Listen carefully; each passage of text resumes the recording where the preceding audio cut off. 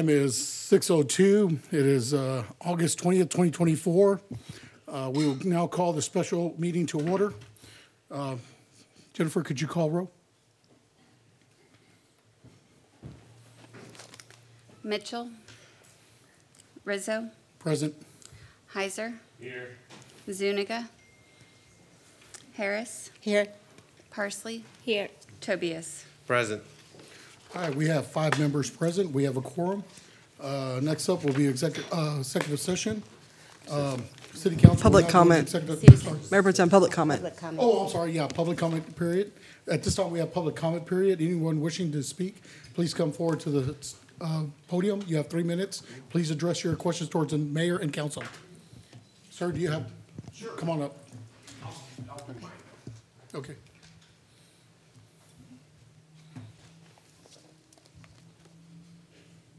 Thank you for having me. My name's Tim Miller. I'm a property owner and a certified organic grower in town.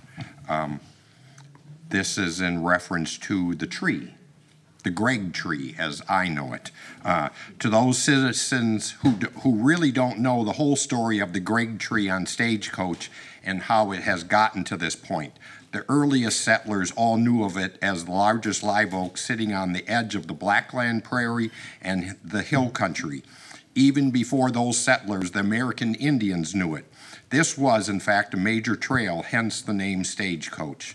Just think of how many people did, in fact, sit underneath the shade in those early years, resting their horses and the uphill route going north from San Marcos before going the difficult winding route to Wimberley, Dripping Springs, or Austin. Years ago, when developers bulldozed down at the Yarrington site 40 heritage live oaks that lived around the spring, where now across the road will be Buc-ee's, I was the person to stand up and force the city into having a city tree ordinance, eventually 2013. Why? Because not just those 40 trees that were killed, even now, they serve no purpose other than sending a message to the citizens. Trees don't matter in this town. Standing downtown with a few people protesting for saving heritage live oaks. Just drive down Roland Lane. A treasure was lost when developers cut down 75 heritage oaks with city approval. Our trees on the Opal Lane easement, a transportation definition the city detests, were incorporated into a nationally known land artwork by using them as the war bonnet of the Tonkawa Indians out of respect for those long ago. Fast forward to the Gregg tree. Hays County commissioners were responsible for this tree and saw no reason to cut it down.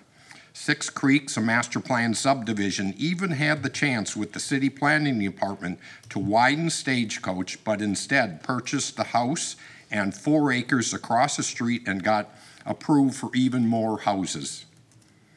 The whole issue could have been solved, but it was much more important to the developers to add more housing with poor transportation planning. Now you have proposed to move it. Where? At whose expense? The developers so far in this city have little respect for heritage oaks with a footprint that could have 4 houses. No developer will ever give up that kind of land for a tree. Will it be a city park? Make a kick-ass roundabout somewhere? Our 5 acres have 15 heritage oaks, safeguarded by my wife and I at our 35-year certified organic farm. Years ago, when I tried to purchase the 12 acres adjacent to our land, also certified organic farmland, to my surprise, the federal agency told me it was under eminent domain and couldn't purchase it. So was our land. Our official letter came in the mail 2 weeks later. Too expensive for me now, and even a group of land brokers tried collusion with us and other adjacent landowners for your secretly planned State Highway 150 project for something other than our certified organic farm. I'm at ease because a few years ago, Hays County Parks Board said they will protect critical lands. Obviously, I said nothing finer than award-winning water conservation certified organic farmland. In the city that doesn't even want any farmer, any heritage oak, why not place the Gregg tree in this 12-acre location? I'm sure you are. I got two. I'm sorry your time's up, but you got a little bit. Go ahead. Just finish real quick. I'm sure you were quite familiar with the location since you were working with Kinder Morgan, secretly think it was best for our farm. I respected them and the greater good and asked them to move it 300 feet off of our land. No lawsuit. Then the city quickly made an ordinance not building within 200 feet of the pipeline. But amendments to ordinances are all approved all the time for developers. A great spot for the Gregg tree, as no road will ever go through this area now. Moving it, you have the Kinder Morgan easement Mr. Miller. and Stagecoach 1.5 miles away. Mr. Miller, I want to stop you. All right, You've gone thank way you. past, but thank you. All right. Appreciate it. Next person. Anyone else? All right. Seeing none, we'll now close executive session. This time, close public comment. At this time, we'll go into executive session, sorry. City Council will now go into executive session to discuss items 1AH pursuant to Texas Government Code Section 55.071 and 551.072. Thank you.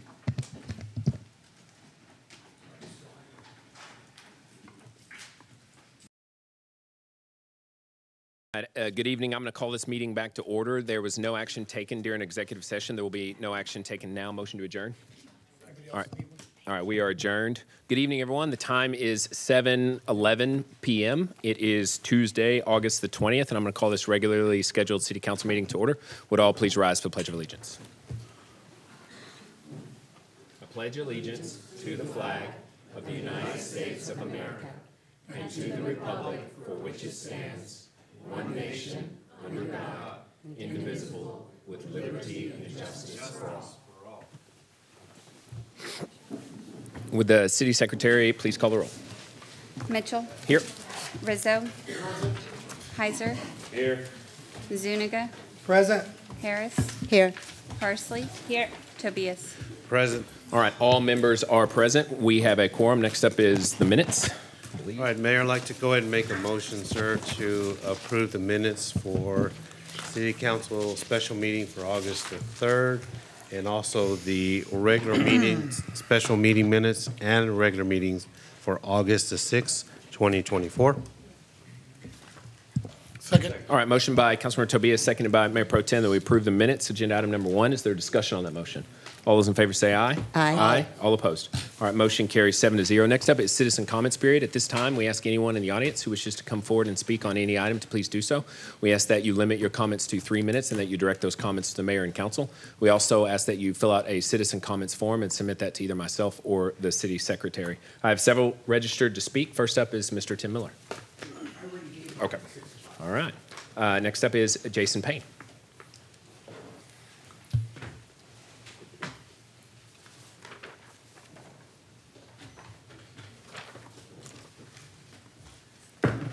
Honorable Mayor, Midwest City Council, it's me again. I'm here to only talk about our VFW U.S. Service Veterans Dog, our U.S. Veterans Dog telethon that we have going on the 31st. And it's really important that we get as much of the community and stuff out there. This is the second telethon that the VFW has hosted with the U.S. Veteran Service Dog Program. And last year it graduated, like I said, 7 dogs to go to worthy veterans in need. And this year we're looking to hopefully get 9 to the veterans. And this is only for Texas. This is an only Texas deal, so it helps our Texas veterans in our community. And these service dogs are very important for them because it gives them the capabilities of being able to go and introduce themselves back into the public, back into life. It gives them the protection. You've seen Steve Cook come a lot of times with me with Guppy. That's his service dog. He wanted to be here tonight, but he had other engagements. It's a very passionate deal because he was pretty much locked in at the post or his house until he received Guppy. And Guppy is like a part of him and gets him to where he can actually go around playing Pokemon now and stuff out in public. It's weird for a male of his age, but we'll let it be. It does get him out in public. So it's a very important program, and I encourage anybody and everybody to come to us or look us up on our Facebook page on August 31st for the our telethon that we're having. And so hopefully we can get a lot of money and get those service dogs graduated and to those worthy veterans that pretty much are at home, not being able to live their lives. Thank you. Thank you, Mr. Payne. All right, next up is Howard Connell.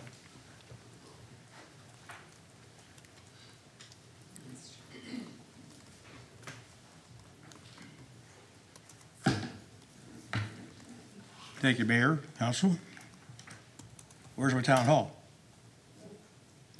Where's my meeting 2 weeks ago? You and I shook hands right there and said, let's do it. Haven't heard from you. Okay, I want to start off by thanking Michael Tobias for taking care of our disgusting fountain over here in the city. I know it wasn't your district, but you took up the slack. Thank you very much. Mr. Rizzo, you showed up late for a photo op. Mr. Bear Heiser and I have finally decided that we're going to have a little conversation tomorrow at the park. I thank you very much, Bear. After 2 years of struggling, we're going to make it happen. And I'm looking forward to it. Thank you. On June 6th, there's a special meeting here. And one of the issues that came up, that's going to be 3 months and 18 days that we had this meeting here. And Councilman Zakina brought up the realtor, our ordained realtor, about swapping out the realtor. Robert Rizzo, you spoke very eloquently sitting next to the mayor about how we need to give other realtors a chance. What's the status on that? What's the status? Well, let me just put it this way. You made a comment that says, I don't want the council involved in this. I don't want to see us involved in it, so we're going to leave it to the city manager. What's the status? Same old song, different day. Thank you very much. All right, thank you. All right, next up, Betty Conley.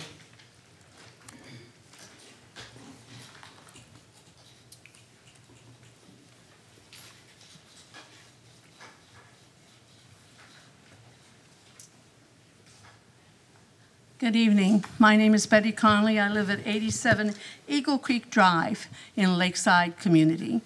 First of all, I want to thank Miguel and all of you, City Council and City Manager, for bringing the agenda up about the quality of life and the study for the people with disabilities. I really appreciate it from when I talked previously about some things for disability people in the city of Cal, and I appreciate Miguel bringing this up and you all taking the time to do a study. I really appreciate that. I also wanted to let you all know that CAS is partnered with the library tomorrow for Senior Citizens Day Luncheon, which is at 11 p.m., honoring all our seniors of Cal. And to leave that, we also are having a Remembrance Day on the 29th of August. It's for all those who have lost a loved one, family member or a friend. Please join us on the 29th at 6 p.m. over at the Krug Building. And anybody that would like to have the calendar from our newsletter but can't get there, we have it online at cas.org. Thank you. All right, thank you. All right, next up, Marta Lyons. Good evening, Martha Lyons at 901 West Hayes Street. And there's one thing I'm not going to thank you for, is for 2 days after I spoke on that Tuesday, you guys woke me up very early. There was an 8-man crew out there weed eating and mowing the grass and getting rid of that man-made dam that was there on the swamp that I spoke about. So I hope that's going to help. I don't know. I'll continue to keep spraying my backyard. But I wasn't just speaking for myself. There are a lot of areas here in Kyle that might need some cleaning up and maybe even more attention to doing something about the mosquitoes. I believe September and October are some of the worst times before the next season comes around. And I know that you guys voted for the city manager to take a look into getting some bids and quotes. And I would recommend that you guys talk to the guy that takes care of my backyard. And I'm not getting any kickbacks for mentioning it. But they are the mosquito hunters of Hays, Texas, Hays County. The guy is very knowledgeable. I understand Ms. Harris had a problem with the environment, you know, the whole Green Deal stuff that goes on. But there's ways to do it safely. So I'm hoping that you guys will continue to look for something, and I'll continue to watch that swamp to see what happens. We may have to irrigate it at one time or another. But anyway, thanks again for that. The other thing I want to mention, and I kind of don't want to look at you guys because I was very emotional. I don't have the agenda. I don't know if it's being brought up today, but that old oak tree on Old Stagecoach Road was mentioned today, and my heart is breaking. A lot of y'all don't understand what that tree means to a lot of these older residents, and I'm sure as time goes by, the newcomers won't gain any knowledge. The children of the old timers like me won't care about it, but I feel that tree should be saved, regardless of how much it costs. If it dies, it dies. Maybe you guys can plant it over by the swamp behind my house, okay? But I've been very emotional over it, and I don't understand why, whether it was this council or 2-3 years when those subdivisions were built, why you guys didn't think about that, you know? Why you didn't think, hey, these 5, 6, 10 houses here, we're not going to build them up to that road because we're going to build around that tree. That tree means a lot to me. And I hope you guys will take the time. We're buying $1 million buildings. Why not? Thank you. Thank you. All right, next up is Stephanie McDonald.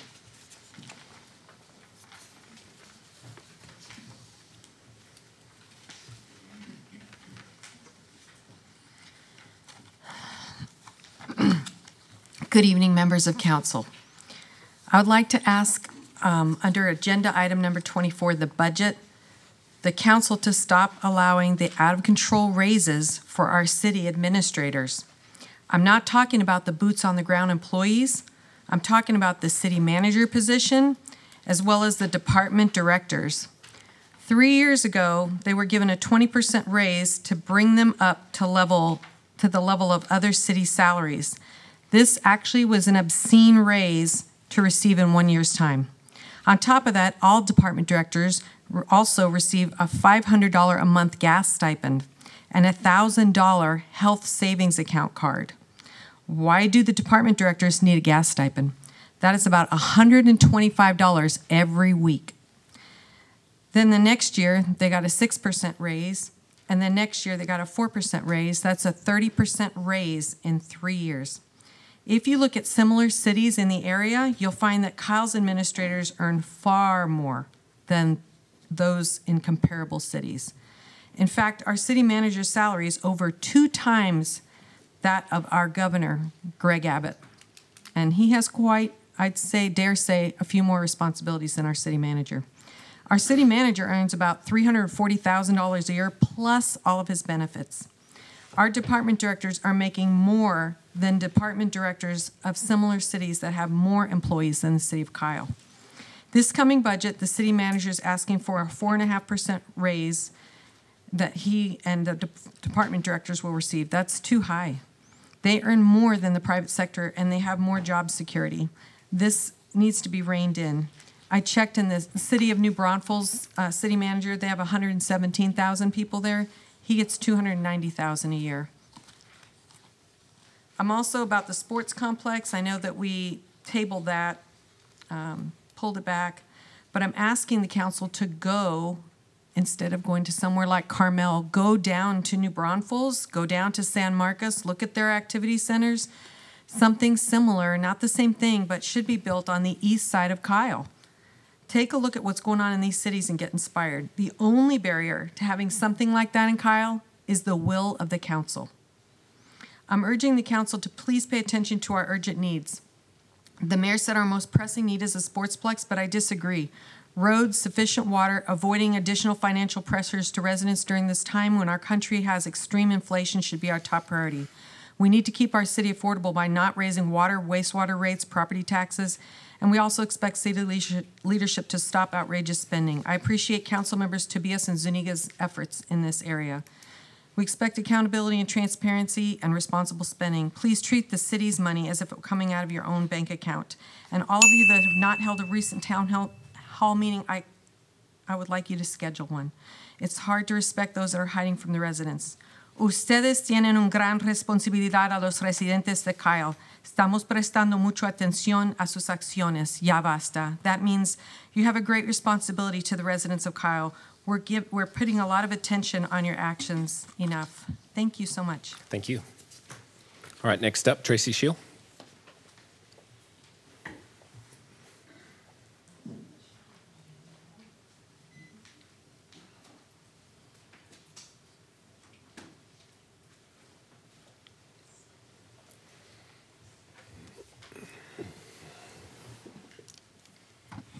It's nice to be able to walk up to the podium. Hello, Mayor Pro Tem, Council. My name is Tracy Shield, and I come to you as the president of the Waterloo Falls HOA. Right now, the city is doing a rewrite of the sign ordinance, and I am going to ask that you guys think about adding the allowance of LED lights or LED signs within the neighborhoods. They are a lot more sophisticated than they were when we took that out of the sign ordinance. But as it is now, each of the HOAs who have some kind of signage has to have somebody go out and change the letters for each month or each time, and we're limited on space. And for like our HOA, if we don't put out what days the recycling is and what days the compost is, we will get notified. So it takes up at least half of our signs. And so we're not able to promote things that are happening not only in our neighborhood, but in our city. And even, you know, we could put on there things for the VFW and the AMVETS or whatever organization that will help, you know, our residents and know about the city. They are dimmable now. So I know that was the one of the biggest complaints was the light pollution. They are now dimmable, where we can dim them at a certain time every night to 25%, 50%, whatever. So that helps reduce the light pollution. And as I said, it does help us promote, you know, things within our neighborhood, within the city, and let our residents know what's going on without knocking on everybody's door, making them open the door and say, hey, did you know this is happening?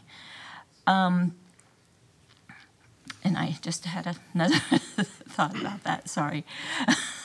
But so we just ask that you look at that and maybe kind of think about promoting that to allow for us to do that. There's where my thought was, because the city has LED signs, not just the temporary ones that you guys can put out, but you guys use the billboards on I-35, and now with two-step, they're going to have an LED sign, supposedly, you know, from their renderings on that water tower, they're going to have an LED sign. So we're asking for the HOAs to be able to do the same. Thank you. All right, thank you, Ms. Shield. That's all the citizen comments forms that I have. Is there anyone else in the audience who wishes to come forward and speak?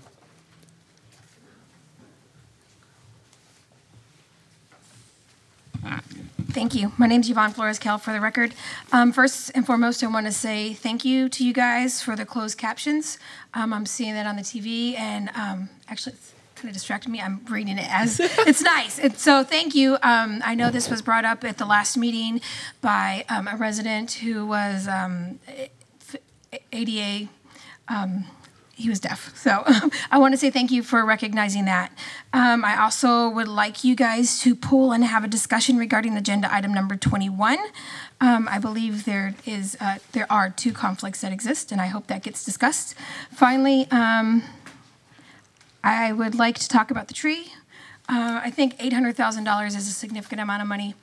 And I'm hoping that you guys pulled several quotes for that, because at the end of the day, I don't think our history has an amount that you can put to it. I think it's important that we remember what our city was. So much of our downtown is now gone, and unfortunately, you can't bring that back. And so if nothing else, you guys try to do all you can to either preserve or move the tree, and that would be appreciated. Thank you. All right, is there anyone else?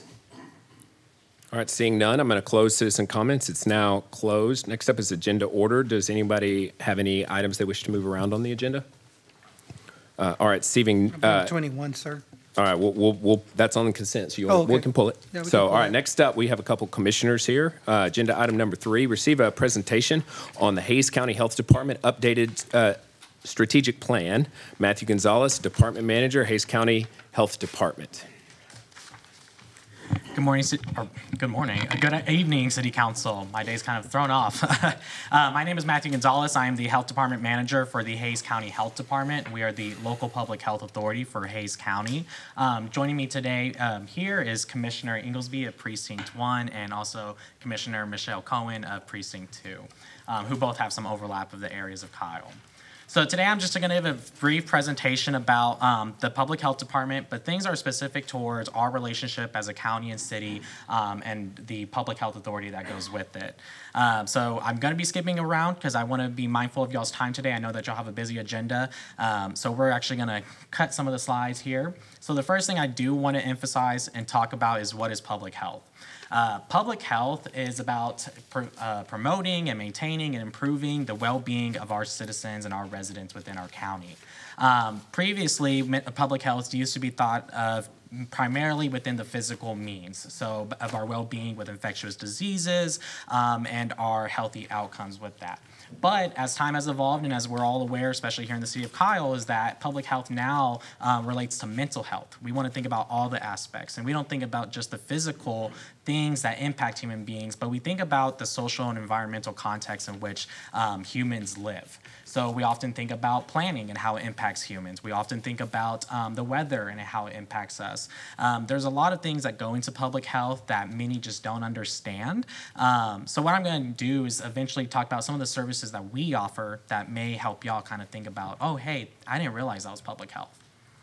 I'm going to skip over the core functions and essential public health services, but just give a brief moment for the residents at home if they want to pause it and take a look at what the core functions of public health are. And then the essential public health services, there's 10 of them. These are different functions that we provide and serve for our community.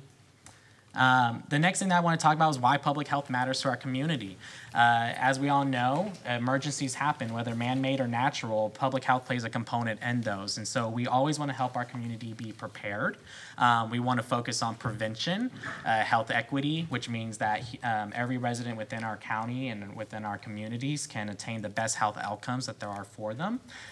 Community well-being, ensuring that everybody has a healthy lifestyle and the capability to enjoy their environments, but also economic benefits. I think this is a conversation that tends to fall out of the mind of individuals when they think about public health, is the economic benefits. It's very important because if we don't have a healthy workforce, then we don't have a healthy economy. So we want to make sure that we are emphasizing on the prevention of negative outcomes to our individuals to keep our economy flowing. So the next thing, and I apologize for the errors here, it seems like we did our presentation in Canva, so that's the explanation for some of the graphics that are wrong here. So COVID-19 with the negative impacts, as we all know, and I don't like to take us back to COVID-19, but COVID-19 did happen, it did exist, and it led to a lot of detrimental impacts on our community in different spaces where we lived, worked, and played. Such as school, we noticed that our children had a large learning loss, and we also realized that our teachers and administrations face a lot of remote learning challenges. In mental health, individuals face increased anxiety, depression, and loneliness. If you didn't know, the Surgeon General of the U.S. recently declared loneliness as an issue in the United States. And healthcare, it was a strain on our healthcare systems. I don't know what better way to say it because almost every inch of the healthcare system was tested in COVID-19. And then the economy, as we all know, there was an economic downturn that occurred. And I know I'm going fast, but I promise I want to get y'all as much information as possible. Here it's supposed to say COVID-19 positive impacts. Again, I apologize for the Canva format that occurred. But what we saw was that the schools was increased hygiene happened, as well as increased interactive models for education came about because of COVID-19. Within mental health, we had greater access due to the expansion of telehealth regulatory laws, and then as well as greater public health awareness and the scope of mental health as it falls into public health. Healthcare, we had rapid vaccine development and distribution, and we now have this process for which we can try to expedite vaccines. We saw this process occur with monkeypox, which was very beneficial. The acceleration of telemedicine, again, the laws really relaxed around that, increasing the access for our community members to seek out health care, but also the economy. What we learned was that there can be shifts in workplace measures, whether that's work from home or telework. However it may be, we saw that there is some economic improvement in the U.S. that was greater than other countries. And so what that means is our communities are adaptable and resilient, and that's what we really want from a community that's healthy. So the next thing that I'm going to go ahead and talk about was some of those challenges that we as a health department saw that specifically nationwide we saw, but also locally. Nationwide, we saw that there was issues all across the board about the clarifying roles and lines of authority. Is this a city issue? Is this a county issue? Who's our local public health authority? Who do we report stuff to? Who, at the end of the day, makes the decisions? Addressing systemic health inequities. This was a large one. What we saw during COVID-19 was that communities of color, and specifically those with wealth inequity, typically didn't receive the vaccine, and that's because they didn't have the infrastructure or social outcomes capable of doing so. Data sharing and technology platforms, public health historically is underfunded, so we didn't have the infrastructure necessary to maintain the necessary data that we needed to, and to perform clinics and to track the different cases. But also funding gaps, as I just mentioned. Leadership and workforce, there was a good transition of leadership and workforce within public health during this time of COVID-19. And then partnerships and community engagement were at an all-time low, especially as, public health, whenever there is emergencies, typically conspiracies happen. And so that's something that we had to combat and face as a public health administrator. So, specifically within the health department here at the county, things that we noticed were clarifying roles and lines of authority, working and learning how to work with our local municipalities. During COVID-19, it may have been the first time that a city and or school district was aware that the county had a health department. But also addressing the systematic health inequities was the largest one that we had the problem with. We had a lot of grassroots organizations have to fill in the holes that the health department had whenever it came to responding to COVID-19. We're going to talk about how we improve from that. So right here about Hays County Health Department. So the establishment of the Hays County Health Department, we were formed in 1961 as a partnership between the Hays County and the city of San Marcos. At that time, the health department was responsible for clinical services, environmental health services, vital records, and more. We had 3 different locations in San Marcos, Kyle, and Wimberley, and at the time they were looking to expand to Dripping Springs. But now, currently as it is, the health department is its own standalone department without the partnership with the city of San Marcos. It also lost its functions relating to environmental health to development services. So at the moment, we now primarily function as a prevention disease health department.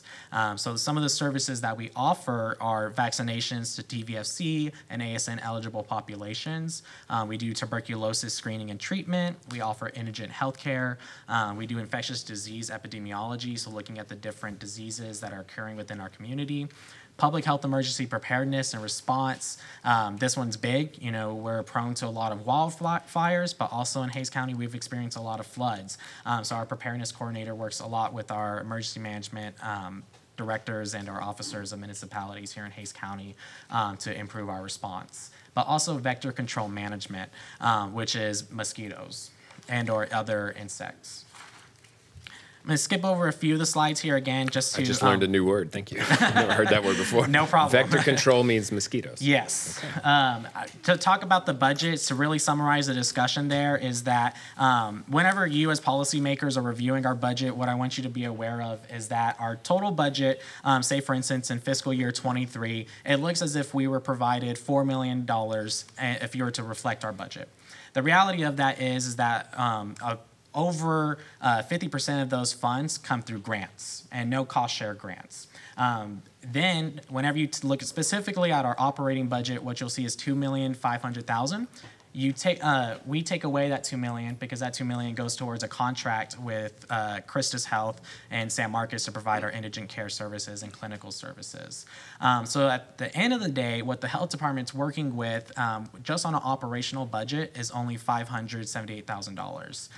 Granted, this year we have historically seen at least a 0.4% increase in the budget operationally.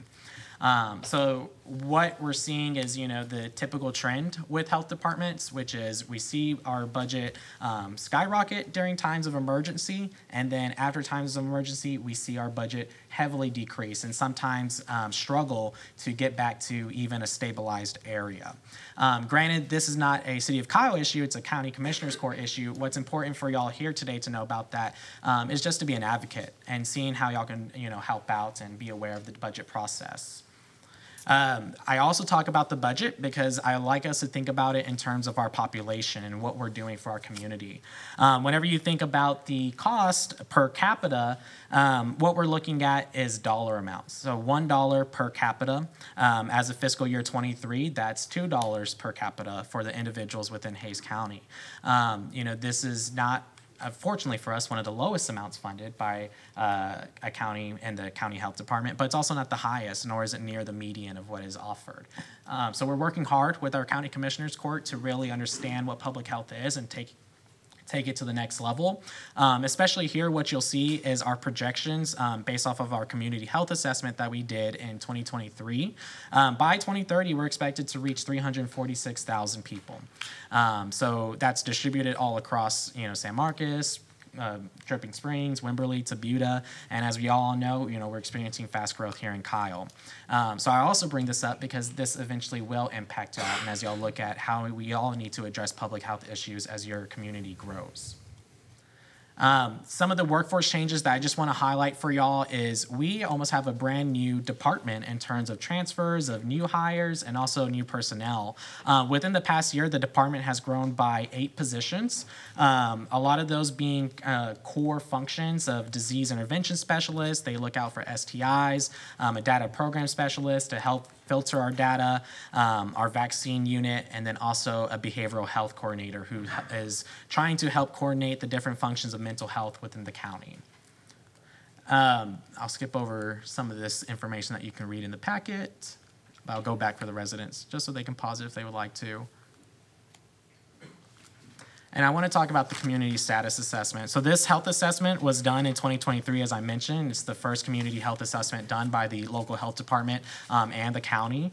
So this was a first-time opportunity that we really got to work in a way with our community to get results that reflected what they saw.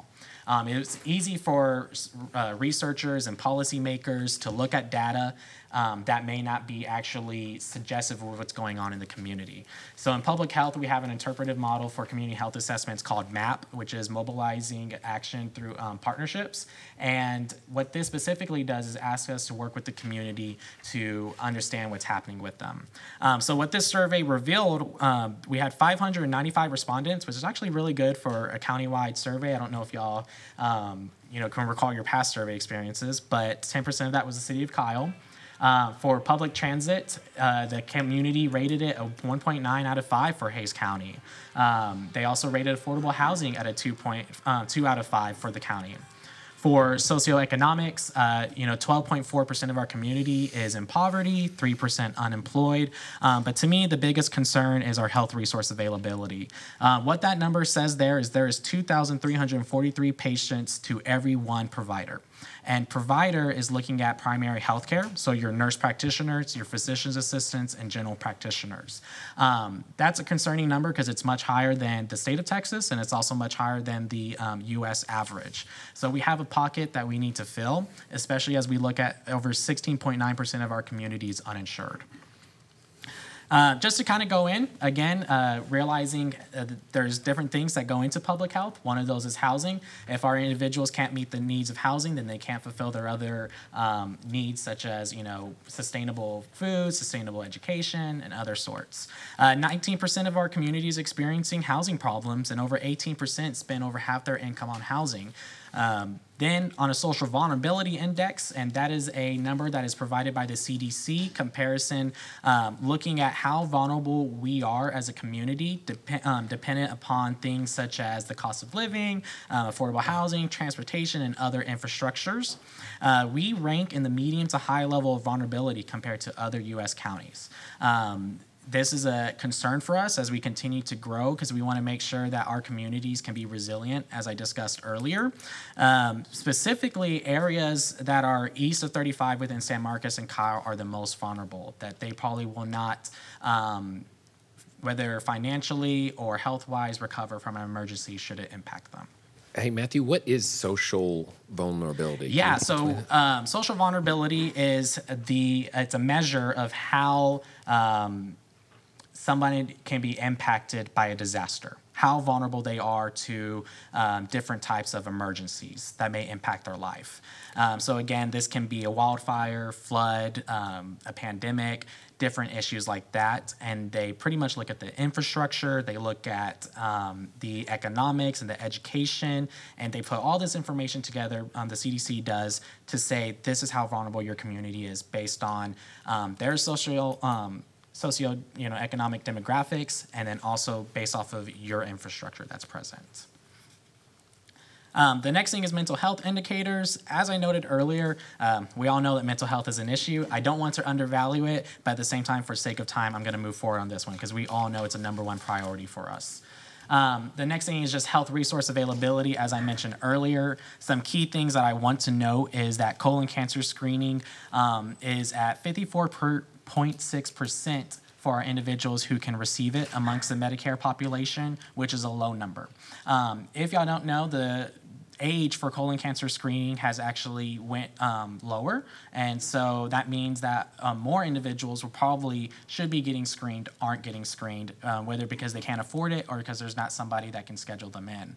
Also, mammogram screening between the ages of 65 to 74 for the Medicare population is at a 33% time low. So whenever we look at our populations and their socioeconomics, we can tell that what this means is that communities just can't access the healthcare, and or there's not enough resources meeting them where they're at.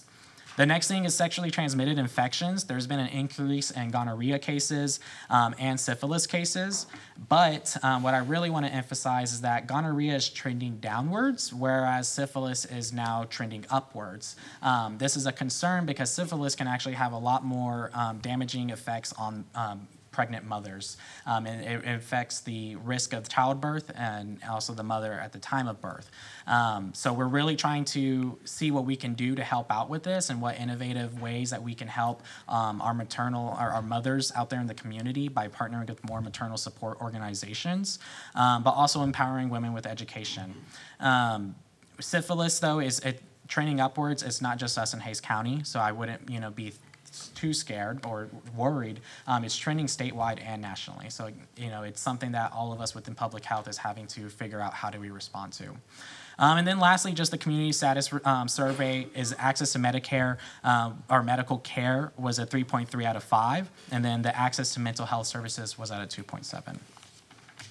So to conclude the presentation, I know this probably felt like a fire hydrant being sprayed at you, but what I really wanted to get was this point. What can we do, and what can y'all do? So what can we do? We can conduct vital community outreach and education for your community.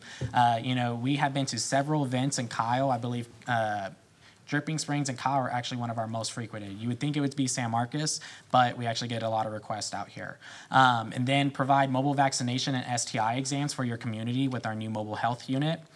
provide guidance on public health matters, whether it be monkeypox, COVID, West Nile. Come to us, because as I mentioned earlier, previously during COVID, there was confusion about the lines of authority, and whenever we talk over one another instead of working with one another, that's whenever issues can arise. And also, we de-emphasize the importance of public health and also our public health agencies, but also lead health and human service grant opportunities.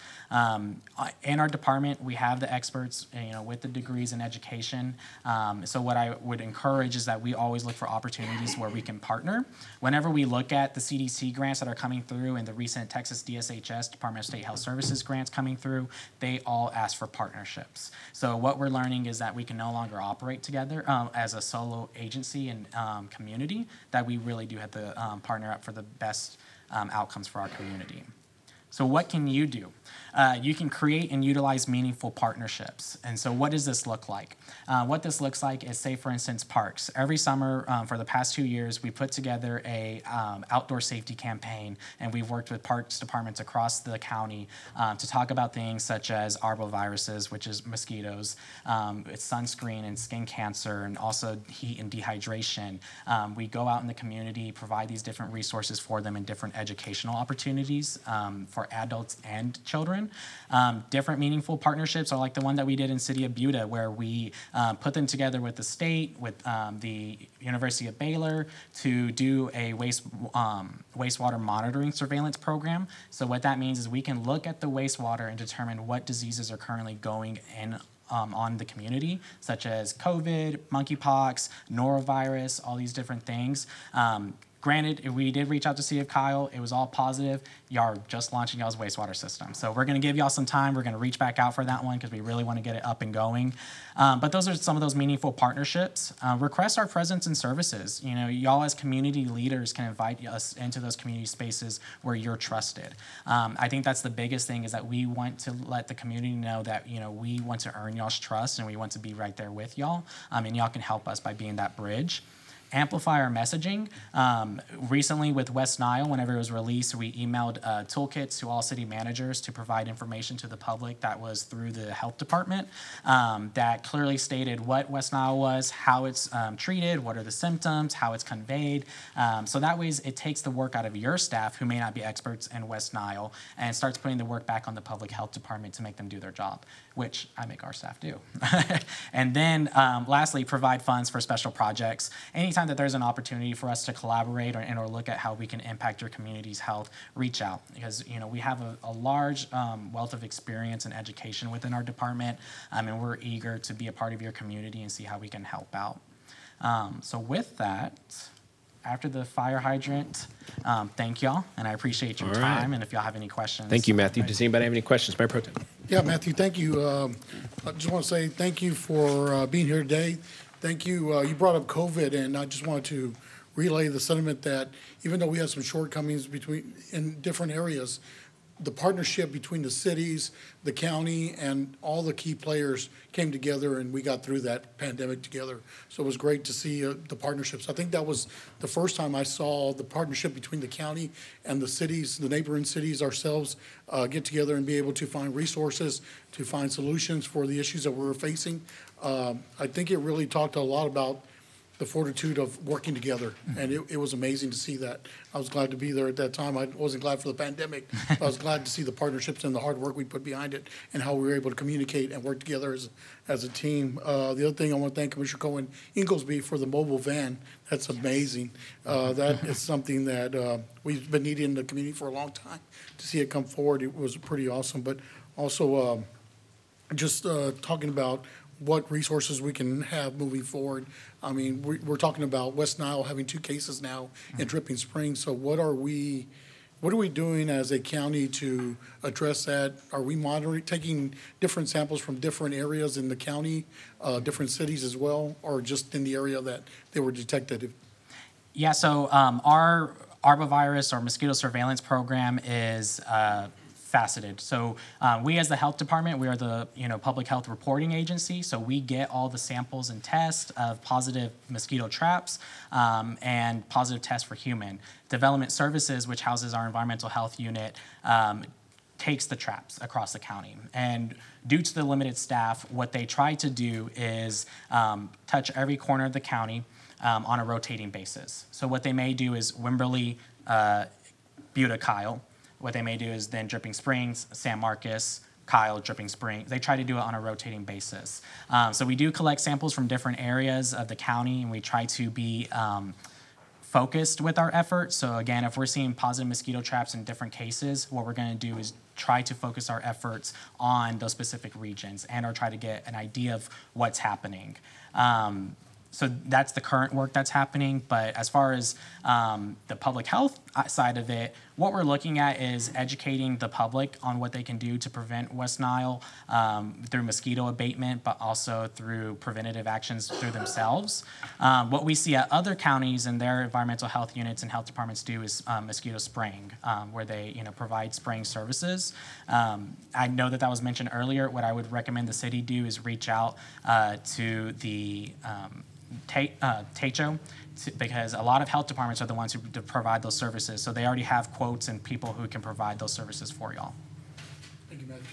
Anyone else? Councilmember Tobias. Oh, you're up. Okay. All right, thank you for the presentation as well. So I'd like to go ahead and hit the mental health issue on this. So you may know that, the city of Kyle is working with a private sector to bring mental health for children and so forth, and that was brought forth by Councilmember Mayor Heiser and so forth, and I believe the school district and the county can be able to assist with that.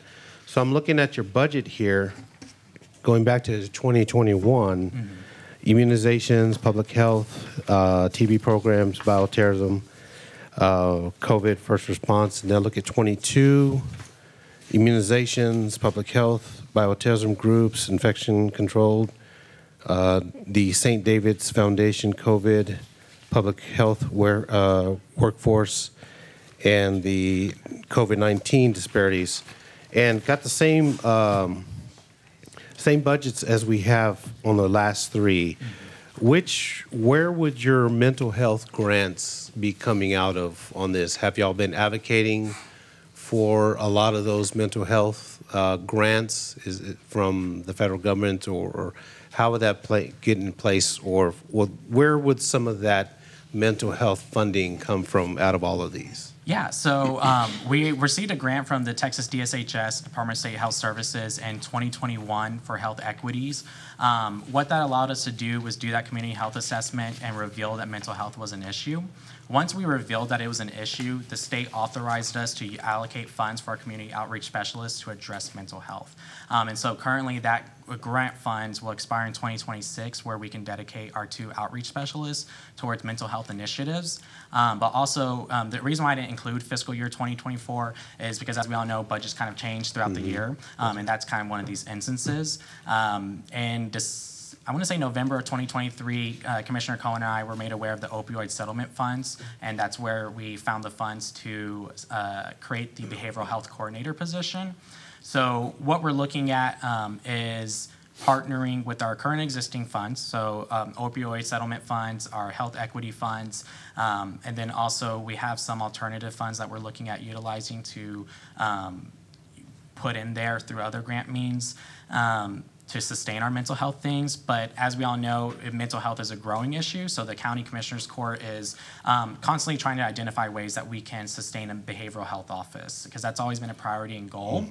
But the other thing, so as a public health practitioner, I know that budgets are low, and we're used to working with low income or low budgets, and so I constantly remind my staff that we work off of the 3 Ps, which is partnerships, programs, and policies. So what our behavioral health coordinator does is she's looking at county policies and municipal policies that can impact public health in meaningful ways. At the moment, specifically, they can do a lot of free and or low cost initiatives through our 911 dispatch centers, and that's what they're working on. So at the moment, that's kind of how we're doing things, but we're looking for some potential investments through SAMHSA and also DSHS to further increase our mental health opportunities. Okay, great. So like in the next year or two, you'll actually have a budget line item for grants that would lead to mental health on that end, to where you could add it. because I can see that through the years, your grants have increased, which is good. But of course, we always want them higher. Yeah. You know, we want our federal government, we want our grants to go up even more. And if we're putting mental health at the beginning, that leads to a lot of some of this, it should be a top priority. I guess we should look at it that way. Absolutely. So to give context, for my education is in public administration and then mental healthcare administration. So a lot of those things I've worked on the upstream solutions, making sure that we don't have costly downstream solutions. And so just like you said, if we can address mental health first, some of these other issues may not occur. So I definitely agree. Thank you. Councilmember Parsley. So I do appreciate you making a list of the things that we can do and the things that you guys can do. So it does help us to see how we can partner up with the county in order to keep offering these services. I think that's fantastic. So I was looking at your grants and your budget, and it's really amazing to see how much funding you get through grants.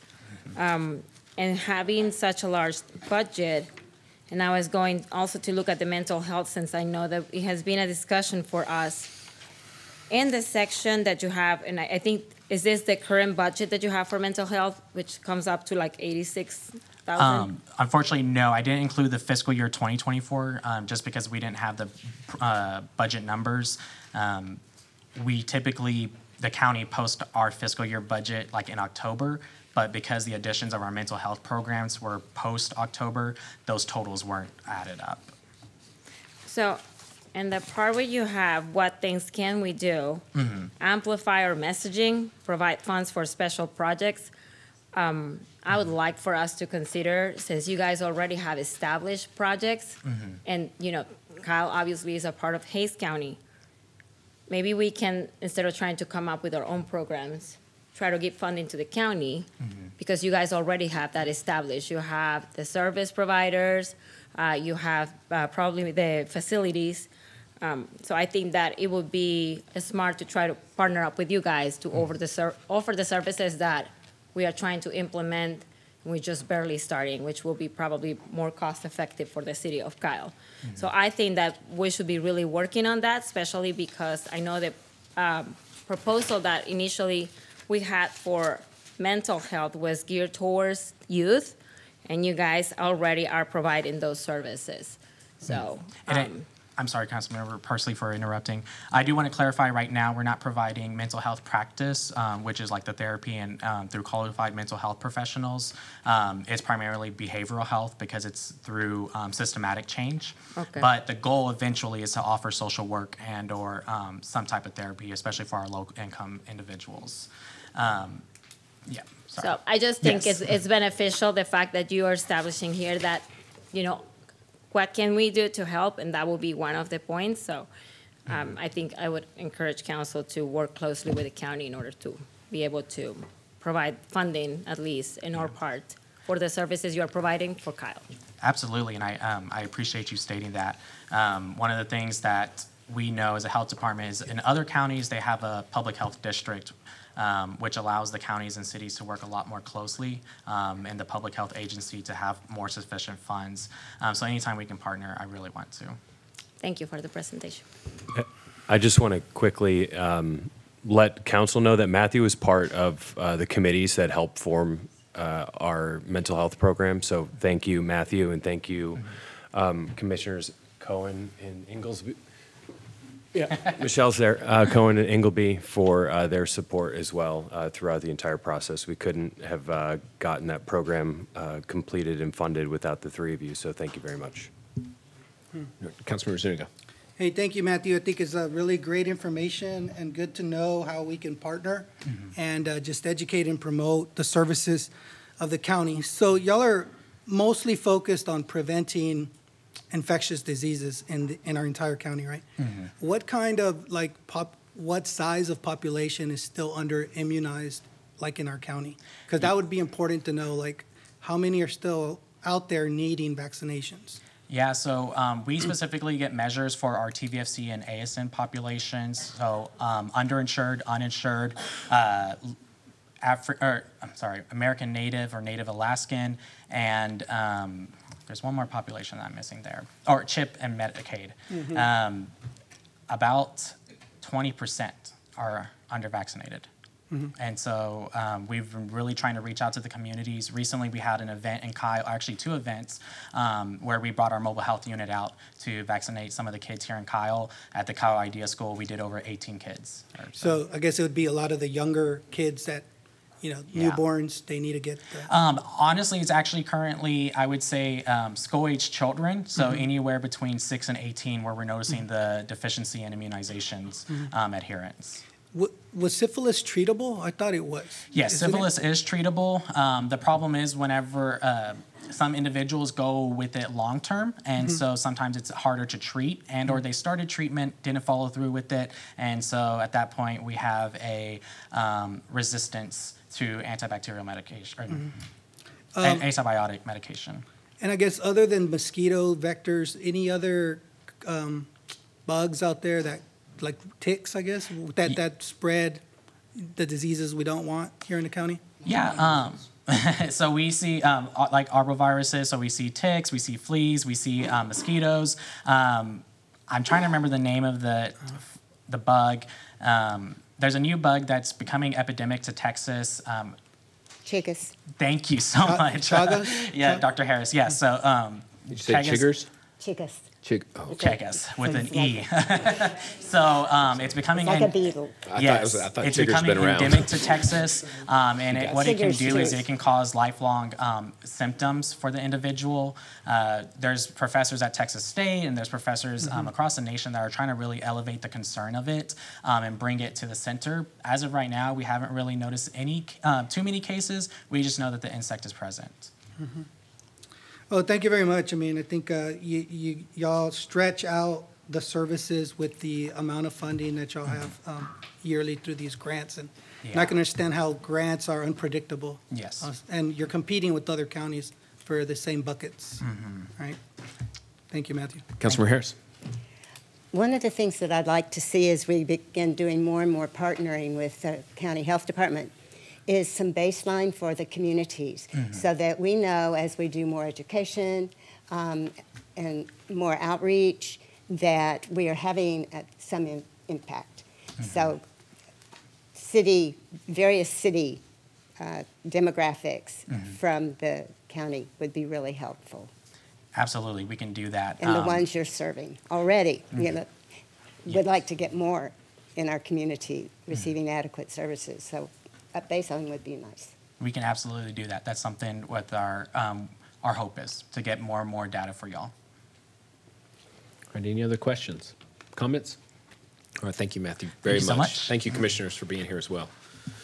All right, next up is agenda item number 4, receive a report, hold a discussion, and provide staff direction regarding the Economic Development and Tourism Board's research into hotel occupancy tax revenues. Ms. Vargas.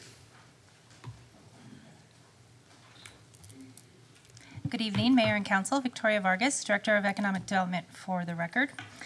The next item before you is in response to your direction to the Economic Development and Tourism Board to research the best strategies for increasing hotel occupancy revenues and the possibility of a hotel and convention center. So our board chair, Eddie Brown, is here to give the report and answer any questions, and then the board is also open to any further direction on this topic or other topics from council. So, thank you, Eddie.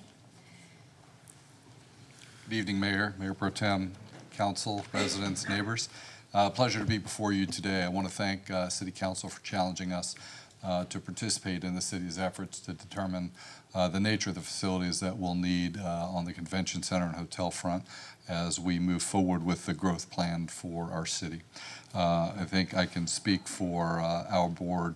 There was a lot of energy on our team when we received this assignment. Great. We're very, very happy to add what we can and stand at the ready for whatever follow-up may be required after our conversation this evening. Be careful what you ask for. Yes, sir. So the first thing we did was really start benchmarking. What are other cities doing that are our neighbors, that are of similar size today? So you'll see in the report some local suspects that we usually compare when we're benchmarking salaries or other expenditures that might be considered by the city. But I think, as we like to say in sports, I'm fond of sports analogies, pass the puck to where the skater's going, not to where he or she is today.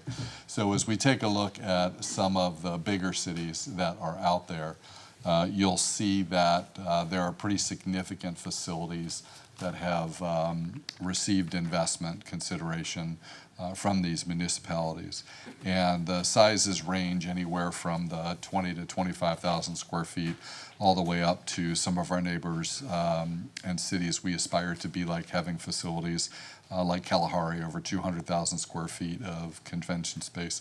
So I think as we think through where we're headed from a population standpoint, and you consider some of the wonderful attributes that we're blessed with here in Kyle, being close to 2 competitive international airports, having many cities around us, though we don't have a tremendous number of hotel rooms today, we are surrounded with communities who do have ample hotel rooms that would make it possible for us to get started really attracting business and sports tourism and the dollars that flow through those events that could benefit our community.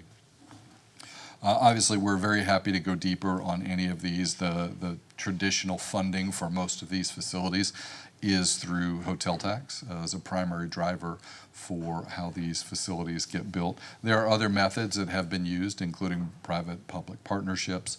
There are even private donations that have been made for naming rights to some of these facilities that have contributed quite substantially to the construction costs of the building, and in some cases, ongoing operational support. So when we talk about hotel funds, there are lots of potential things that these funds can be used for. I think the state of Texas provides for some flexibility that I don't know that everybody's aware of. So it can certainly be used for facility construction, but these funds can also be used for ancillary items related to the development of tourism and additional hotel tax for the future. So you can reinvest these funds in activities, programs, facilities that are likely to continue to be beneficial for the community for the long term. So it is a rather flexible funding mechanism. So in addition to the traditional hotel tax that we may all be familiar with, there are municipalities who have sought the ability to add an additional 2% tax for what's called venue tax. So to the extent a municipality has a very specific plan to add facilities that will require additional investment, there is plenty of precedent for cities that have added this tax. The limitation is that no municipality's hotel tax can be above 16% in the state of Texas. So if you add a city and a county or a state, whatever the entities are, the math can't get beyond that.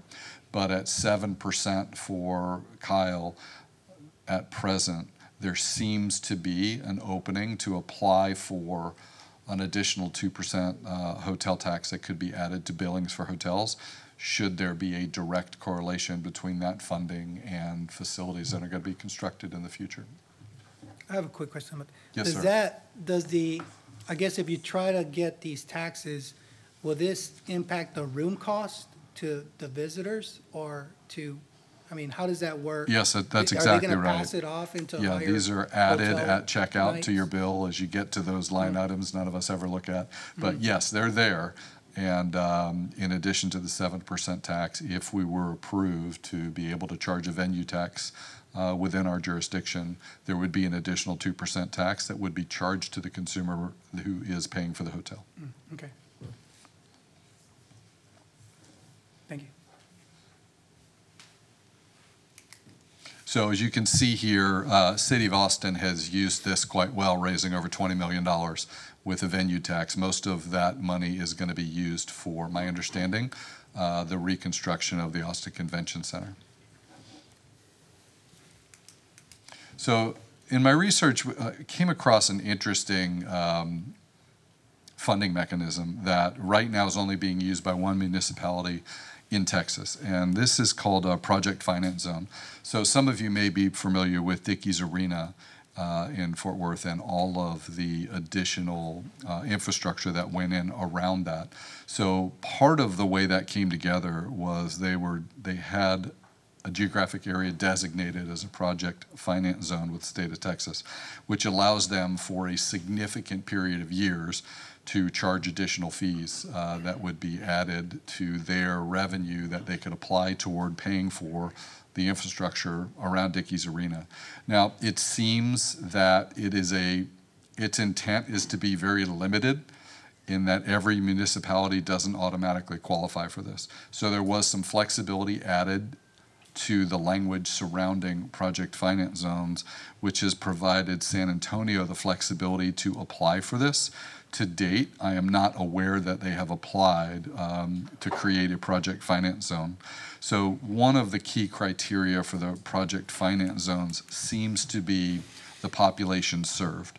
And I believe if we were to consider approaching the state through the Greater San Marcos Partnership, with this geographic area having over 3.89 million residents, that may be a significant enough population served to justify allowing us to go through a process with the state that might provide this kind of flexibility to our region. It may not be specific only to the city of Kyle, but being part of GSMP, perhaps the destination could be in Kyle and could serve the greater region.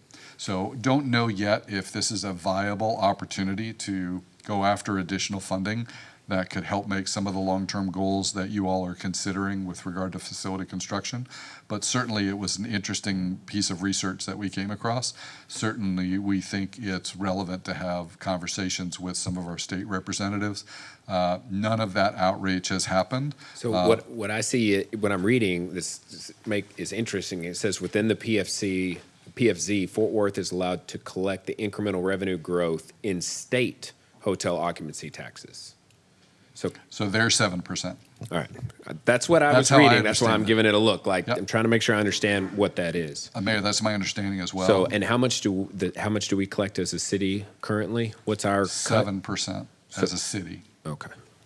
So it could double if they would allow. If they gave you 100% of it, yes. Right. Yes. That's the idea at least. So if instructed and guided by you all to do so, we'd be happy to do additional research into this and find out more of the detail and perhaps have some conversations to see if it's viable. I like when you present something that gives me like 30 questions right away. So it's interesting. Thank you. Sure.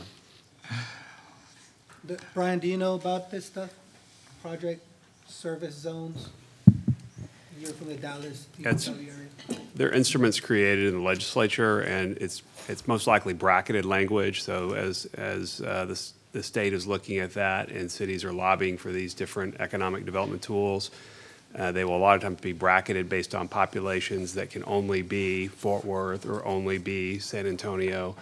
I'd have to look at the specific legislation here, but one of the things that we wanted to bring forward to you is our own state representation, our own state lobbyists to help us with our legislative package. And if this is something that's important to us, then it's one of those things we could try to pursue, perhaps with the San Marcos partnership population numbers or some other metric. We can look at trying to add that to the legislation where we could have the authority to do it. I would only add that just on background, I think it was about 5 years ago that we worked with Representative Zwiener and some other interested parties to get a bracketed bill that allows for Kyle to have to collect a certain percentage of the state's sales tax revenue from within 1,000 or 1,500 feet of any convention center that we built. So there's another area there, and it's been so long since that rider was approved in the conversations. I do know that it would apply in multiple areas. We have 3 or 4 different sites that a hotel convention center that developers have said, put it here, or this developer says, put it here. It would apply for all of that. So that's another potential funding source. It would be good, I think, because I doubt council knows about this, and I barely even remember it, for us to go back and understand the dynamics of the rider that was put in 2 sessions ago, maybe 3 sessions ago, with regards to the convention center. Yeah. There's also significant money available through the governor has a grant program to help attract events to the state of Texas. So to the extent we endeavor to create facilities that are competitive to take events from other states and have them hosted in Texas, the governor's office reserves part of the state hotel tax collections to fund this so that you could apply. And generally the way it works is you have an event you've targeted to compete with other states against, and you would put together a presentation, you meaning the municipality, that would go to the governor's office, and you put up a portion of the funding, and then you're asking the governor's office to fund the rest of it. And really what it's intended to do for people making the decisions on where to put their events, like think about the Final Four. Every state in the country would love to have an event the size of the Final Four. So the governor of Texas is recognized to be competitive on this front. And Texas, they kick the punt coverage quite often on the number of these big events that come to Texas versus other places for numerous reasons. But this event grant program is something that we would be eligible for with the first event we want to approach them with. So it's a bit of, if you build it, they will come. So if we had a facility that could host the type of events the governor's office likes to see coming to our state, we would immediately be competitive for those funds. And those funds can be significant. In Dallas, as an example, I believe the number was $20 million that the state gave to the Dallas Sports Commission to help them win the World Cup hosting. So that money can be used to pay for rent on venues, pay for security, et cetera. So as an event organizer, people look very favorably on coming to Texas because the governor's office makes these funds available. They don't necessarily help with the construction of a facility, but I think if a municipality makes a commitment to make themselves a destination for this type of event, there are other things the governor's office has shown they will do to help. So, and these are really big numbers. So the biggest sports event to come to the Dallas Sports Convention, to come to the Dallas Convention Center every year, believe it or not, is a youth cheerleading competition. 27,000 athletes, averaging at least one parent per kid, who all pay to get in the venue. They all have hotel nights. So you can imagine it gets big fast. So I did just some quick math. If we had a facility that was 100,000 square feet, we could put approximately 50 volleyball courts in it. In a week, you decided you wanted it to be a home for sports. Every other day, it could still be a normal convention center. You'd have 400 volleyball teams that would come to that event. At an average of 10 kids a team, that's 4,000 athletes accompanied by 4,000 parents. So if you put 4 in a room, you start doing the math on the hotel nights you would have multiplied by an average of $150 a night. A weekend volleyball event with 2 hotel nights for that crew, the hotel tax would be $47,000 for those 2 nights for the city of Kyle at 7%. So it's easy to dismiss sports as something that's not very interesting to talk about. But if you're talking about investing in a convention center, there's a lot of opportunity for us to secure events here besides traditional trade shows that might occupy a convention center. And I mentioned the hotel tax of $47,000, which doesn't contemplate food and beverage, rent a car, or the other benefits our local businesses would achieve by having that mass of people here on a weekend. So I ask you not to dismiss. Which would be profound, I would think. I would ask you not to dismiss sports tourism. I don't think we necessarily need a specific sports venue to get started down this road. The biggest events that my company sponsors in the country are all held at convention centers, traditional convention centers that are equipped for sporting events. So I think it can be part of our strategy, not the whole strategy. I love trade shows too, but I think there's a world out there that the governor has indicated a willingness to help fund that could really help us get a lot of mileage out of whatever facility council decides that we should pursue. We're a bit limited in our ability to dramatically impact hotel tax at present. With 6 hotels in our city and a limited number of beds, you just do the math. If you rented everyone out every night, it's not yet going to be a tremendously explosive budget number. But as we get more hotels, we'll have more hotel nights to sell, the number will increase. But there are things we can do in the short term. One of the things that was recommended to me was to take a look. What would be the number of hotels that we would, at the capacity? You said we have 6, but what would be that number? So I believe it To was be in a good spot. 200, I actually have that number here. 290 hotel rooms at present, adding 104 with 2 new hotels. So that would get us to 394 rooms in the city of Kyle proper in the near future. Yeah, I was asking about the hotels, only the hotels. So you said we have 6 hotels. Yes. So how many would we, I guess, need? Well, that's a 10 great question. 10 hotels? I mean, most of these large events would capitalize on hotels that are present not just in the city proper of the destination, but in the surrounding communities, which is exactly the point that I would make next, is that we have the opportunity to be in deeper partnership with municipalities close to us to become an official destination when they have events in their city, so that our hotel rooms have a better chance of filling up when they exceed the capacity they have in their own city. Easy examples are a home football game at the University of Texas. They can fill every hotel room in the city of Austin. So are we, and I don't know the answer to this yet, but are we a member of the Convention and Visitors Bureau in the city of Austin? Because if we are, we become an official destination that they can market as a place you can get a hotel room if you're coming to town to our events. Little things like that, just extending a bit of an olive branch and becoming engaged with some of the municipalities who are our neighbors. We can drive up the occupancy of our hotels that are part of our business community right now by being a little proactive. So again, incremental growth, not explosive growth, but it would be great if every time there was an event at COTA, Kyle's Hotel sold out first, because there is going to be a need beyond the city of Austin for hotel rooms. You mentioned UT, if you don't mind, but you also got to look at the universe down the road.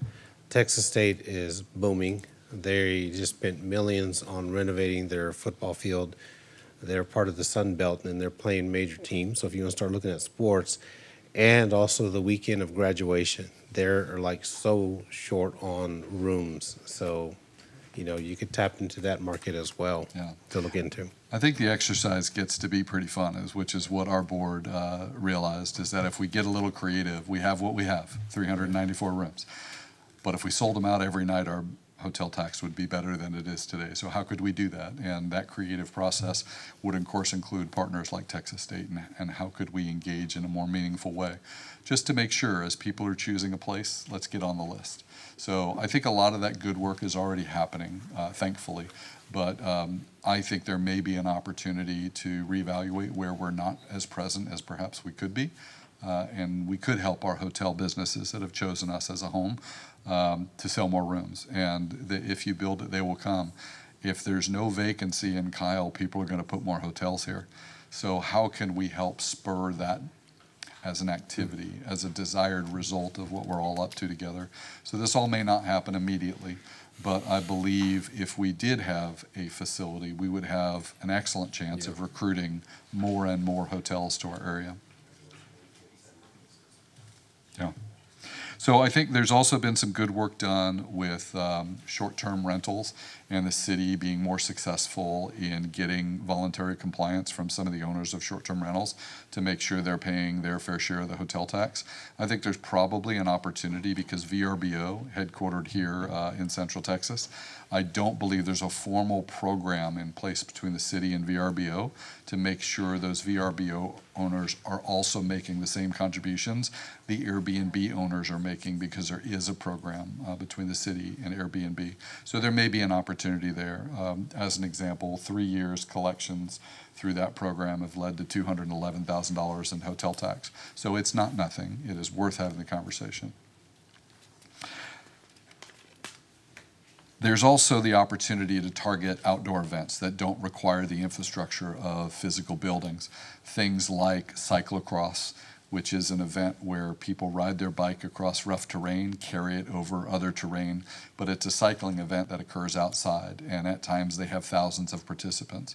These are the type of events, if you have outdoor areas that are prone to be good environments for riding a bike, we could be competing for events like that right now, which don't need a facility. So again, lots of benefits beside the hotel tax to having an event like that in your community, not the least of which would be the national publicity we might gain from that and show people that we are a destination for their events as well. Same thing if you consider a cross-country race, a high school cross-country meet. Again, hundreds and hundreds of kids participating in that. They don't need a stadium. They need natural terrain to run on, which we have here. So I think if we're creative, we can begin to explore sports tourism in a more meaningful way in the short term. I think we can begin to increase our hotel tax collections incrementally for now, but hopefully in partnership with you all, we'll continue to paint Kyle as a wonderful destination for hotels, and hopefully that will help us in our goals of infrastructure we may decide to add as a community for the long term. Thank you, Eddie. Very, very informative, very thorough. So, give us another, comment down the road on something you'd like to engage with. I'm sure the council would like to have a conversation about how we can utilize the board more. This is very helpful. Yeah, it's a good project. I think we still have some more work we'd like to do on it. Okay. But we'll follow back up and wait for your guidance. Okay. All right. Thank you. Thank you. All right, next up is the consent agenda. We're already going to pull item 21. Do we have a request to pull any other items? I have a 15. question about 13. 15, please. Okay, Mayor, I'd like to make a motion to approve consent agenda items 5, 6, 7, 8, 9, 10, 11, 12, 14, 15. No, I took Not 50 15. now, please. Not 15? Oh, I didn't hear you, sorry. Scratch 15, 16, 17, 18, 19, 20, 22, and 23. Second. All right, motion by Mayor Pro Tem, seconded by Councilmember Parsley, that we approve the consent agenda except for items 13, 15, and 21. Is there discussion on that motion? I do have a question about all the PIDs. I know that we're approving them all, so I do have a question about that. Have a motion and a second. Well, you can ask just That's a on. question. Yeah, Oh, go Brian, ahead. since we're approving so many PIDs, I mean, there's like 8, 9 of them here. Are we collecting enough fees in the, I guess, because there's a lot of reporting that has to be done in the taxes that are collected in there? So I want to make sure, because we've raised impact fees, we've raised development fees. Is this something that takes up a lot of city time to process is this a fee that we need to look at, PID fees? Yeah, we have Allison Snyder here with P3. She can probably address that question. So Allison, if you don't mind coming to the podium. And Welcome. specifically because I guess the error that was made by the builder seemed to cause the reporting to be off. And I want to make sure that who's going to pay for any fee differences when that sort of routine happens. Sure, absolutely. So the city does not pay for the PID at all. One of the components of the annual installment for each of the properties is administrative fees, or it's considered an annual collection cost. So any items, whether it's your county collection fee, paying PID administrator, paying bond counsel, paying any city staff time that's potentially extra, as long as it is we can back that up and charge line item to the specific PID. All of those are eligible admin expenses and can be covered by that annual collection cost. And again, that's a component of the annual installment that each property pays, and that's spread out pro rata between all of the properties based on their outstanding assessment. So each of those individual lots, even if they're separate lot types where larger lots have a larger outstanding assessment, and therefore they have a little bit more of that annual collection cost fee that they'll be paying. But it's all pro rata based on outstanding assessment. Okay, so no direct cost to No our direct city. cost from the city, and that is reviewed and budgeted each year. So each annual SAP update will look at the cost from the previous year and make their best projection about that upcoming cost. And if there is a situation where there were, more unexpected costs, some type of error on the developer's part, anything that required additional either city attorney or bond counsel fees, something that came up, those fees could be collected in an upcoming year to make sure the city had no burden. So, PIT administrator or any of those other fees could potentially hold their invoices, wait for that next round of collection because the city was able to review budget. What do we need to do to make sure these fees are collected and paid by the PIT itself and not by the city? Okay, I have no more concerns. Okay, thank you. Absolutely. All right, anyone else? I had a question about 13. 13 was pulled. Do you have a question about the items? Yeah, I wanted to see if number 13, if this side. Hang on, 13 is not on the we motion haven't right talked now. about it? Okay. It's just the consent agenda. All right. All those in favor say aye. Aye. All opposed? All right, motion carries 7-0. Next up, agenda item 13, second reading, consider approval of an ordinance amending the sign and zoning code per chapter 2953 of the City of Kyle Code of Ordinances. Ms. Sharp.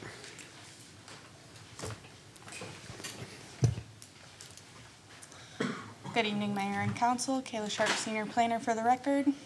Hey, Kayla, just my question is, this approving this sign ordinance, does it give us flexibility in the variance, I guess, that Ms. Shield was requesting in our HOAs? Because I am that sign changer for the neighborhood, and it is time-consuming. And there's a lot of information we could get out there with those LED-type signs. Absolutely. So these specific sign code amendments would not allow for a variance for something like that. It's something we could look at when we do further code rewrites, code amendments in the future, but it was not included as part of these code amendments. Okay. So I want to tag along Yes, in that how do I- question you have, because during budget, we discussed the possibility of having those virtual kiosks to possibly be interactive for the city. And so, which I think it will be fantastic because that's informative and for people to look for information. How will that come in place if we have a sign ordinance that will not allow for that? So there are certain signs that, are allowed versus not allowed. Something like the kiosks have different allowances, and typically signs that are put up by the city are generally excluded from certain requirements in the code. So if it's something city initiated, it might be different. I'm not sure what the specific code section states in reference to something like that, but as far as like neighborhood signs and things like that, it's pretty clear on what the code requires for those. Maybe you guys can request a kiosk from the city to your park. With this it's HOA though, so how do we allow HOAs to move forward, with this, if we have this sign ordinance? What do I need to say? Bring it back, consent agenda for If it's an something, amendment? if it's something that the council wants to wants to have staff look at for future code amendment, it's certainly something we can look into. I'd like to approve this item, but with an amendment to have staff bring it back to see how we can work with HOAs. So we didn't notice for that specific section, so I'm not sure. Not amendment, So- just direct. I think that, Yeah. yes, sir, I think that would be the direction. If you'd like us to look at that, we'll be glad to look at it, but this item would be before you for approval or not for the council, and then we can certainly take a look at other issues and bring those back to you. So, if you don't mind, Zuniga, Yeah, go what is ahead. it that you're trying So, to make as- a motion about? So if we approve this ordinance, it's pretty rigid and stern. Okay. And it would prevent HOAs from trying to, pay for their own sign and modernize their signage. So And then it I'd have would to- be, and so in other words, you want the city to pay for No. kiosks or No. signage? HOAs want to improve Okay, their signage, okay. right? To make it go electronic with better lighting. It's more modern, right? But they can't do it if we approve this ordinance. That's where we're stuck. So the way the code is currently written, it already does not allow for them. We're not changing anything for our residential signs. the LED message boards are already not allowed. So these code amendments aren't changing anything in regards to that. Right.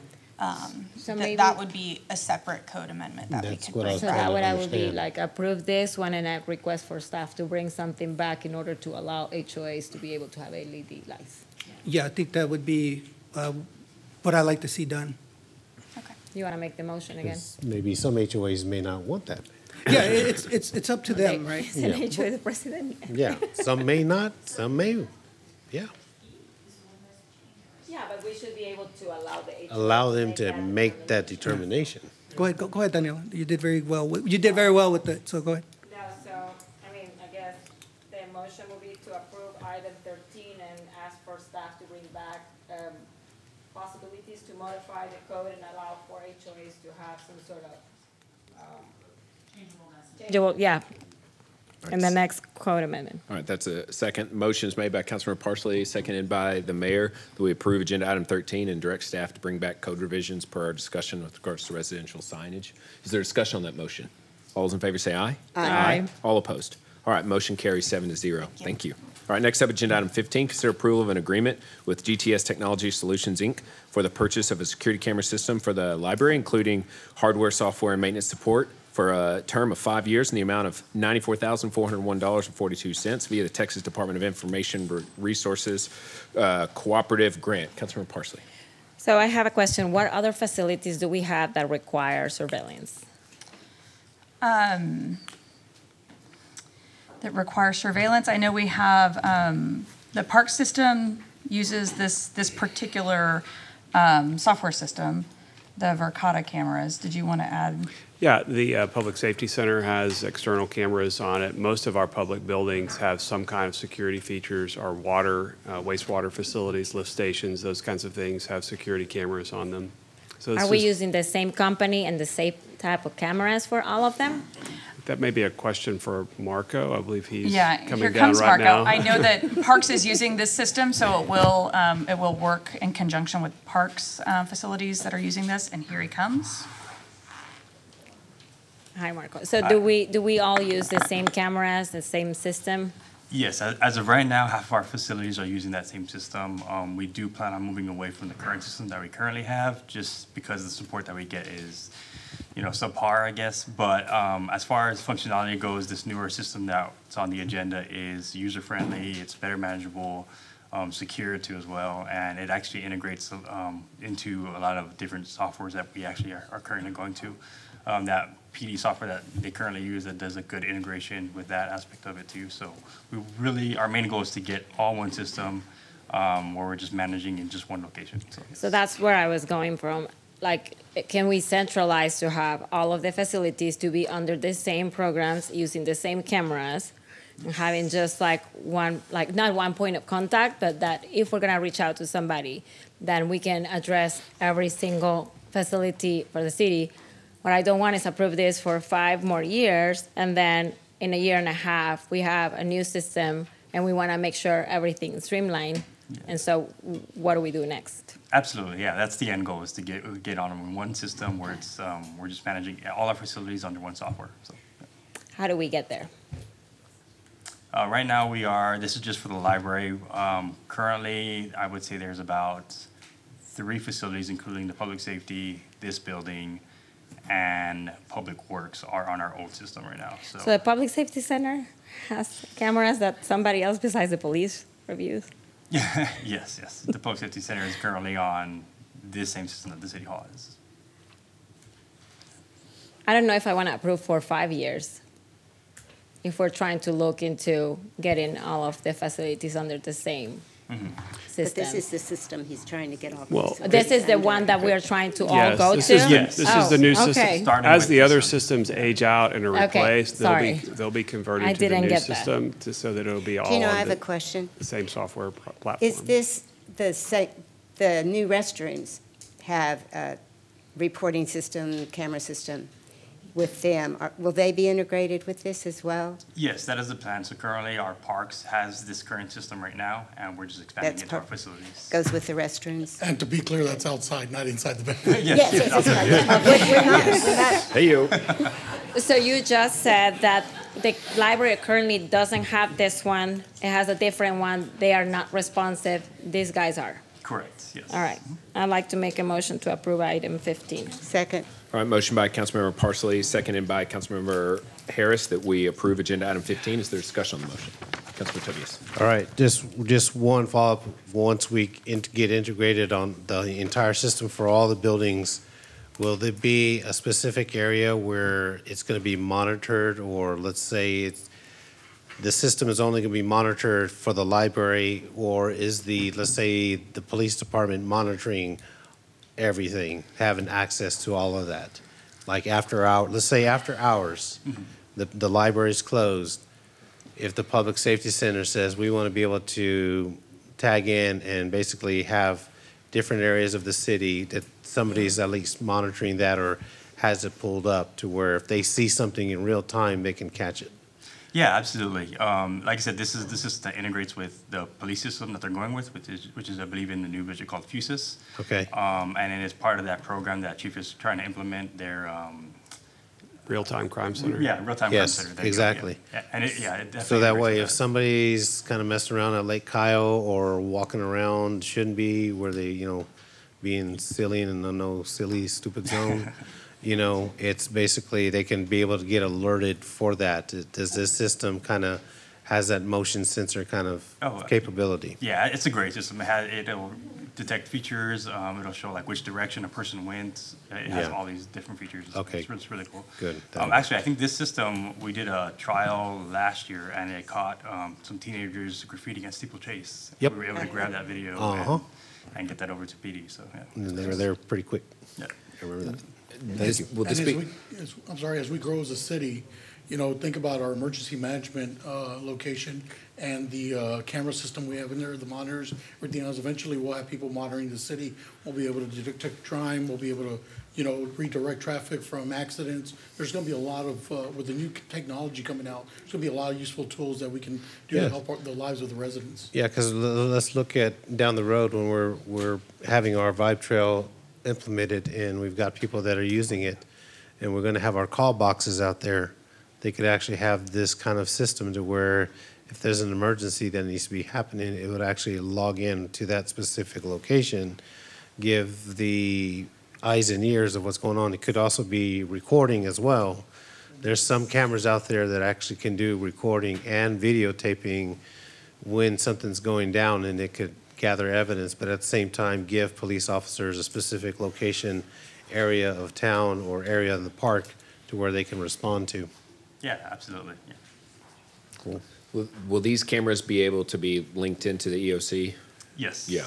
Are current also linked to the EOC, so that's not a changed element, or is it? Yeah, it's not a change element. Okay. So right now it is linked to there. All right. Any other discussion? All those in favor say aye. Aye. All opposed? I have a question about 16. Motion carries. 16 is already over. Can I please ask a question? We'll keep it short. You want to let him go out of order and ask a question on 16? I just wanted to discuss 16 real quick. We've already voted on it, so. Well, I'm glad to see it. It's environmentally friendly. Thank you. All right. Next up is agenda item 21. Consider approval of a resolution approving a contract extension to the agreement with Uber Technologies Incorporated for continued transit services within the Kyle City limits and other areas as specified in the agreement through September 2025. Ms. Truelove. Waiting for there we go. Rosie Truelove, Director of Administrative Services. As the mayor just noted, we're here today to consider approval of a resolution approving a contract extension to the current agreement that it has existed with Uber Technologies for continued transit services within the Kyle City limits and other areas through the end of September 2025. Initially approved in 2020, the Uber 314 program is a partnership with the Uber Rideshare platform to provide transportation options to all Kyle residents and visitors. Riders can take a trip anywhere that begins and ends within Kyle City limits for the small price of $3.14. The Uber 314 program will subsidize rides up to $10 per ride after you pay the first $3.14. The riders will be responsible for anything over the initial $13.14. The initial $3.14 payment plus the $10 subsidy.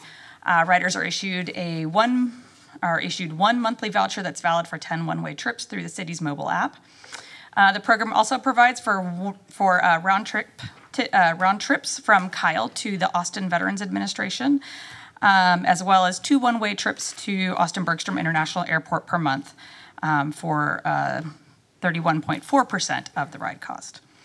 The amendment will extend the Uber Transit program's operations through the end of September in 2025. Staff will be initiating a solicitation to hire a consultant to help conduct a program review and make recommendations about potential modifications to the program structure and guidelines based on feedback we will get through that process from the community and council. So our options right now are to approve the amendment, to not approve the amendment, or to recommend any, and staff's staff recommends approving the amendment. All right, thank you. Does anybody have any questions for Ms. Truelove? Councilmember Tobias. Okay. I just had an email yesterday I sent you, ma'am, Rosie. Thank you for responding back to me on this. So I'll just kind of just go through it really quick. Again, considering the approval of the resolution of the Uber Technologies, it says to award or council authorizing the request of $720,000 funding source general fund. The approved budget last year was $450,000. So my question is where's the backup material to justify the $270,000 increase for next year? And thank you for responding. Is it basically it's based on the trends of the amount that could rise between 650 and 720?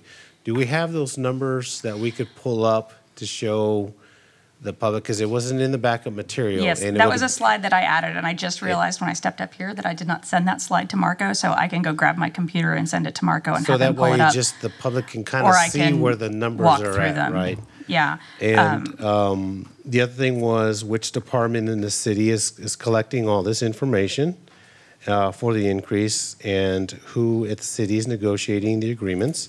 You did state that it was the purchasing department, and they're utilizing the data captured by Uber and by shared with staff and managing the program.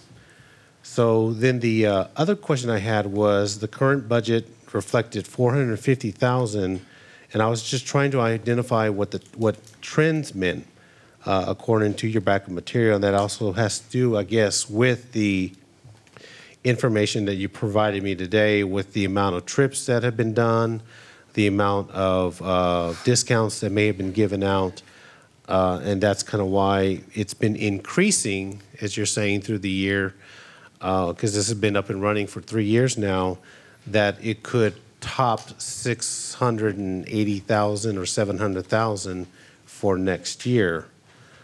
So that's where the trend comes from. And so the other issue is that we're also looking at possibly soliciting a professional consulting service company. The question I had asked is if there was any type of firms, what were the name of the firms that do this type of work, and how many years they've been in business and what kind of track record they have. You did give me some names like Delonte, McKinsey, another firm was Kimley Horn and similar others. Those weren't ones that you're going to go with, but just those were examples. And I think what would help if we were to go this route of getting a consultant, because I'm not in the transportation or Uber business, it would be helpful if we had some public input on it. If we can really get the people that use this, because I hear it from council and so many other people that this is a great company and great idea, which I'm sure it is. But who are the people that are really using it? I mean, is it veterans? Is it the elderly? Is it students? Absolutely. It's gathering that information as far as why the trend, as they say, is increasing. And we got to see our overall goal of what the Uber program is in the long run. So I would like to suggest to the city as well that we have some kind of workshop or we can have some kind of feedback on that, so that way moving forward we're not constantly having to approve these contracts And then my last question was, how long has this contract been expired? Yep. So I thank you for asking all of those questions out loud that we talked about via email earlier and allowed me time to pull up Yes, the ma'am. thing and send it to Marco, and so he should be able to pull that up now. To run through those, $450,000 is the amount that's in the budget. That's the amount that we spent or we anticipate based on the current program for fiscal year 24, and that's what's contained in your fiscal year 25 budget. When we look at the trends, which we'll pull up here in a second, you're going to see that the usage of the program is increasing every year. And so we think that for fiscal year 25, we could see that go up to maybe $650,000 to $700,000 or more. The contract right now is structured based that we will reimburse Uber based on usage of the program. There's no caps associated with the program or anything along those lines. That's the program that's been designed and have been in place for years. So as we go through the next fiscal year and we get closer to meeting or surpassing the amount that's in the budget, we'll have to bring back a budget amendment to be able to exceed the $450,000 that's in the budget. But we do forecast that based on current trends and usage of the program that we will. Marco's doing that for me. It's magic. Okay, now we have the slide up on the screen. Thank you. There you go. We do anticipate that usage of the program will exceed $450,000 likely in the coming fiscal year. You had asked the question about the trends that were referenced, and here we're just talking about utilization of the program. You can see from 2022 moving into 2024. In 2022, we had 14,716 total trips. In 2024, we're seeing 46,420 total trips based on current projections. And if you continue seeing those escalations, that's potentially, above 68,000 total trips under this program. So we're just trying to forecast and to understand that the program has grown significantly since it was established in 2020. When we talk about bringing in a consultant, we recognize this is a program that was put in place to meet a specific community need. And we don't have public transit here in Kyle, and we need to think about and do a program review about, are we still having the same kind of community needs that we had back in 2020? Is this still the right solution? Do we need to change the structure of the program? Is the subsidy amount still the right amount? Do we need to look at any other parameters? There's, and talking with the team, there are hundreds of different levers that we could flip that would potentially change how this program is structured, what it might cost the city of Kyle, and how it might affect usership. And so that's part of what we would bring a consultant in to help us with that. We do not have a consultant in mind right now. We have a scope that we've been talking about internally about what we would like to look at as we review this program. There are any number of consultants that could do this kind of work. We would recommend to the council that you do a competitive solicitation to see what kind of folks would be out there interested in helping us work on the parameters for this program and make recommendations for potential change. Included in that scope, whether it's done by an outside consultant or whether it's done by city staff, will be an element of community engagement. We want to hear from you. We want to hear from the public in Kyle. We want to hear from the folks that have been using this program for so many years. What's good, what's working well, what could work better, so that we can factor that into any recommendations that we would make about changing this. You asked how long the contract has been expired. From what we can tell, part of the work that's been happening in the last 8 or 9 months here, we've been working through building up our purchasing programs here in Kyle and in our contract compliance programs. And this was one of the contracts that came up that we realized that the contract had lapsed. And it did lapse back at the end of September of 2022. And we did not have language in there that enabled an automatic renewal or anything of that nature. And so it wasn't brought back for renewal. So we do need to renew it now to allow this program to continue to be in compliance and for us to continue to be able to offer this to the public. And we have worked with Uber. Purchasing staff has worked to bring the contract back today that is the same terms as the agreement that we had last with them. So nothing is changing, but just getting us compliant so that we can be compliant through the end of 2025.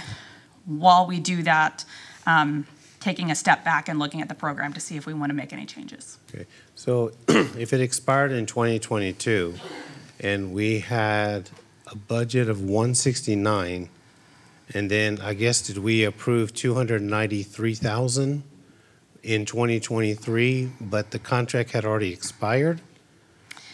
That was the amount that from our records, that's the amount that we spent on the contract. Okay, I'd have to go back and pull what numbers might have been in the budget for those particular fiscal years. I don't have that data off the top of my head. And then we approved it for 24 for 451,000. That's the amount that's in the budget For- this year, for I that, believe, and for that's this what we're year. recommending be in the budget for fiscal year 25, knowing that trends show that that won't be sufficient for the full fiscal year, but we'll address that with a budget amendment later in the fiscal year, should we need to. I would just say, I think Rosie did a good job of outlining all the various issues, but it's difficult to predict exactly what the cost will be. It's a demand-based contract, which means people call Uber when they need it. That could be variables each month of how many people use it for what purposes. It's very difficult to predict, but just running some of these trends, the point we wanted to make to the council and the community is that without changes, the cost will likely grow. It could be even more than the 645 that we're showing here. It could be 800,000 or some other number. And perhaps that's a good thing. And perhaps that's something that we want to have a program that's that robust. It could be that that's too much of a number and we want to retool this a little bit. And as Rosie said, I agree, there's a lot of different ways to manage it. There's the number of trips that you allow, the 314 that was branded with the Pi Capital mantra that we used here in the city. And I know we've looked at kind of moving away from that potentially. And it's also not an inflation adjusted number. 314 is a lot different than what it was a few years ago. And so that spread and that subsidy continues to grow, as well as the number of trips that we're doing. You can see that in the data that's here. So we think it's time to take a look at this and come back to you and ask you a variety of policy questions, engage the community, and then see what are the types of things that we want to adjust in the program and how would we adjust it. And there's a lot of ways to do that, but I think that's a much different conversation than what we have on the agenda for tonight. And will take us some time to work through that. But I'm recommending a consultant be brought in to help us with that. It's just a complex program. There's a lot of different variables and a lot of data. We do get a flat file from Uber. This is a dashboard that we've created from that, but there are thousands of data points on that flat file and lots of different ways to analyze that data. Yeah. So hopefully that's helpful as you think through it. I get the overall mission of it all. I get the mission of it all. It provides transportation for residents. But it expired 2 years ago. And it sounds like what we're trying to do is let's go ahead and increase it to $720,000. And then we'll hire somebody to reevaluate to see if it's really worth $720,000. Is that what I'm understanding? No, sir, that's not correct. What we're suggesting is that you take the program that's been in place for several years and that you approve an amendment to the contract to allow us to be within contract and compliance with the contract so the payments can be made and the program can continue while we go back and take a look at the program. We're not asking you for a budget amendment. We're not asking for you for additional dollars. We're just trying to showcase for you that the spend, unchecked and unadjusted, could be higher than the 450 that we have. We don't know that for certain, but we wanted to try to give you that information of what we see on the trends right now, and then ask us to come back and take a look at that further with you over the coming months. But it's not a budget amendment per se. It's just to put us in contract. It did expire back in '22 before many of us were here for that. It is what it is. We just believe we need to get under contract so we can continue with the program. If that's the desire of council, or if the council's desire is to stop the program and discontinue it as we go through the process, that's another alternative. But if you want to continue that over the next few months, we need to have a contract. Are you? Councilor Parsley. Thank you. So what you guys are requesting is to renew the contract and then have it until September 2025, correct? Yes, ma'am. Okay. I need to have the authority to make those payments and to pay based on the contract that's there. So I do think that we need to have a consultant to assess the city and what the transportation needs are. Is it Uber what really works for us, or is it something else? I don't know. So I am really fully on board on hiring somebody to do that type of study. I don't want to take Uber away. I have a friend that lives by it because she is blind, partly blind, and she swears by the program. I don't think I have ever used any voucher in my life, but I do know people that use it, so I don't want to stop the program right now and then leaving people that are using or utilizing the program the way that it should be without any options. Do I think that we need to extend it until 2025 September? I don't know about that. I guess it will be a matter of when do we want to hire somebody to come and do a study and do public engagement into what really we need. And then I feel like once you have those findings, then it will be a great time for council, because none of us in here have any idea of how really the transportation for the city works. Everybody here drives, but we don't know what the case is for the rest of the city. Once you have those findings, then at that point you can decide if you want to continue with the program or not. But I don't know. I mean, I don't want to stop it, but I do think that we need to have it in place until those findings come back, and then at that point council can decide whatever they want to do. I would recommend giving the time through the end of the fiscal year next year, just to allow time to go through consultant selection and do a robust process and ensure that we're able to do that community engagement. I would hate to shortchange any of the steps that we would. Now, I do think that can we make changes to the current program from now until the next year? Because I think somebody that can afford to go on a trip shouldn't be using the airport services. That will be one that I will be eliminating from that. Well, we can do that as we discuss the whole program. That would be income-based. And right now, this service is not income-based. So that's a question we will have to ask through next year. But if we don't vote to extend the contract, this stops.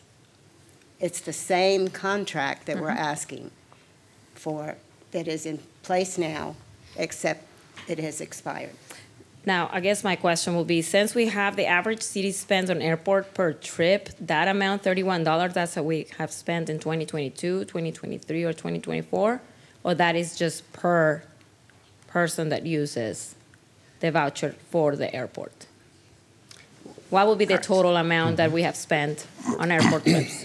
I don't know that we have the number of airport trips on this. We Hold do. up right It's here. it's the third line. Oh, we do? Oh, there we go. Thank you. Yeah, so it's essentially the user's paying 31%, 31.4% of the cost of the ride. So as you guys know, if you've used Uber, sometimes the rates are different depending on the time of day and usage and things like that. So the 31% is what the user pays. The city pays the difference, about 68%. And that's what that average cost represents. So it's something in the neighborhood of $50, somewhere in that range, $45, $50. So it's already budgeted for $451,000 for this year, correct? Yes, sir. Councilmember Heiser.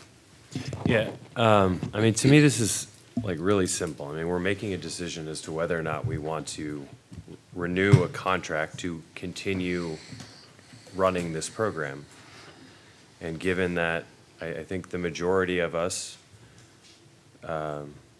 think that this is a good program and have heard good feedback from residents, you know, I don't know why we wouldn't do that. Additionally, like I agree with Councilmember Parsley, like if there's data available to review, we should have someone come in and review it to make sure that we're running the best program. And to Councilmember Tobias's feedback of opening it up for public dialogue, I'm cool with that too. Let's make if we're not going to have public transportation here, and this is going to be our replacement for right now. Let's try to make it as good as we can. And we need to hear from people as to how we can make it better and more accessible for more people in more areas of the city. So, if the budget isn't changing and there is no budget amendment, as Brian is saying, then, to me, this is something we should do to renew this contract. With that, Mayor, I'd like to make a motion to approve agenda item 21. A motion on the table, is there a second? Second. A motion by Councilmember Heiser, seconded by Councilmember Harris, that we approve agenda item 21. Is there discussion on the motion? Councilmember Zuniga. Yes, so if 450 was allocated last year's budget, how much is remaining? Because how much would be remaining? I mean, I keep hearing that we're gonna run out of that 450. Just keep it. I don't know if I have the year-to-date number compared to, this is our estimate of the year, 451,800. I don't know if I have the estimate of it, the year-to-date. I'd have to look at that for you, I'd have to look Councilmember. it up. I don't know that I have that off the top of my head. Councilmember Zuniga, our current year-to-date spend is $225,000 That's what's been spent? so far. So we're still 50% through it. Well, that's Right. probably in arrears too. It's not through August 20th, so through July. So Uber bills us, right? Yes, ma'am. Correct. So keep in mind that Uber just bills us for the rides they did. Even though we budget 450, doesn't mean that they're gonna take 450. It's only the rides that we're getting. So say we've only spent 250, if we end up going 300,000, we're not gonna give them 450. We're only giving them 300,000 that we spent. Correct. So that's something to keep in mind. It's not something that we are doing just yearly, giving them a flat check. It's per ride, per resident. And right now, we're spending $9.40 per ride per resident. Prior to Uber, we were spending $450 a ride per resident for the program we had in place. And that's why when we were looking at, we put a task force together, Councilmember Daphne Tenorio, Alex Villalobos, and Rick Coach, and working with Assistant City Manager Jerry Hendricks, they brought this forward to council. We vetted it out, and this is how this program came forward, was because it was affordable. Everything else we looked at was very expensive and would probably price residents out of their homes, because bus systems are really expensive, right? So this is something that those three worked on, brought it to council. Council was really impressed by it, and we're the first city in America to implement this. We're the first city to actually bring something forward that was affordable to the residents to provide ride share. The beauty of this is it runs 24/7. And you're not running on a fixed schedule, you run on your schedule. Doctor visits don't run on a fixed schedule, they run on their own schedule, and that's why the beauty of this. But Daniela brings up a great point. I've got a friend that lived here in the area, Rod Walters, and all of us used to give him rides. He'd have to be at our whim. Once Uber came in, he was able to be free and independent and get to go places on his own. So it's a great program. I mean, even as, look, honestly, I believe in this program a lot. I wasn't one of the architects on it, but I really love it. Even as a private resident, I've reached out to when I was off of council, I was reaching out to other municipalities to try to get them to incorporate it. What I would hope is that one day Buda, San Marcos, maybe in the county would take this on, so that way we'd have affordable ride share throughout the entire county of Hays County. It would be great, because people could get around at an affordable price. Maybe even carpool to limit the traffic on our roads. But it's something I'm passionate about, because the architects that brought this forward came in with a really, really good plan. And I'm really excited to see it, and I believe in it wholeheartedly. I wish more cities would do this, because it is affordable, and that's the part that I love about it, that it's affordable. And it's just a cool thing. Yeah, thank you for clearing that up, Mr. Rizzo. So I do remember sitting in last year's budget, and we did discuss your only build for the ones that are used. So hopefully that's going to kick back in. I'm comfortable leaving it at the 450 that, Brian, you're proposing, but I still hear the concerns that we need more information. Specifically, I want better quality of service through this program. Like, I want to see, as Mr. Rizzo said, how do we improve upon this program? Some people have told me it's very complex to use the airport voucher. You know, I took 2 trips last year. I think the airport voucher, you have to reschedule it ahead of time. So I want those improvements made, you know, when we bring in the consultant. But I do believe we have to ask these questions from the community, find out who are the most frequent users, and I do suspect it's people that you know, don't have the mobility. And I have said that we need to be able to reach them and improve their transportation. Yeah, I'm glad that we get reimbursed what's not used. I think that's an important thing, as far as for me, to keep in mind on that. And just one last thing, that's all. I know everybody's looking at me like, God, Tobias is shooting it down again. Has nothing to do with that, ladies and gentlemen.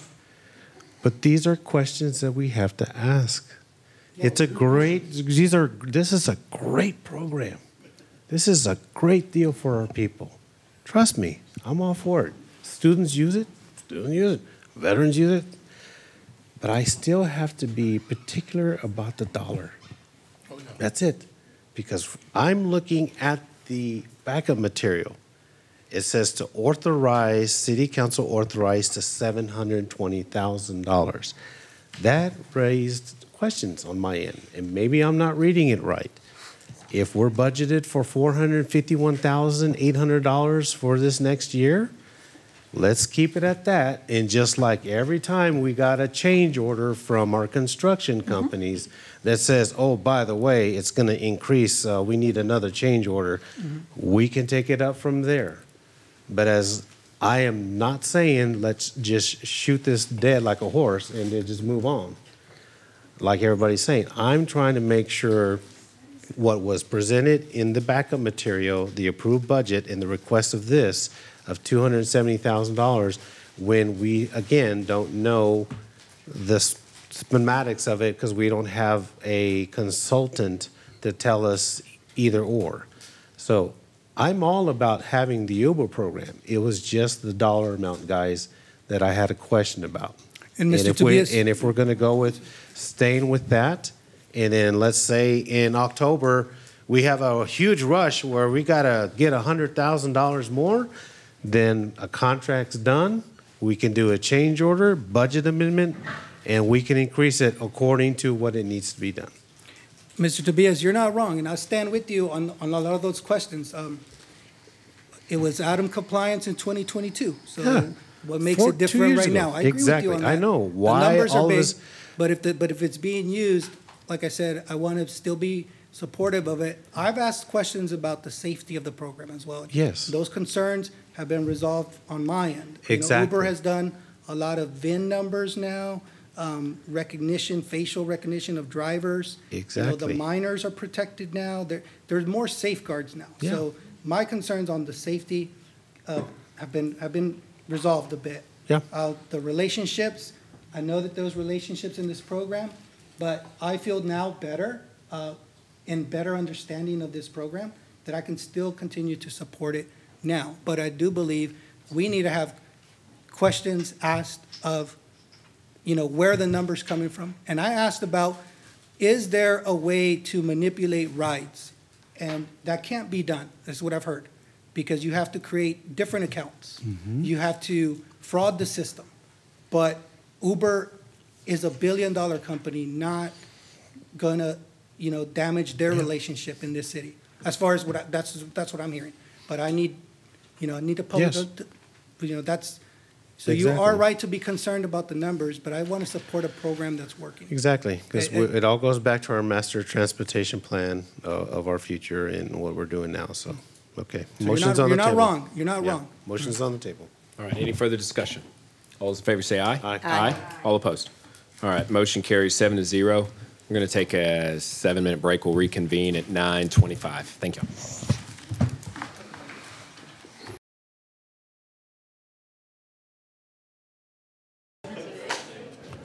All right, we got a lot to go through, so we're going to get right back to it. All right, next up is agenda item number 25, first reading. Consider approval of an ordinance adopting the annual budget for all city funds for the ensuing fiscal year beginning October 1st, 2024 and ending September 30th, 2025, appropriating revenue and expenditure amounts thereof for all city funds, authorizing rate increase for water and wastewater service rates, increase for solid waste service charges, all other proposed fees and charges for various city services is provided for in the fee schedule, capital improvement plan expenditures, and for the carryover of encumbrances, all associated schedules and documents, and repealing all ordinances in conflict herewith and providing for an effective date. This item does have a public hearing and at the end required a roll call, and the tax rate, which will be the next item, requires a special reading. Mr. Mohit.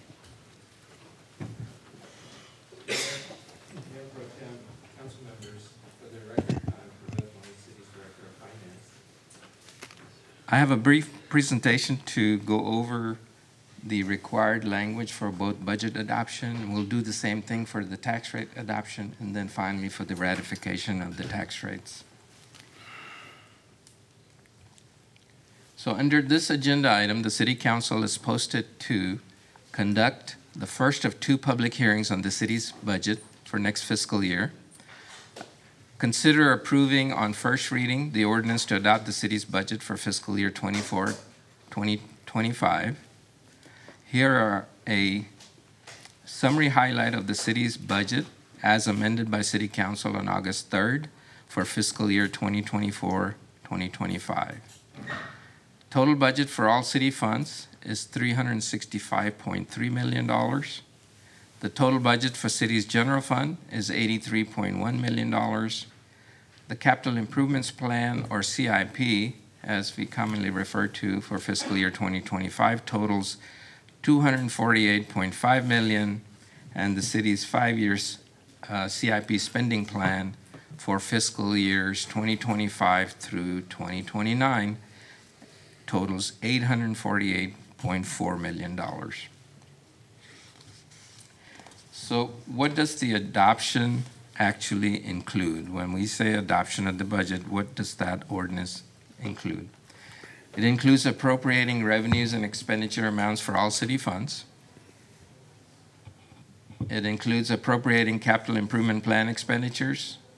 It includes authorizing the carryover of encumbrances. It includes approval of new cost of service-based water and wastewater utility rates. It includes approval of new rates for solid waste services based on our contract, city's contract with TDS, or Texas Disposal Systems. It includes approval of all fees and charges in the fee schedule. And here I would like to take just a couple of seconds to highlight 2 new fees that we're adding this coming fiscal year as it pertains to open records request. One is a labor charge of $18.75 per hour for locating, compiling, redacting, and reproducing requested information and data. And the other is an administrative overhead charge at 20% or labor charge. So those are 2 new fees that we have added in the next fiscal year. Budget adoption does not include adoption of property tax rates, which will be considered and voted on by the council separately under agenda item number 25. The city's budget is framed around or based on property tax rate of 46.93 per $100 of taxable assessed valuation. All required public notices for budget meetings and public hearings have been published in the city's newspaper of record and posted on the city's website. The city's budget development and adoption process is in compliance with the city charter and the Texas Local Government Code for Municipal Budgeting. Today is the first of 2 public hearings scheduled to be conducted by the City Council on the city's budget for fiscal year 2024-2025. The second public hearing on the city's budget is scheduled on September 3rd, 2024. Options after the public hearing is concluded. City Council can approve the ordinance with amendments, or deny approval of ordinance. Staff's recommendation is to approve the ordinance. And with that, Mayor, we you can open. All right, this item has a public hearing, so if there are no objections, I'm going to open the public hearing. Seeing none, the public hearing is now open. Is there anyone who wishes to come forward and speak on the budget? All right, we're going to close the public hearing. It's now closed. Does anybody have any questions or comments for Mr. Mohit? I have some questions. All right, Councilmember Zuniga. Hey, Perez, what was the no new revenue tax rate? Just so I remember. Was it lower or higher than that? It's lower. It's lower, huh? Lower. So- But this ordinance only pertains to the budget. The budget, right? But we have the tax rate. We have the tax rate here. Coming up. Next item. Next item. Oh, okay. Sorry, so I got ahead of that. All right, so I do want to make some amendments. The beautification program that we used last year seemed to work really well. I like seeing a lot of the improvements in beautifying. So if we could have a possible increase in beautification programming. And the grocery store anchor is important to me because I think that, we should be able to offer a first come, like the Sprouts one. Mm-hmm. I think that's important. I'd like to see an anchored grocer, so that, I think that would really help our development in the city. For the east side, you're saying Well, I specifically? mean, just, we're under-invested area. Okay. And so, also, infrastructure assistance in the underinvested areas to help attract that retail development. That won't come on its own because there's possibly infrastructure there. I think we saw some of that occur last year with the, extra lanes or speed lanes and stuff like that, decel lanes. And then possibly to consider a 4% salary across the board. I think I talked to you once about that, Brian, and I was more comfortable keeping the status of Austin with the 4% increase. You're saying to reduce from 4.5 before? Yes. Okay. Those would be my Right. amendments. All right, let's keep going with proposals. If you have more recommendations, so we get everybody's out there on the same time if we're starting on amendments. And I appreciate that was a good start. Councilor Tobias.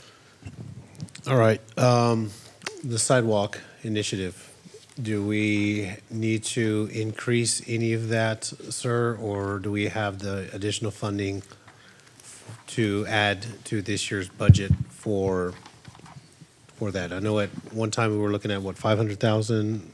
And then now, is there any additional funding that we can add to that to where it's in the budget itself on that initiative? Does that include CDBG, that 240 some odd thousand from CDBG that's in sidewalk? Yes, ma'am. It includes that? About 250,000 in general fund dollars and about, I believe it's 266, if I remember right. Yeah. CDBG fund, so it's about $500,000 or so for sidewalk programming. Councilmember Tobias, if you wanted to have additional sidewalks, we could certainly look at trying to increase that amount, and then we would need to know where you would want to take those funds from. Okay. To make up that difference. But the proposed budget does have $500,000 included in it. Okay. I did also want to mention, I think we talked about this during the budget presentation, that we were finalizing the sidewalk master plan.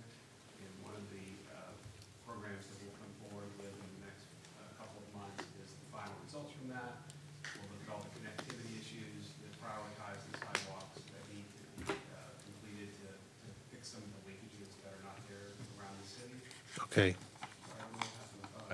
Maybe I turned it off. My apologies. But we'll look at some of the linkages that are gaps that we have in the sidewalks and then try to provide you with an action plan, prioritization plan for that.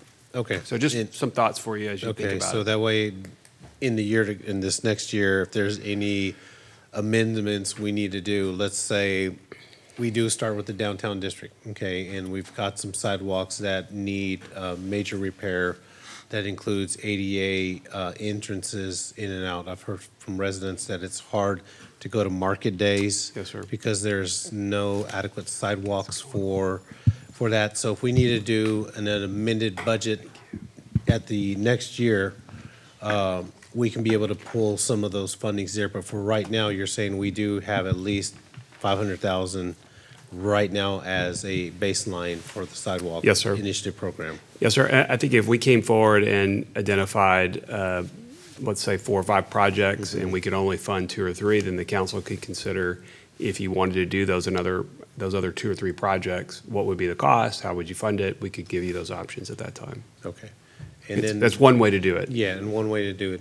And I know I've been talking to you about possibly looking at streetlights, as far as the CLP project. I know the Parks is looking at bringing a master plan together, but as far as like solar lighting that we need to identify in dark spots around that also won't affect the Dark Sky Initiative, will we be able to have some funding in there as well, or do I need to be able to look again and try to pull from other sections? I just want to make sure that we have at least at least a baseline dollar amount before I start Sure. saying, let's take from this section, let's take from Public Works, let's take from the library, if we have those already aligned up, because I think I'm okay with everything else.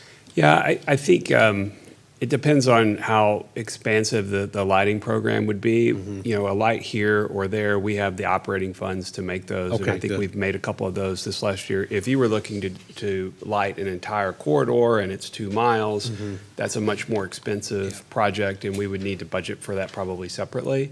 I think one of the things that would be interesting for us to do is to look at just lighting in general across the city and see where are strategically some of those areas that are not lit properly, perhaps. And I know we have the dark skies and some of the things we need to think about lighting smartly, but where are these areas that we need to prioritize and why? Almost like a master plan for lighting itself, and so we could then try to develop a plan to improve that over time too. But again, it's not in there specifically, like additional corridors per se, but we do have some operating funds. When we need to add 1 or 2 lights here and there, we do have the ability to do those. Okay. That's usually one of my biggest things was the infrastructure, the lighting. And I know we've had some residents over there off of Daisy that needed lighting, and we haven't forgotten.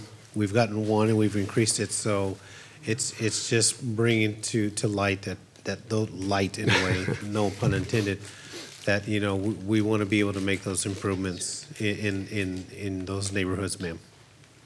Thank you. All right, Mayor Pro Tem. Yeah, I agree with you, Councilmember Tobias. Definitely thinking about the lighting. I know that one of the issues that we've gone through lately is supply and demand.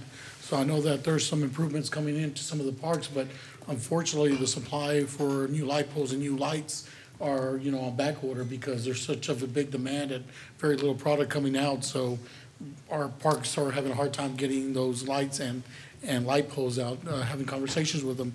So it's, sometimes having the funding isn't everything because you can't get the product, so it's tough.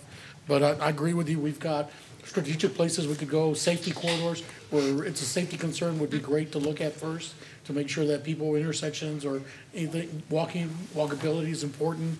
For lights is great, but I just want to give council just a reminder that anytime we're increasing something, you gotta have to be able to take off from somewhere else. So if you wanna increase a budget somewhere, have a line item where you're taking away from, so that way because this budget's already set. So we have a set budget, the dollars amount are all accounted for. So now if you want to increase something, you have to decrease something else. So just have a plan for that.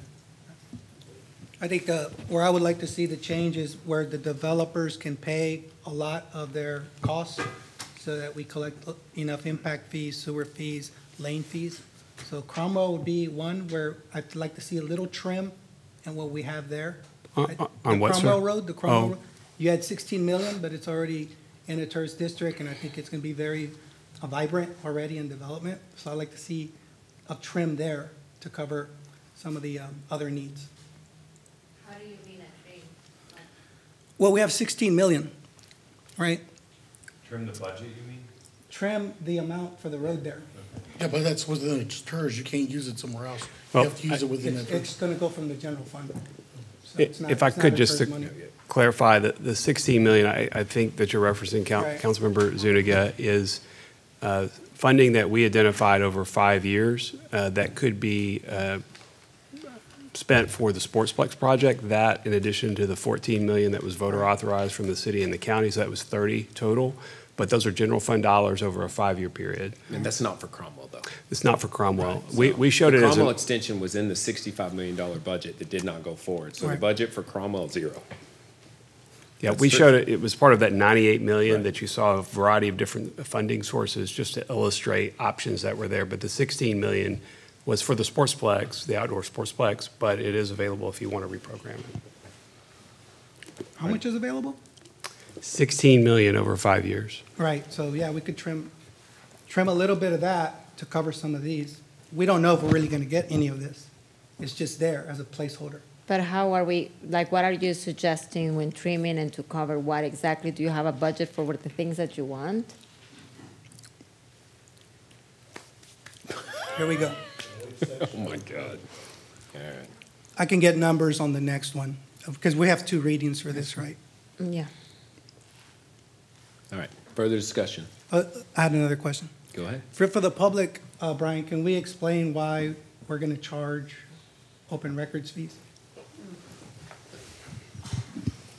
We're down to one mic now, so. So Pervez mentioned that we're increasing the fees for the hourly cost for the open records charges. We're also increasing all open records charges by 25% in accordance with state law. Cities are authorized to do this if the amount that the state law authorizes is not sufficient to cover our costs. So what we've seen is that our costs are significantly higher than what we're allowed to charge for these programs. When you think about like staff time and how much our staff members, ultimately cost us over between like salary and benefits and all of that, we're not even close to our actual charges. And so since we're allowed to increase it, we're recommending doing so, because otherwise the burden goes on the taxpayers as a whole instead of the person requesting the records. Were they set at 97? I'm not sure. They were last increased, it was no more recently than about 2007, but I can't remember exactly when. It's been a while since the AG increased their fees. Thank you. Just wanted clarification. All right. Any further discussion? I just have a quick question. Where does the money come from for our rebate program, for the water conservation rebate program? That'd be in the water fund. Okay. Thank you. Councilmember Zuniga, you made a proposal on a couple different things. One about the raise. Do you want to go ahead and motion on that and take a vote, poll the council, or do you want to just hold off and do it at the end of second reading? We can poll the council and see if that's something they would want to do. Okay. Because, okay, we can wait too. I mean, it's just. I'm just cutting it 0.5%. I mean, just like Austin gave a 4%. They're much bigger than us, and they have more employees and more residents. I'm not saying I disagree with you. I don't want to what are you trying to do? flippantly just make that Cut the change. salary, because we gave it 20% 3 years ago, 6%, and now we're proposing a 4.5%. So you want to cut it to what? 4. To be in line with Austin, much bigger city, and we benchmark with them all the time. My only commentary on that How do we is, benchmark with them? well, my only commentary on that is that it's not apples to apples to compare a baseline that is different from another baseline as a Right. percentage of an increase. That was literally the point that was made at the beginning, is that we're all in different situations. And so the reason the 20% raise came is because they've been underpaid Yeah. for the last years. Right. We went through the first 5, 6, and Pervez can, 5, 6 budget Yes, sir. in a row.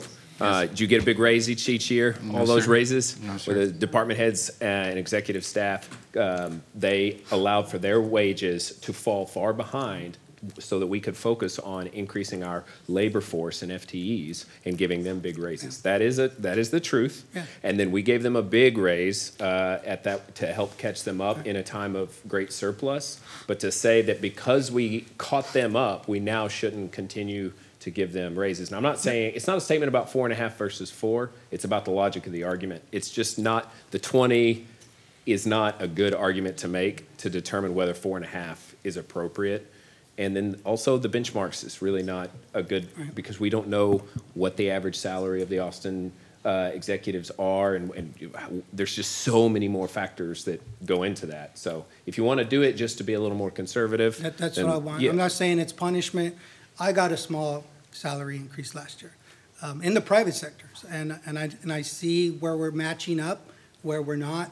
Some things I like to rein in. So I'm just more conservative. Well, it's on that. That's it.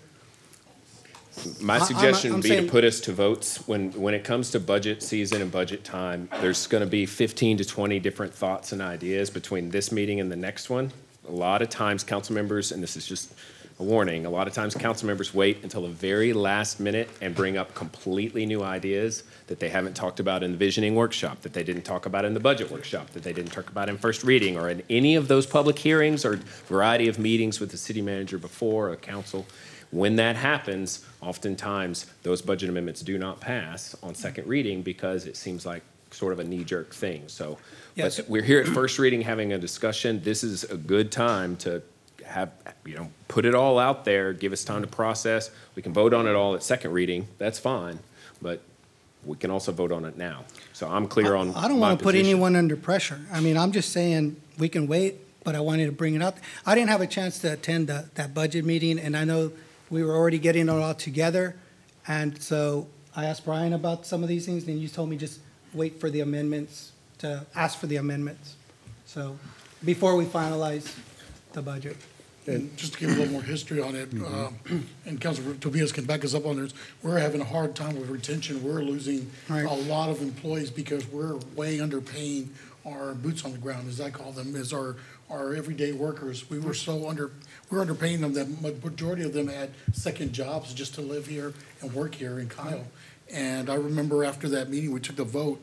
I think every council member got an email from staff members thanking us because now they could leave that second job and be able to be there with their families and now be paid an affordable wage. I mean, as a city, we were underpaying everyone. We weren't paying an affordable living wage, and to be able to do that was great. And it wasn't, it was a big increase, but it wasn't a big increase because they were already way behind. And not to mention that, but this year alone, we have trimmed a lot of the actual jobs. I don't know So- what the salary savings has been, but it's been substantial. So I think that that's something that should have been brought up during the conversations for the budget. And I know that you say that you were not present some of them, but I mean, I'm assuming you watched them and you probably sent questions. I don't know. Yeah. This is still part of the conversation of the budget, just so you No, understand, I Daniela. understand. I'm just saying, like, you just made that comment, so that's why I was bringing it up. We've had this budget since April. Yeah. And it finally came to us in July to say, this is the dollar amount. And we, this is my fourth one going on my fourth one budget. And that's why I always review it very, very meticulously. And I know it's going up but our city services are needed. And then when I look at the amount that we're spending on our CIP, on our infrastructure projects versus some of the other things, that tells me we are making our improvements. The majority of our money, Zuniga, that we're spending on is improvements like we've been hearing about all this time about sidewalks and lights and things like that. It's there. But keep like in mind, to Mayor Mitchell's point, when we come down to saying, here's the budget, and we're gonna go in there and say, okay, I wanna take this out, take that out, then we've gotta figure out, well, where are we gonna cut from and what are we gonna add at the last minute? And with me bringing the only two things that I know that was of concern, not so much concern, but something that I'm thriving for in my next year as a council member, is to continue that advocacy for our infrastructure for lighting and sidewalks. Everybody has their other things as far as parks, business, economics, zoning, things like that. Right. So to me, what was important for me in my district, and not only just my district, but citywide, was those two important things, because I've been hearing that a lot from our residents about that. So that's kind of why I'm double checking with Brian as we're looking at this, making sure that as we approve the budget, that those items that I have the interest in is still intact, or if we can go up or down. And for all you, that's where we're at right now. Yep.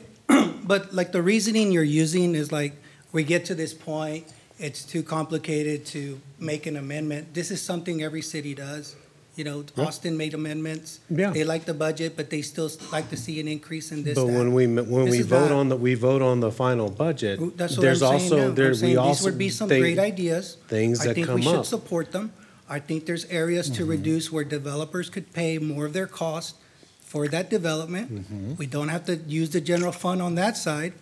This is gonna be a very neutral Yeah. change.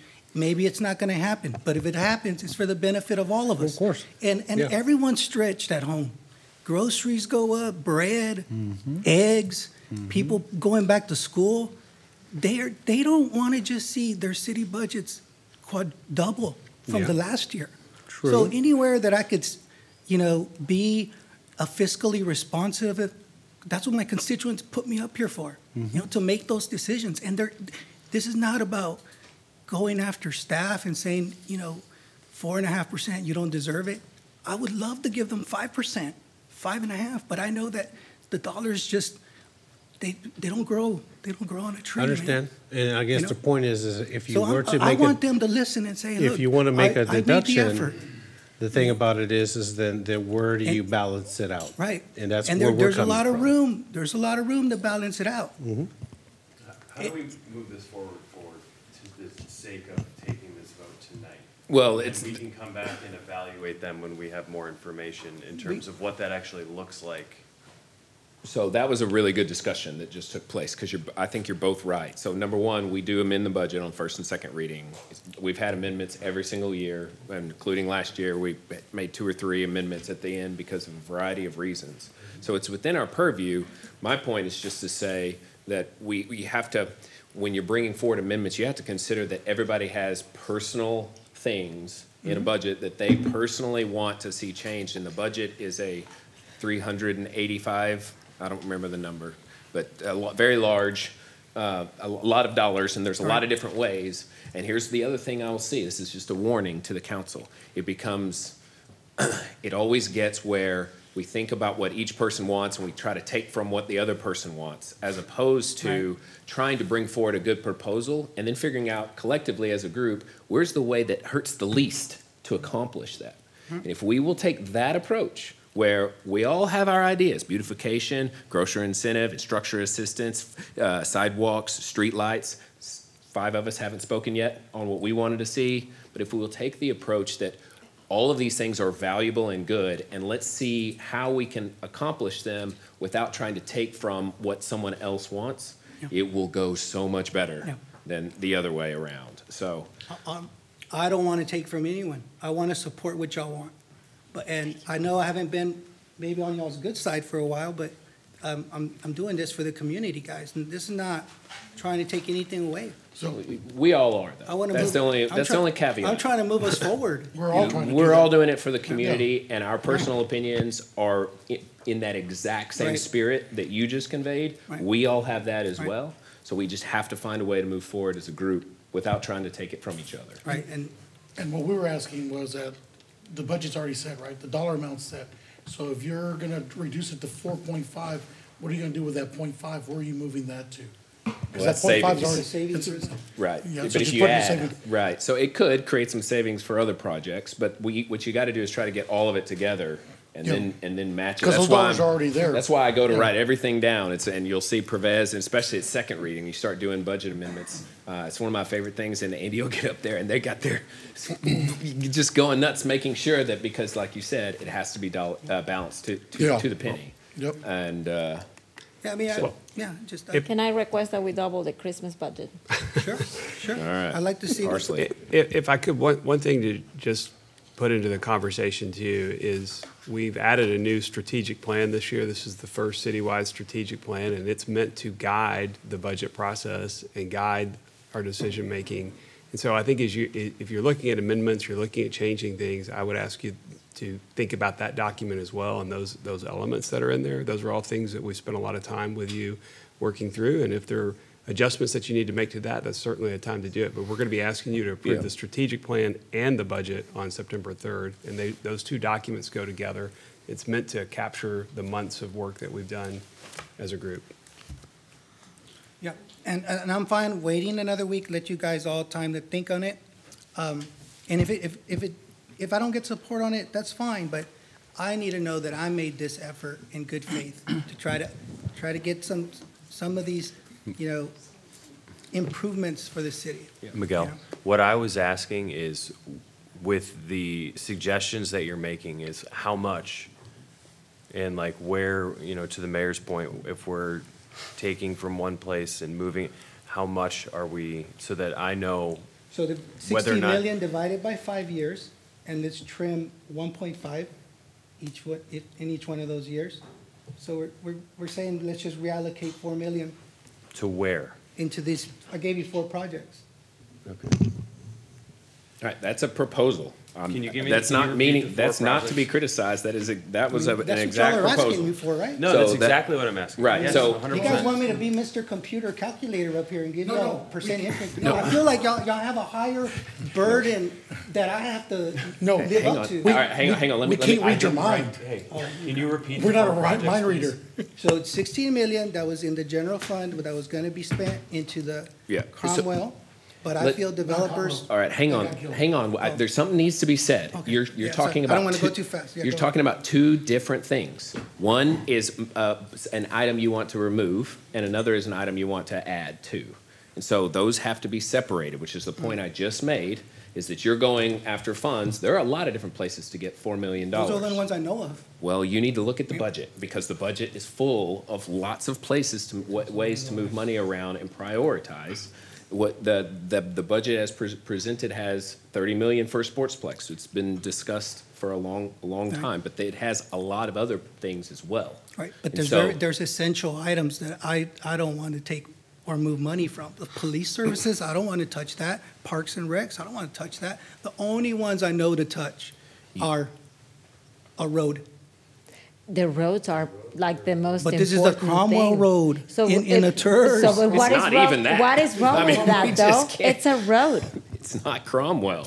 It's And the it's not- sportsplex. Did you see the priority of roads that need to be done? Why this one? Miguel, I have driven the roads. We have put roads in that priority list.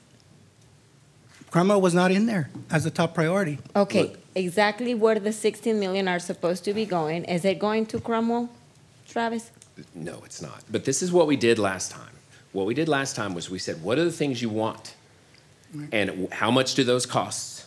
And I added them all up, and we said, Mr. Mohit, Mr. Budget Man, Mr. Finance Wizard, who's a squirrel, by the way, which is a compliment, and he can find and solve a lot of problems and put together a plan. What we need to do is not tell where we want to take money from, but say what we value, which is what Councilmember Tobias did. You did a good job as well. And the proposal, $4 million for what? For these little projects here. Can you repeat them? That's what I was asking For so the beautification programs, I think we did very well with that last year. I liked seeing the things we were cleaning up in the city. Okay. So, beautification. Earmark for a grocery store anchor. Assistance, for some assistance there. And then also assistance for the infrastructure, for infrastructure costs in underinvested, areas. Last year, this was helpful with some of the speed decel lanes and with, providing a little more safety into one of the roads. And then I said, consider a 4% salary increase. That's all I said. Decrease. Now, So Zuniga's looking for $4 million. I mean, if I it's need to asking know, for but, too much, then let's just. well, that's what I'm not saying, do but it. let's find out what everyone else wants. So- That's where we're trying to get. That's Is been there- clear. What's next? Is there any way that we can establish exactly what from beautification we would like to be improved and how much will that cost? What will be the budget for those beautification projects that you would like to see? The second thing would be, we all want grocery stores for sure, and we were talking about giving special incentives if they come, like, hey, we want you here, and we can probably help with the infrastructure they need to come over. But what exactly is it? How much exactly is it going to cost for us to provide that infrastructure for them to come? Because 4 million is not gonna make it for all the projects that you want. So do we wanna give 10% to each project? So what I'm thinking is, why don't we all talk about the projects for beautification on how much we really want to allocate to the grocery assistance, whether it is infrastructure, whatever they need. When you're talking about the infrastructure and cost underserved areas, exactly like what type of infrastructure? Because there may be a lot of things that would be considered infrastructure in what exactly are the areas before, because to me, it's like, well, we are gonna take $4 million from this one, but there are still not set a line of projects that we really wanna put the money into because we don't know exactly what we're doing with it. So that would be my question is like, can we establish what the projects are, exactly what the money's gonna go? And maybe like Mayor Mitchell is saying, we don't take money from CIP, but we can ask Perez, is there any way that we can find a budget for these items that matter to you? Sure. Sure. That's what I was asking you for. No, but because you were asking us for us to take from one side, but maybe we can ask. It's just because I was asked, know where you need to move it from. I only knew of one place. I mean, that's it. That's not essential. But it could be essential for another long-term project. So I just want to make sure that we're working together and. Well, every make item these in the amendments. budget is essential to someone. Right. So while you may say that's an easy pot to come from, I might say that's the one pot I don't want to take from. But that is also the one pot developers will definitely be there. So that's the pot. For our public park project? No, well, I'm only talking about the road that I'm bringing up, you know? Okay, I'm going to say this one last time. Am I wrong about that? You are wrong. You're wrong. You are wrong. Because Cromwell's budget is $0. Zero. The 16 million is for the sportsplex, for fields. No, that was 14 for that. 16 plus 14 is 30. Mhm. That's the amount that we had proposed to fund. 14 in bond approved and bond approved funds, and 16 in cash reserves from the general fund for a $30 million total project for the sports fields.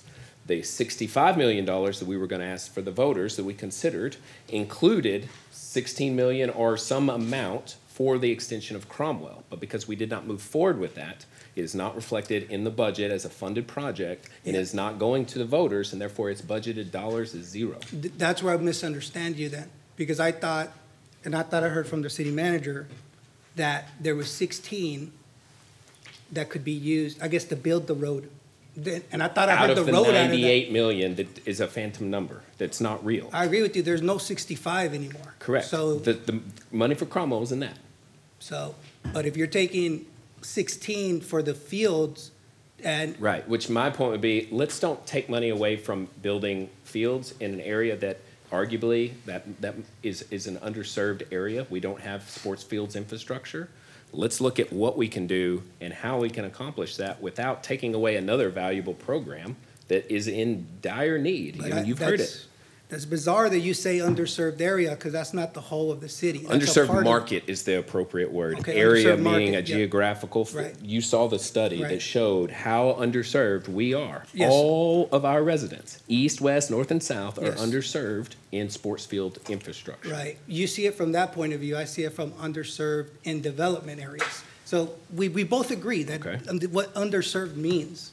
So I'm just saying, I want to work with you, but, Yep. you know, but if it's, you can't have this, then why do you get to have what you want? I'm just trying to make sure you're clear on what you're even saying. No, you understand what I've been saying. You guys have asked me to say it 7 or 8 times, so I don't even think y'all are clear on the logic that I'm trying to give y'all. Okay. All right, let's break and move. Does anybody have any other items that they want to propose at this time in terms of budget amendments? All right, does anybody want to propose to make any of these budget amendments at this time? Or do you want to give Pervez some opportunities to look at ways that we could increase the beautification?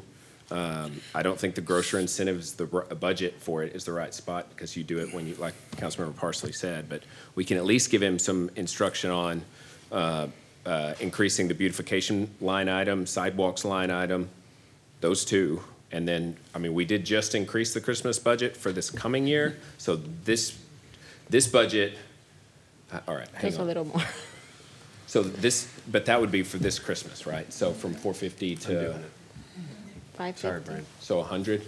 more? Do you have and that would be to go to La Verde? So for the it would Grinch? be, so that La Grinch, so yeah, for the Grinch Fest, also the arch that will go at the entrance of downtown, which we had not budgeted for. Those would be my asks. Okay.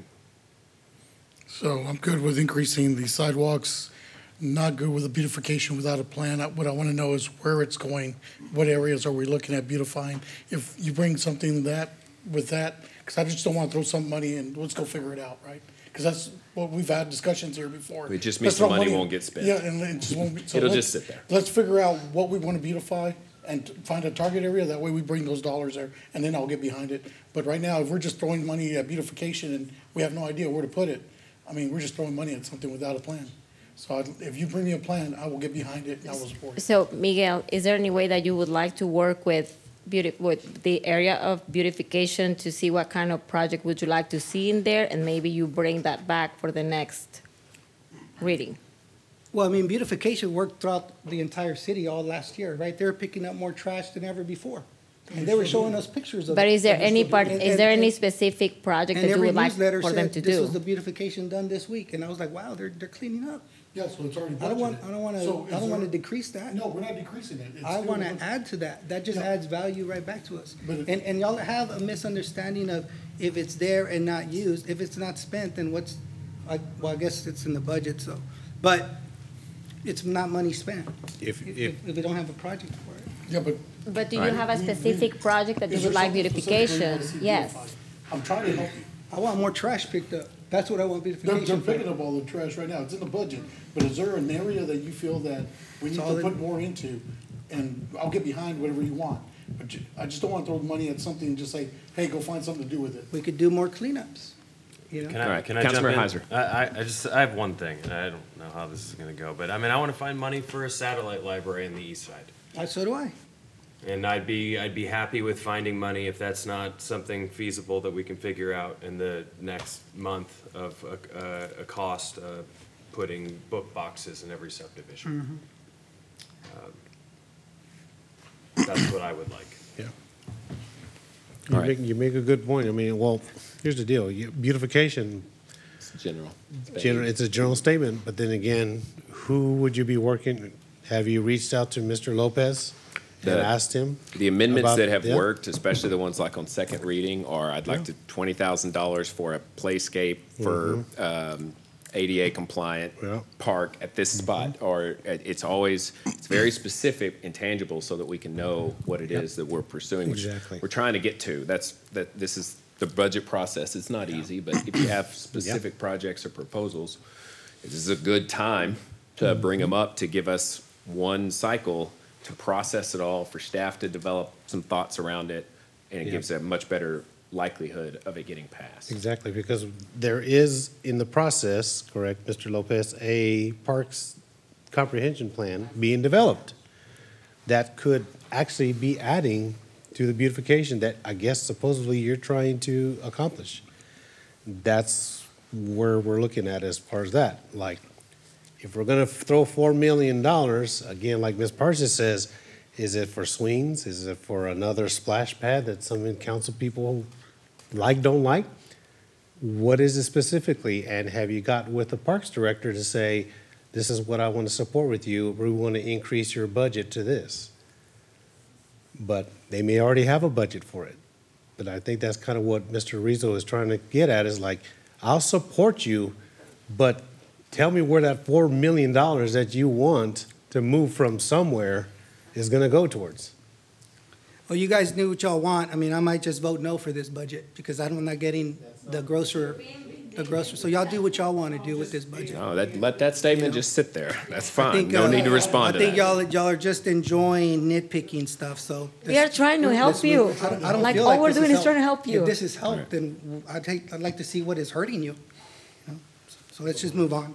Well, I want to give Councilmember Parsley the opportunity to elaborate on the Christmas, because I know there was a conversation in June 8th that you didn't get to finish, and so if you've got your If I would have opportunity known, I would here. have brought up my presentation. Well, So just in initially, general. I wanted to have different themes for parks because I think that will look more organized.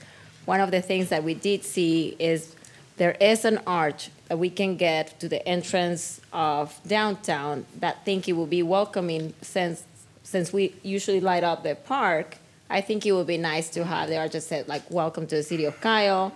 I gave some pictures that I have presented in here. That Oh would my look amazing goodness, from the- how you'd did be able they to see it pull from that the up? interstate. I forgot about it. Who is running the presentation? I forgot that this was. So you can just keep moving it. I don't know if I have the arc in here. I was about to start touching it. But in respect, would that be something that you'd be working with Mr. So, yes. I think an arch, because you'd be able to see it from I-35. and Yes. It would draw you right into downtown. That's what I was would thinking support that. about. That's a great getting. This was my idea for Lake Kyle, since we have a lake, to have maybe a theme of all the animals that tend to be Christmassy, like penguins or snowmans.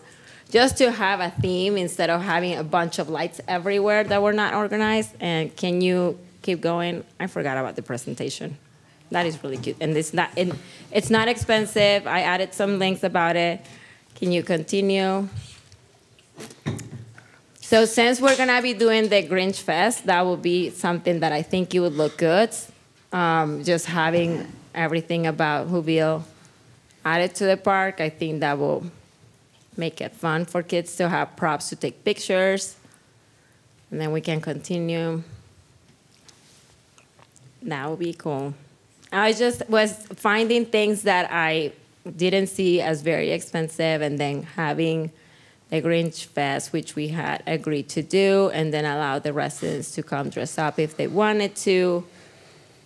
I know you guys already said no to this one, but that would be something that I think it would look good for the Heroes Memorial, for Veterans Day or Memorial Day. And that's something that we did last year, and I think that it would, I don't know if we were budgeting for this year, but I think it will be, the Krug Center looked really good as a gingerbread house. So I think that that's something that we should continue doing. I don't know what else I had in this presentation. Oh, that. I think that would look really good at the entrance of downtown. Well, Jesse, do you have any, I know you've already done a lot of research on this. Do you want to, what I'm curious about is at this point, from a timing standpoint, if we increase the budget, would you be able to effectively utilize those funds for this Christmas to put this together? We're at four and It doesn't 4.5 have to be months. all, but like the arch, I think. If would we're be- just talking about Grinch Fest and the archway, that was budgeted in the amount that we have in the budget now. That was estimated in You already the have lights the that we had. archway in the Yeah, budget? based on the conversation we had with council previously. And the gingerbread house for Crook? Yes, the gingerbread house as well. Okay. I guess we're good. Okay. Any further discussion? All right, I will motion to. Well, I mean, are we taking votes on individual idea? Like, we don't have anything to vote on, unless you want to vote on a $4 million amendment to the budget. We don't have anything. That, we had to vote on $100,000 for Christmas. We can vote on the 4.5 to 4. I'm happy to do that now as well to get, but outside of that, it's $4 million is the proposal, but they can come back with some more stuff at the next meeting. We're going to go through this all one more time. So we don't have anything to amend right now, as far as I can see. Yeah, well, I want to follow up with Councilor Tobias. Councilor Tobias, was there a number you wanted to amend to on the sidewalk plan? Because we're at 5 right now. If we're at 5 right now, and I know that we're also looking at some other grants. I think Kayla's looking at other grants that could come through, another 100,000 that I guess they're trying to work through. But if it's 500,000 right now for the beginning initiative, and if we have that, we can identify which sidewalks really, first of all, that needs the improvements, and then we can go from there. But if you think we have another amount we can go with, but then again, we would have to pull from another section. Yeah. But if that 500,000 is a good starting point, Should you increase from 500 to $1 million? 500 to at least $1 million, if we Okay, so you have it, thoughts on that? would that be Mayor, we'll have to come back with an amendment for y'all to consider. Sure. And identify possible funding sources. And my concern is that we've got the sidewalk master plan coming, so do we want to wait? Do we go with the 5 and then wait to make a budget Or revisal? then we or- come out of the gate with $1 million? Well, I think that's really up to the council, but what I proposed for you in my budget was the 500,000, because I know those are projects that we can get off the ground. There you go. I get a little nervous, frankly, on any of these of just throwing out amounts because they're not based on any particular project or program. And so I need to be able to tie, if it goes to $1 million, does that cover 2 more projects, or does it only cover half of a project? I can't tell you right now. So I think those would be the things we would want to do. If we were bringing you a proposal, we would have a number and specific projects that I can actually deliver for you next year. That sounds And we can look Okay, at that. and- If that's what you'd like us to do, we can and certainly in a try way, to do we're kind that. of doing what I we're just can't do that talking about tonight. earlier. I Yeah. can't do it tonight. So in a way, we're kind of doing what we were talking about earlier. We're just throwing money at it and not really going Yeah. specifically. We'll So, stick with in a it. way, I was thinking sidewalks. It's not going to not be a specific. priority for Yeah. us. You know, we've been working on sidewalks for many years and improving and not only building new ones, but improving existing sidewalk infrastructure. The amount of complaints we used to get on sidewalks, you probably will know, has decreased, not to zero, but that's because we started investing in Well, sidewalk maintenance. I know downtown's still really in Oh, it's need bad. for Yeah, sidewalks. I'm just Yeah. saying it's getting better, Yeah. and let's keep going and continue that investment, for sure. I'm good with what you propose, sir. I'm the one that brought that sidewalk master plan and increasing the budget last year for sidewalks. Just so you guys know, Good just job. put it on the record, yeah. Thank you, All sir. right. Appreciate it. All right, I'm in a motion to approve. Barry, did you have something to say? Second. All right, motion by the mayor, seconded by Councilmember Tobias, that we approve agenda item number 24. A roll call vote has been requested. Is there discussion on the motion? Roll call vote. Tobias? Yes, Rizzo? Aye. Harris? Yes. Parsley? Aye. Mitchell? Yes. Zuniga? No. Heiser? Yeah.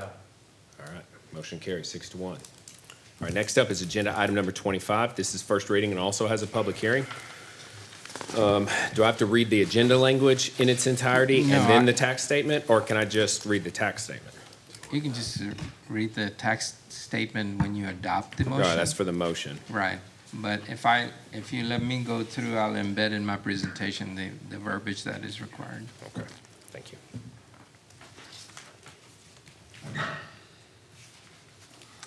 So, council, this agenda item before you is to consider a proposal to set the ad valorem tax rate at $46.93 per $100 of taxable assessed valuation for tax year 2024 or fiscal year 2024-2025.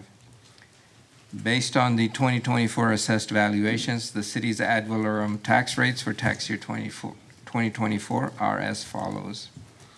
No new revenue tax rate is 45.62 per $100 of taxable assessed valuation. Voter approval tax rate is $46.93 per $100 of taxable assessed valuation. And the city's proposed tax rate for tax year 2024 is $46.93 per $100 of taxable assessed valuation.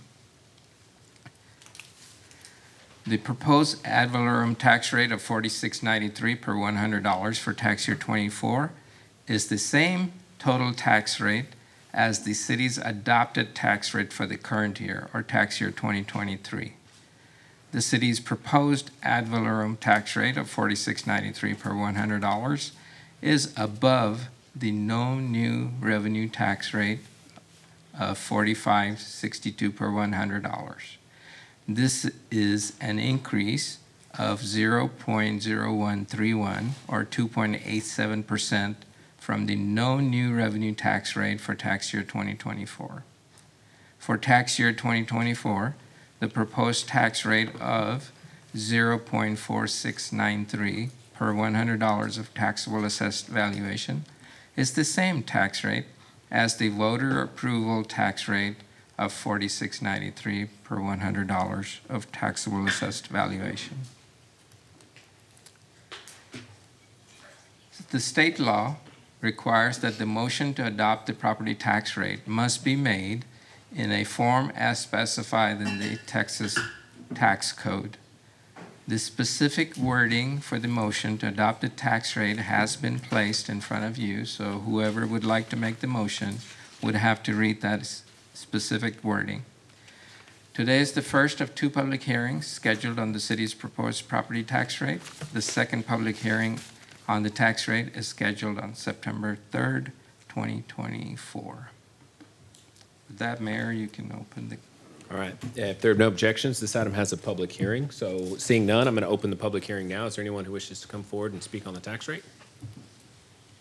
All right. Seeing none, I will close the public hearing. Public hearing is now closed. Does anybody have any comments or on the tax rate? Councilmember Zuniga. Mr. Perez, Yes, sir. so the new tax rate is 0.4693, something like that, right? The new tax rate for this year, for this budget? Yes, 4693.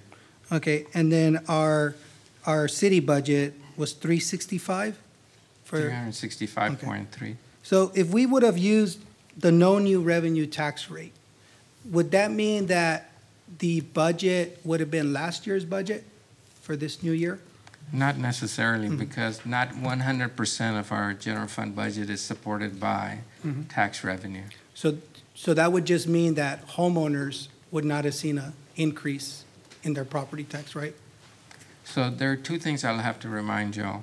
One, you have already adopted a resolution to defease debt next fiscal year. So that has created additional debt for next year. So that has to be recovered through the property tax rate. So that's one. Two, you as a body have also adopted a resolution that says we will keep that same tax rate next year as we have this year, 4693. So the proposal is exactly what council directed city manager to bring back. So we were already locked in with the defeasance? Yes, sir. Right? We Yes, weren't sir. going to be able to move into the no new revenue? That's correct. Okay. Thank you. Just Yes, sir. I wanted clarification. All right. Any further discussion? All right, I drew the short stick. They handed me the stick. So I move that the property tax rate be increased by the adoption of a tax rate of 0.4693, which is effectively a 2.87% increase in the tax rate. Is there a second? All right, motion by the mayor, second by Councilmember Heiser. Is there discussion on the motion? Roll call vote. Parsley, Aye. Zuniga, Nay. Tobias. Heiser, Yes. Harris, Yes. Mitchell, Yes. Rizzo. Aye. All right, motion carries 5-2. All right, next up is agenda item 26, first reading. Consider approval of an ordinance ratifying the property tax increase reflected in the budget for fiscal year 24-25 that will require raising more revenue from the property taxes than the previous year. Related agenda item 3 of 3. So Mayor and Council, this item does not have a public hearing attached to it, but it is a required ordinance that council must adopt independent of the budget adoption ordinance and the tax rate adoption. So I'll go over briefly why this is required. The fiscal year 2024-2025 budget will require raising more revenue from property taxes than in the prior budget of the city of Kyle for fiscal year 23-24. Section 102.007 of the Texas Local Government Code provides that adoption of a budget that requires raising more revenue from property taxes than in the previous year, you must require a separate vote of the city council to ratify the property tax increase reflected in the budget. And the city council's vote under this subsection is in addition to and separate from the vote to adopt the budget or vote to set the tax rate. Because our proposed tax rate, 4693, is higher than the no revenue tax rate, and we will also bring in more tax revenue next year than we collected this year, it is required to adopt this ordinance. So very briefly, the Current tax rate is 46.93. The no new revenue tax rate is 45.62. The voter approval tax rate is 46.93. And the city's tax rate that council just adopted is 46.93. For tax year 2024, the same thing, proposed tax rate 46.93, no new revenue tax rate 45.62, voter approval tax rate of 46.93. The proposed tax rate, or the tax rate that council just adopted, is higher than the no new revenue tax rate of 45.62. Adoption of an ordinance is required to ratify the property tax increase reflected in the budget for fiscal year 2024-2025 that will raise more revenue from property tax revenue than in the prior fiscal year. Staff recommendation: in order to comply with the requirements of Section 102 of the Texas Local Government Code, staff recommends adoption of this ordinance to ratify the property tax increase reflected in the budget for fiscal year 24-25 that will require raising more revenue from property taxes than in the prior fiscal year. And that concludes my presentation, Council. All right. Thank you. Is there a discussion? Motion to approve? So moved. All right. Moved by the mayor, second by Councilmember Harris. Is there discussion on the motion? Do we have to have a roll call vote on this as well? We would appreciate it, All sir. right. Roll call vote.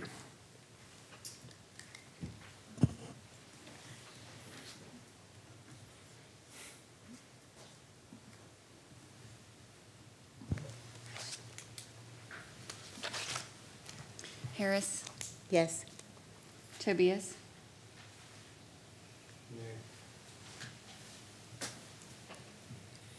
Mitchell, Yes. Rizzo, Aye. Zuniga, Nay. Heiser, Yes. Parsley. Aye. All right. Motion passes 5-2. Thank you, Pervez. Thank you, Council. All right, next up is agenda item 27, consider possible action to direct the city manager to conduct a study and make recommendations regarding the establishment of a committee on aging. I'd like to speak to that, please. I'm sorry, Councilmember Harris, I just stopped. My brain just stopped. I apologize. Tomorrow is actually the National Senior Citizens Day, and adoption of the possibility of having a council, or commission on aging, or council on aging, board on aging, whatever we want to call that, would be excellently timed. Both San Marcos and Buda have recently established committees on aging, and I've discussed this with several CALIS board members who agree that this could be a very workable, good idea. The basic role of a committee on aging is to review city and community services, mobility, and housing options for our elderly residents and make recommendations. Some responsibilities such a committee might have include using the AARP Age-Friendly Communities and AARP Livable Communities information to conduct an analysis of CAIL's strengths and weaknesses, advocate for services for older residents such as Senior Citizen Center, local access to county, state, and federal agency services, mental health services, primary health care, advocate for affordable housing options for aging residents, such as multifamily homes, accessory dwelling units, senior-centric apartments, and assisted living facilities, evaluate and recommend services that will assist seniors in remaining in their homes as long as they so desire, evaluate transportation and mobility needs of seniors and recommend service enhancements, analyze prevalence of isolation and its impact and make recommendations, analyze prevalence of food insecurity and make recommendations, support the city's efforts to acquire AARP Age-Friendly and AARP Livable Communities certifications, organize or support volunteer efforts to assist senior citizens such as ramp building, home repair, lawn care, transportation to food bank distribution events. And there may be more, or they may not choose to do all of those. I would make a motion that we authorize the city manager to investigate how such a committee might be structured. Second. Motion by Councilmember Harris, seconded by the mayor, that we direct the city manager to bring back some proposals for how a committee on aging could be structured. Is there a discussion on the motion? Councilmember Parsley. Is that something we can do like a survey, or would it become a committee just like any of the boards and commissions that we have for the city of Kyle? It's a standing committee. It's not just a survey. Does anybody have any further questions or discussions? I have a question. Councilmember Tobias. If we're going to form a committee, about how many members do you think we would probably recommend, 5 or the 7? I think It's policy. I don't think we have a choice on that. It's written in our Yeah. boards and I think it's commissions 7. policy. Yeah. 7. I think it's Whatever it 7. is. So 7 committee members for this committee. And would that be the name that we would call it, or would be? I would suggest that we call it the Kyle Board on Aging. Everybody's doing the acronym in their head right now, or maybe it's just me. KBAD. KBOA? KBOA. KBOA? Yes. All right. Further discussion? I'd just like to say, I think it's a very good idea to have input from the aging community to understand, their wants, their needs, and integrate them in our planning for our city. I think that, there's an emphasis on, their specific necessities and how we can find resources to support them. So they're great, members and contributors of our society and community, and I think that's a great idea. I'd like to see their presence. Thank you. Any further discussion? All those in favor say aye. Aye. Aye. All opposed? Nay. Motion carries 6-1. Next up, agenda item 28, consider possible action to direct staff to bring back a resolution appointing Danielle Parsley, Councilmember, Mayor Pro Tem Robert Rizzo as moderators for this celebrating Hispanic Heritage Month Dialogue for Peace and Progress event. Councilmember Parsley. Thank you. So since I will be one of the moderators for the Hispanic Heritage Month Dialogue, Councilmember Rizzo has brought up a couple of really great ideas that I think they will be phenomenal for this year. So I would like to request for him to be my co-moderator for this event, if that is something that council feels amicable to. Thoughts? So. Is this something that you think you can handle, Daniela? I mean, do you have experience? Didn't you serve on one before? Yep. I have done 2 before. She's done 2. Will there be different aspects this year that you're thinking about? We are thinking about providing the opportunity to have, instead of just the tango, maybe additional culture from different countries in South America. We also talk about maybe trying to get catering from, like last time we got it from Vaqueros, but we would like to have several food trucks that I have talked to about to provide a table with appetizers. Mm-hmm. Those are 2 things that we have discussed about. We talk about possibility of having the panelists to be local Kyle business owners, or, some of the commissioners, people who are involved in the city. Mm-hmm. One of the elements I'd like to see is for more outreach, if like one of the 2 of the questions, with no pressure to the panelists, but if the conversation could be held in Spanish, I think that would be awesome and amazing to hear the language, but no pressure to the panelists. No, that's something that I wanted to have the first Hispanic Heritage Month for everybody on the panel, as a panelist, to be able to speak Spanish. I didn't realize that some of the panelists weren't Spanish speakers. I mean, the roots are Hispanic, but they did not speak Spanish. Now, I think that would be phenomenal because there is different types of Spanish across the entire.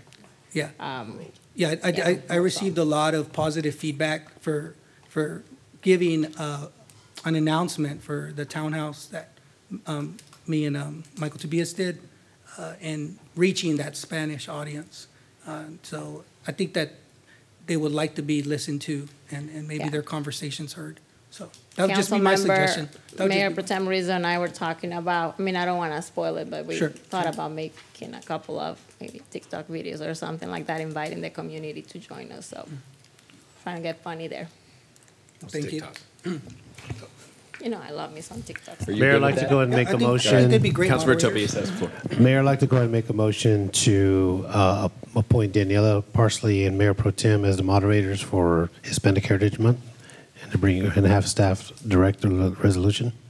All right, second, motion by Councilmember Tobias, second by the mayor, that we approve agenda item 28. Is there discussion on the motion? All those in favor say aye. Aye. All opposed? All right, motion carries 7-0. Next up is agenda item 29, consider possible action to direct city manager to develop a customer assistance program for residential utility accounts. Councilmember Heiser. Thank you, Mayor. Yes, so, with us increasing rates this year, I wonder how those rate increases are going to affect some of the most vulnerable in our population. And so I know that there are a lot of other cities around us that have programs that help residents who are struggling to pay some of their bills. And with, knowing that across the board, we're increasing, we've increased everything, and trash is likely to go up as well, that I would like staff to take a look and see what kind of customer assistance programs are out there for us to consider trying to help some of those residents. Councilmember Tobias.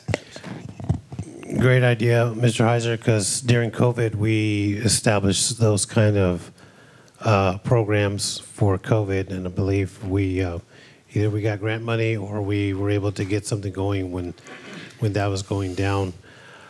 Wonder if we could use maybe the same model, Mr. Pervez. Remember when we were trying to help our residents when it came to the rental assistance and also the utilities to help people get caught up. I think we budgeted, which was perfect timing, because we're talking about budgets for the year of moving a specific amount of money to this. And I guess for Mr. Heiser's standpoint, what would be your suggestion of a possible dollar amount ground route on this? During the COVID time, the council had set aside monies to help low-income and people who are having financial difficulties or who had lost their jobs to pay their bills. The city covered their utility bills during that time frame until the monies ran out. If you're thinking, council members, in that direction, then the direction to city manager could be that we set aside whatever dollar amount y'all think is appropriate, or we could have the Administrative Services Department look at what the average bill is and come back with an estimate, what would be a good estimate. My recommendation would be, rather than a specific dollar amount tonight, that you let us look at delinquencies, types of accounts that we think would be in need, and give you some analysis to support a program. And that's just one piece of it. There's nonprofits, there's payment plans, there's all kinds of things that can be done for accounts that fall into any kind of delinquency. So we can look at that and bring you back some information to see how you want to do it, give you some options. It's a good idea. Councilmember Councilmember Harris was next. One of the things that I realize is that a lot of our residents live on very, very limited incomes that they manage to the penny every month. Many are on Social Security or on disability. I got a call recently from a lady who wants to know if her water bill can be sent to her on a particular day of the month or within a particular time, because her Social Security check comes in and she has to pay her bill out of that Social Security check, so she is always late, and it's always a $10 fee. So looking at, I mean, we can't change everything for everybody, but if our bills are going out all on the same day, maybe we can figure out something to help with those people whose checks come in and they're having to be consistently late, like this particular lady is. We would know that. Don't they get 30 days to pay? No, 15. Okay. It's a late fee. Motion? Mayor, I'd like to make a motion to direct the city manager to develop a customer assistance program for residential utility accounts. Second. Motion by Councilmember Heiser, seconded by Councilmember Harris, that we approve agenda item 29. Is there discussion on the motion? Mayor Pro Tem. Mayor. So when we're looking at this funding sources, I just want to make sure that we're not increasing someone else's bill to pay for somebody else's bill. Making sure that we're doing this in the fund already available, what we have going on, because I know Austin right now on the west side charges people more money for electricity than the people on the east side, and they take that extra revenue and pay for the others. I just want to make sure we don't get into that habit where we're charging somebody more to pay for something else. We're staying within the confines of our budget that we're working with. So there's a number of ways to do it. If it were to be just an appropriation of funds to help customers in need that goes to a nonprofit, then that's a cost that has to be borne by other ratepayers. There are programs out there too that can request funds, donated funds from customers. So you might pay an extra $1 or $5 with a utility bill, and it goes into a fund that can assist customers that are in need. But again, we can give you many of those options and let you look at how we could structure a program. There's a lot of different ways to do it, and there's plenty of options that we could provide to you. But depending on how you do it, Councilmember Rizzo, it could be cost neutral or it could cost something. But I think there's options that we can bring to you. All right, any further discussion? All those in favor say aye. Aye. All opposed? All right, motion carries 7-0. Next up, agenda item 30, consider possible action to direct the city manager to create a rain barrel rebate program to be included in the City of Kyle's water conservation program. Council members Harris and Heiser. I'll take this one, you take the next one. Okay. Yeah, thank you, Mayor. So, you know, I think that we had a brief discussion last year when we initially created the water conservation program. And, you know, this is just another way for us to try to innovate our ways of conserving water. And some residents have reached out asking for a program like this, citing experiences in other cities who have similar climates. So, you know, rainwater harvesting is a great way to augment water supply for landscaping, you know, year-round. So I think that this is something Councilmember Harris and I thought would be a good opportunity to pursue. Thank you. All right, well, here's I have a pushback on your last statement. This Sure. is, you said that the rain barrels off of residential units is a way to augment landscaping and irrigation year-round. And the data that because I used to think that rain barrel programs were something we should be trying to lean into very hard. But in Texas, we go through extended periods of drought, and a rain barrel that is collected, 50-gallon drums or even much bigger drums, oftentimes might have a half of a yard's watering or a third of a yard's watering one time. And we get in these periods of drought where they're going to be empty, and so they're not going to be actually. What I'm worried about is when it's raining and you don't need it, it's full, and then when it stops raining for the summer, you use it a little bit and then it's gone. Is that actually helping the problem? That's my question. I would like it. Just one thing is, like, I totally understand what you're saying there. I don't think it hurts, you know, and it's not a cost to us if people aren't utilizing the program. If they're not going out to buy rain barrels, then there's no. So, well, my thought might just be to keep it limited in the initial, like a pilot program of like, let's look at 50 or 100 or something like that, and not just sort of an uncapped. Because I think if somebody has the initiative to put that kind of a system in, they're going to utilize it as much as they can, and that will capture some rain. It will have some effect. I just don't know how much. And so, would you be open to a small pilot program to get it started? Which is going to be my feedback on the next one, which I'm more excited about. Councilor Tobias. For somebody who grew up on a farm and we collect a lot of water, didn't we just have a conversation about mosquitoes? Okay, guess what happens to those rainwaters, right, Mr. Miller? They collect a lot of water. Next thing you know, we have issues with stagnant water in the house or near the area, and you could have those kind of possibilities where you have mosquitoes and so forth. I don't think that happens with rain barrels because they're totally enclosed. Yeah. But if they're enclosed, then, but it's just, I'm thinking maybe it's just around the environment. But if it's something that you think would help, I mean, Let's go for it. Well, they're enclosed to a point. The water has to come in some way. So it's gonna, I mean, I've seen mosquitoes Yeah. come in to all Well, kinds of yeah. crazy That's ways. true. They're gonna That's come true. down the Definitely. pipe. Yeah. I'd say it. Mosquitoes coming down the pipe, but really, my concern is when we have too many rain barrels, what happens to the aquifer? We don't have that runoff that we need for aquifers. There was a couple of months ago when we had rain coming down the street, and we're really excited because that runoff is what goes into the aquifer. Just a little bit of rain, if we're capturing all the rainwater in all these barrels, I mean, what's that doing for the runoff that goes into our aquifers? Because we depend on our aquifers, so I'm just wondering. I wouldn't think that a couple of rain barrels are Yeah. gonna take water from the aquifers. That- That would just be, but, Not that many people will. no, I know that I had It's gonna one. be a share. We're not gonna pay for their whole rain barrel. So I don't think there'll be that many people, especially if we do a pilot program. I think it would be a great pilot if we lived in Louisiana, which it rains a lot. We purchased one here that remained empty, like more than Right. the That's year, like been the my experience entire with year. rain barrels, So too. then it They're empty became most of the year. an eyesore because it was just so ugly that we ended up getting rid of it because we never used it. So I would be more in favor of looking on ways to promote or do rebates for xeriscape or changing, which we have already pushed for the an ordinance for the landscaping. I think I'll be, which is the next item, I believe that what you have.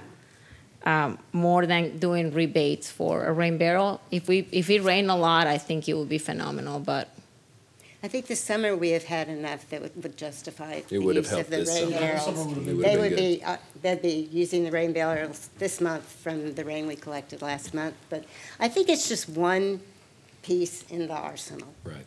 Yeah, because we got 21 inches of rain in the last 4 months. Yeah, Yeah, it I would have wouldn't. worked this summer. I don't like what's been said. I don't think they're actually, the demand for the rain barrel in terms of the suburban infrastructure is probably not that high. Might But not if be. the- But if there are a few, it's a good way to test and see and get a it's a small, cheap experiment, which I like small, cheap experiments. Our water habits aren't going to change overnight, so little by little, that's why pilot program is perfectly okay with me. This incremental improvement.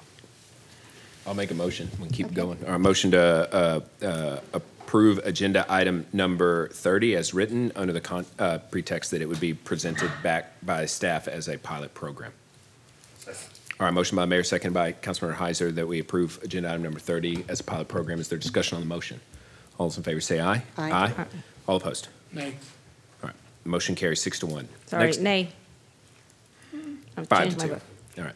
Motion carries 5 to 2. We good? All right.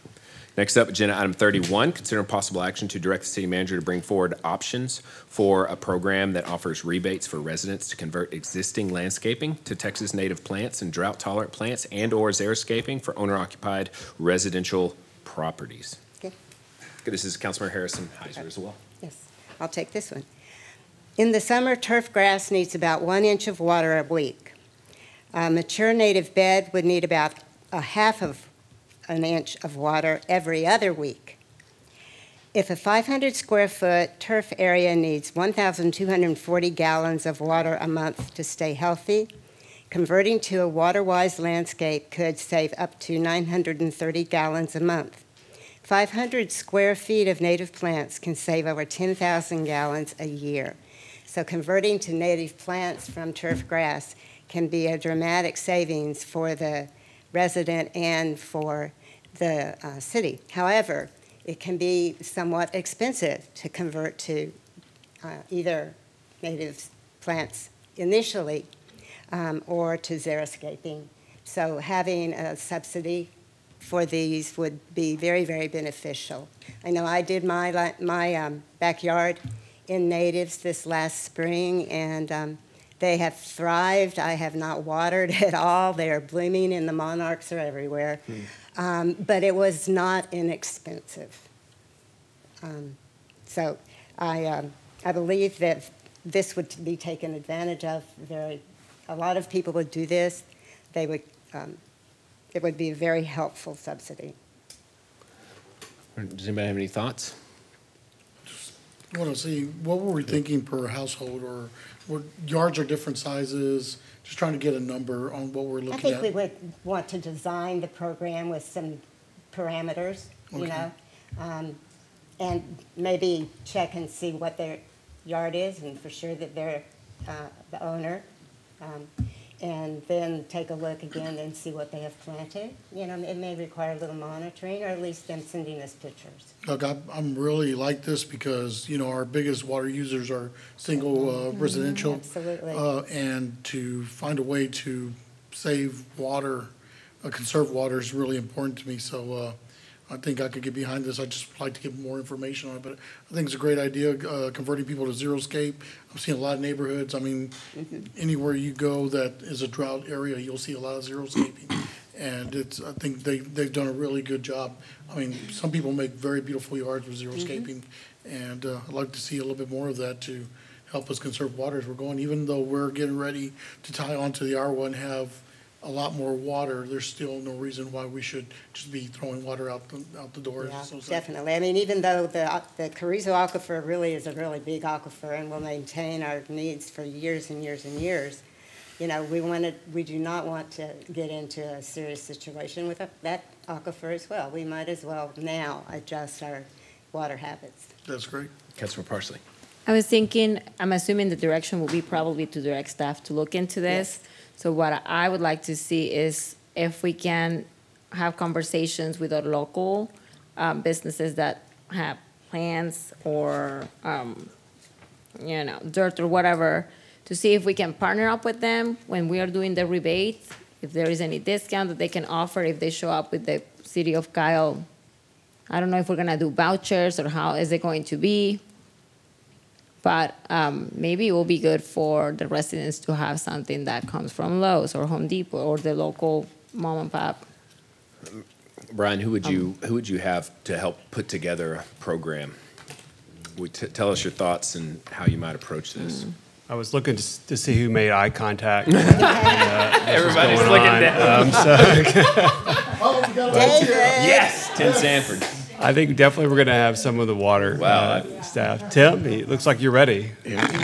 Tim Sanford, Assistant Director for Water Utilities. So in the proposed budget that you have before you, there is a Water Utilities Coordinator position.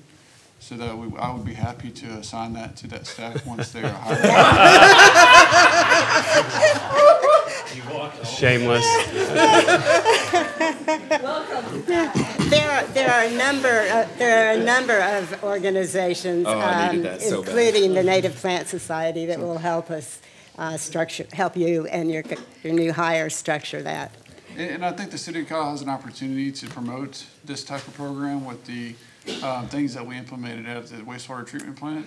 So there are several components that have been installed there and are working today that align with exactly what we're trying to do. Well, here. changing from heavily irrigated landscaping yards to exactly this is how you save the aquifers. And this is the truth is we've pulled more water than we should per home because there was less population down here. And so we were able to do more, and now we're realizing, oh, we've really been living, I believe Eddie Brown said, out kicking our coverage. That's the sports metaphor. That's what we've been doing with water for a long time. And so we have to change those patterns, and incentivizing it makes sense to me. Exactly, thank you. And we do not want to get into the conditions like North Texas has, where the Ogallala aquifer is a huge, huge aquifer, but it is now endangered, and it does not recharge. Right. And the Carrizo recharges at a very slow rate. So we want to be very mindful of our water usage. And the other savings for the resident is when, say, you go to Xeriscape, their water bill goes down because you're not using as much water. So it's a savings for them twice. So the only problem with all this is just the economics of it. So I don't necessarily want to get into the economics of it until I see the program, because we're saying we're going to take less revenue by reducing the water that the customer pays us, and then we're going to give them an incentive on top of that. So this is not a cash flow positive. So we must be committed to an outcome as we pursue something like this to make sure we know what we're after. And then also we need to, like you said, it's not inexpensive. So if you're going to spend $10,000 redoing your back area, how much of that are we going to ask for the city to pay for? Yeah, and then that's part the of bigger the bigger the number and the more people who do it, it's just it becomes a lot where we're installing plants all over town. Yeah. And so it's just. We need parameters, Right, definitely. like you say, a program. There are a lot of cities in Central Texas who have these programs that we could look at. Oh, okay. And try to model something after for us to consider. Well, I'm all about it, personally. So. Yeah, I mean, we don't have to use the dais to nitpick and get to all the details. Right. That's the point I was trying to make earlier. Yep. Thank So- you. All right, do we have a motion already on this one, or not? I So can't remember. moved that we bring this issue forward, have the city manager bring us options for program. All right, that's a motion. Do we have a second? Second. All right, motion by Councilmember Harris, second by Councilmember Heiser, that we approve agenda item 31. Is there discussion on the motion? I guess just another idea like I do in my yard. I just let the grass die and just keep whatever weeds are there. That's commonplace. Just don't even water it. I do that too. Just let your grass That's kind of what I die. do too. I mean, some there's days my- I- there's your some years I rebate. got grass, some years I got dirt. Yes, Yep. I got See what it stickers and I'm good. So that's just Well- If you're really lucky, straggler daisies will grow, and they're great. All right, any further discussion? All those in favor say aye. Aye. All opposed. All right, motion carries 7-0. Next up, agenda item 32, consider possible action to direct the city manager and staff to solicit for quality of life study for people with disabilities. Councilmember Zuniga. Thank you, Mayor and Council. Yeah, another very important item that, deserves a lot of emphasis. We have a wide range growing population and new population of people who experience disabilities from a full range of, health disabilities, mental disabilities, and even physical disabilities. And it is important for us to look at how we can provide a framework of support to look at resources for them so that as we design and we plan, we're able to be inclusive to people with special needs and people with disabilities so that we can empower them to become leaders and be engaged with our community and eventually go on that path to independence and be employed so that we can have more of their feedback and, they're able to have those positions. And we have to look at our housing. One of the main things that affects people with disabilities is that they're on fixed incomes as well. They live on Social Security, a lot of them. And the housing is unaffordable sometimes, so we have to look at not just that aspect, but the aspect of accessibility as well. They have different accessibility parameters that we don't have to face. And so I would like to have a study to determine where would be some of the improvement gaps that we could use to design, I guess, like programs in our community that would help them, that would educate them, and be beneficial to, put them on a path of independence. And one of the very important things that I found when I was researching, the needs of disability in the community is they need parent network groups. So I'd like to see our city take the lead into something like that. Parent network groups where they're able to discuss and support each other is a very important part of the community. I'd like to read something very important from a book when I was doing this research, because it really did touch my heart. It also touched my heart when I was dropping off my kid at school, and I saw that it took more time for a kid with Down syndrome to get into the school building. They had to have a person meet him at the door, make sure that he knows that, there's obstacles, noise that could confuse him to get safely to that school building. So these are things that we all take for granted. And so when I was reading this, it says, as parents, we have experienced similar events and emotions. Our children have experienced acts of discrimination. Our hearts have been broken, our senses inflamed. Each step along this path, we have been supported by other parents, people with disabilities and advocates. Love for our children brought us together and keeps us together. We have our stories, our experiences, our fears, and our hopes. We need each other. So I want to make a motion to direct the city manager to look into a study of the quality of life of where we can make improvements to help create, better opportunities for people with disabilities. And this is even something I was All right, gonna. that was a motion? I want to come back to that Uber program. Like, one of the things that I did want in, like, more assistance in the program to people with disabilities. I felt that was important for me, that when someone with a disability is picked up and dropped off at home, that they also get that individualized assistance. These are the things that we don't need, but they might need. Someone to walk them and make sure that they're safe in the house. So just to touch on that, so the Meridian program, which is a part of the Uber program we have, Yeah. does that. You have trained professionals that drive those vehicles that are trained to work with people with disabilities. So we have a great program. This is one reason I was trying to reach out to our neighbors just north of us to implement this, because they invested in 2 trucks that only run a couple hours a week, when our program, the Meridian program, runs 24/7.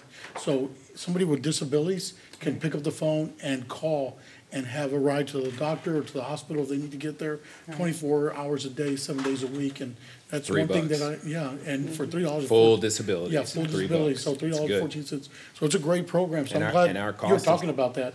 It's really amazing.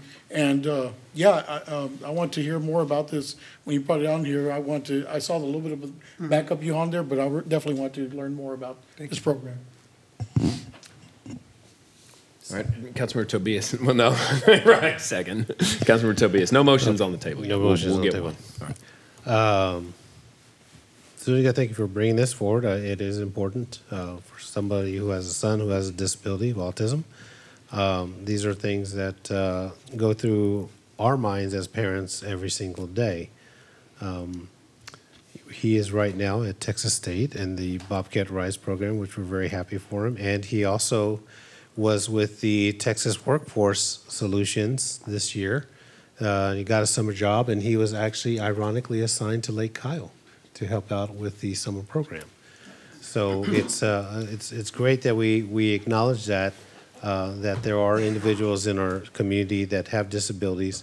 So I was going to ask Mr. Langley, what type of study do you think you would probably need to conduct, or who would need to conduct to get some of the information that Mr. Zuniga is requesting, and whether it's jobs or housing, just an idea of what kind of study that you would probably recommend or something like that?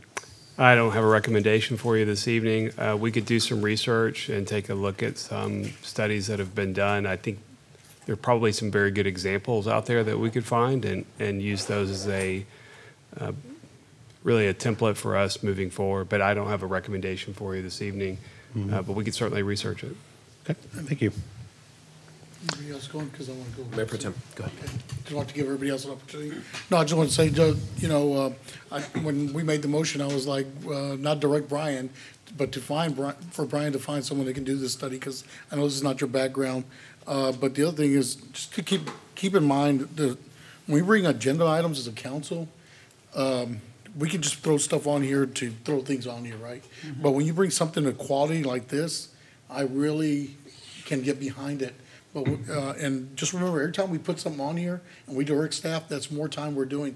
So if we're bringing 2 items per council member, or council member bringing items every other month, or every month, that, just remember, that's staff time. And that's something we got to be very considerate about, is the time that we give staff, because they're already working their day-to-day duties, and then we add more to them. Right. So always be considerate. But when you bring something like this that can make an impact on people's lives, I'm definitely going to support it, never say anything against it, just being conscious of what we're asking when we ask staff. It's easy for us to stand up here and say, hey, I want staff to do this, I want staff to do that, but being conscious and knowing that, hey, let's bring things of substance that make value in people's lives in our city is important, so let's bring that up. But let's not just put things on here to put things on here, but this is something of value, so thank you for bringing this. It's a very great value, yes.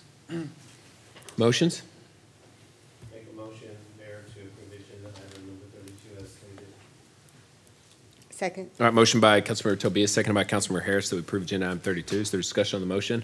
I just want to make a quick comment. So when you are directing staff to do these things, and then the same conversation, we want to trim their salary.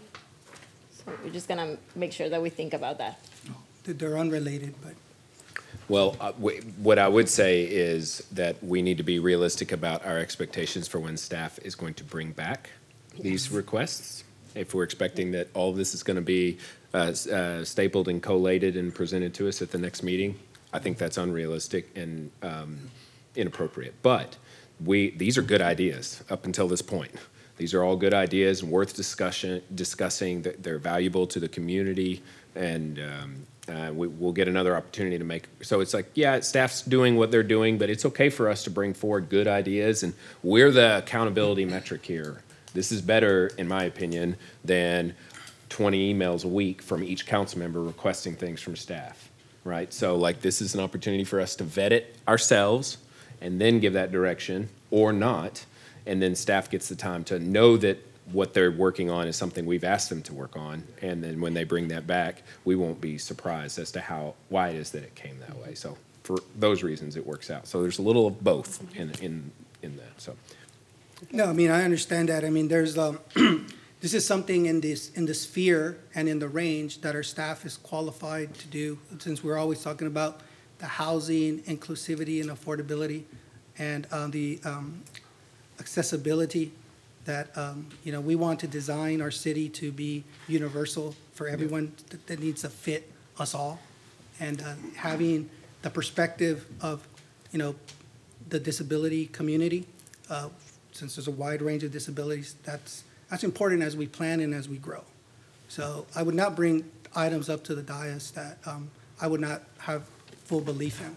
So it's a serious issue. All right. Any further discussion? All those in favor say aye. Aye. All opposed? All right, motion carries 7-0. All right, next up, agenda item 33, consider possible action to direct the city manager and staff, I'm just thinking about what you just said, I'm going to keep reading though, to implement a municipal integrity hotline to report fraud, waste, and abuse. Councilmember Zuniga. Yeah, so this one, I'm actually, I thought it was an idea that I could get behind, but it's not something I want to pursue actually, because I looked into it. It would be more of a trouble and confusion to do. But what I do want to say is that there are good ways to report misinformation or, things that people might think that something might be happening. We on the dais have more information than the public, so sometimes that's not translated over. I have not done a good job of communicating what is real, what is unreal, and sometimes there are things in social media that could, negatively hurt professions and even innocent people. So what I wanted to just do with this was create some space. That's what my intention was, create space and allow people to voice their concern, but in a neutral way.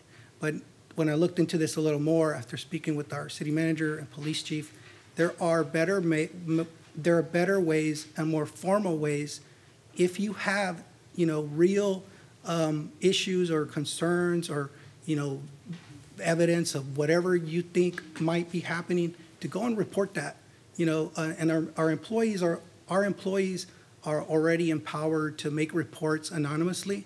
So if there is fraud, or, waste and fraud, there's already that available internally. And if someone in the community has, the need to make a more formal report, they can go to the police station or to the AG's office. So I just want to make it clear that there's nothing that I have seen that is happening. And I will be with you if investigations are needed in some case.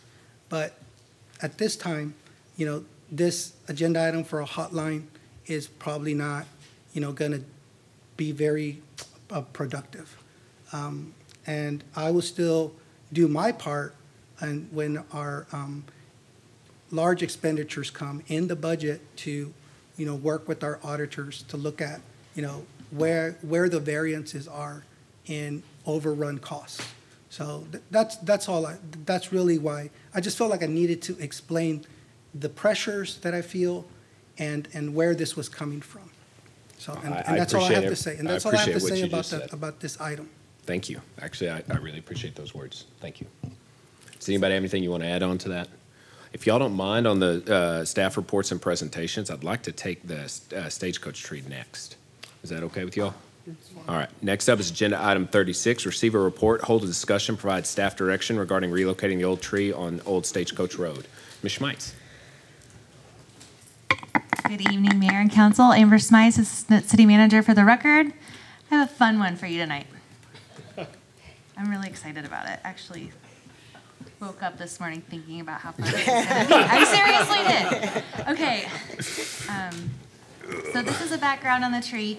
Over the years, the City of Kyle's been planning to improve and expand Old Stagecoach Road. However, there's a large old live oak that is within 6 inches of the road as it currently exists.